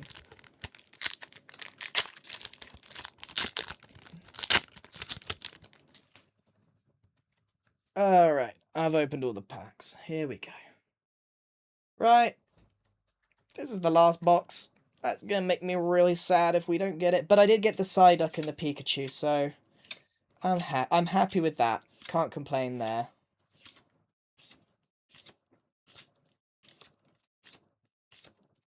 Man, Chinese cards are so weird.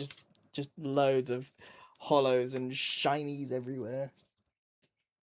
Can't really watch others, but really invested. I'm invested in this one. I love it.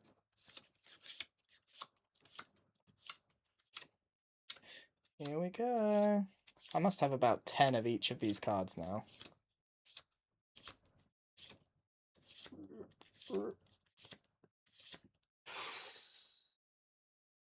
I really thought there'd be a Ponyta in this box. Not gonna lie, chat. I thought there would be... There's like 1 per box, and by buying a case... Sorry, not a box, case. I bought a case, 20 boxes. I thought by buying a case, there would 100% be one in here, but it doesn't look like it's gonna happen. So this is destined for the bulk box, unfortunately. Oh. Last one. It's not gonna be the last card. That's it. Dang. Oh, man. That is such rotten luck. Such rotten luck. How expensive are these boxes? Don't want to talk about it. Don't want to talk about it.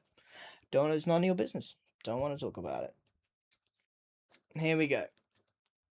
This is what I was looking for, the Chinese exclusive Ponyta, but all we got were the Chinese reprints of existing IRs. There's a couple of, I think some of them have made it to the Girly Pop binder already, so there was actually a couple more than these.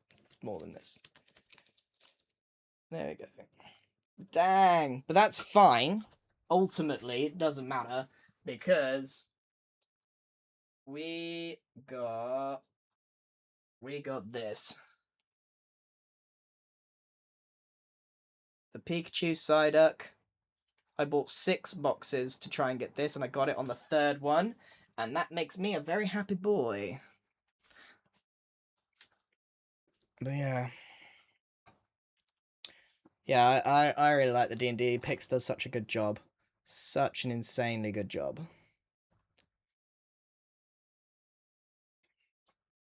Oh, a good session, eh? What a really good session. Let's stop recording that. That was a very fun session.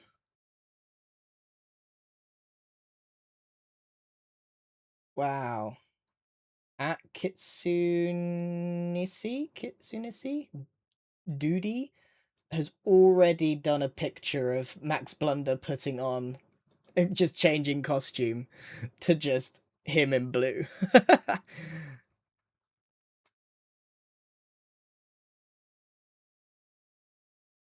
That's fun.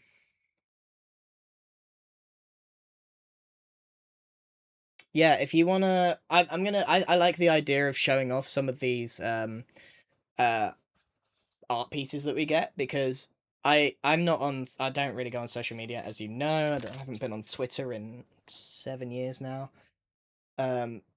But I don't get to see the art, so I often ask the squad, like, hey, send me the good stuff, send me all the art that comes our way, but it'd be great to, like, kind of, I don't know, just spend a few minutes just sharing the art.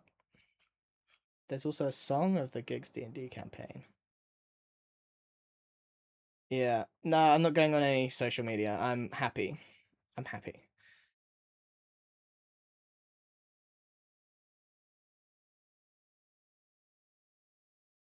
Yeah.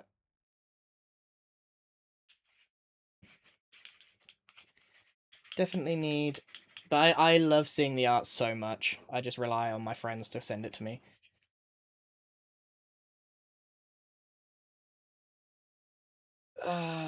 Yeah, I think I might end the stream there, perhaps. Yeah, I will just... Yeah, I'll leave you with the... I'm not gonna high horse or anything. Oh god, that's dark. I shouldn't have turned that off. I haven't stopped streaming.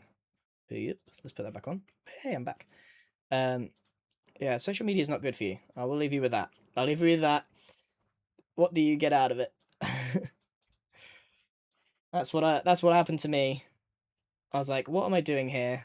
I didn't know how long I'd been on social media. I didn't know how long I'd been scrolling. I was just brain rotting before the term brain rot was really moving, and I was like, I don't like this. So I stopped. So cool to slowly building your character, then eventually seeing it visualized. Yeah, it's good in there. Yeah, it's Max Blunder feels very fleshed out now. Very, very fleshed out. Okay, right, that is where we are going to end the stream, everybody. I don't really like banana bread, the person that keeps asking about banana bread. Where are you looking at the art? Via my friends who will send it to me, hopefully. Right. Good luck, everyone, on whatever you're doing today. Hope you had a good time. Thank you, moderators, as always, for the session. I better crack on with some sleeping. All right. See you later. Bye-bye now. Bye-bye. Bye-bye. Wait, we should raid someone, maybe. Let's see who's on. Ooh, Skiz is on. Oh, I'm sending... Cub has been live for 4 hours. Do you think he's still going? Cub doesn't get all that much love from me, so I'm going to send you guys to Cub. Guys, I love Cub so much. He's one of my favorite people. So I'm just send you his way. Enjoy, be kind, send him some love. Bye bye.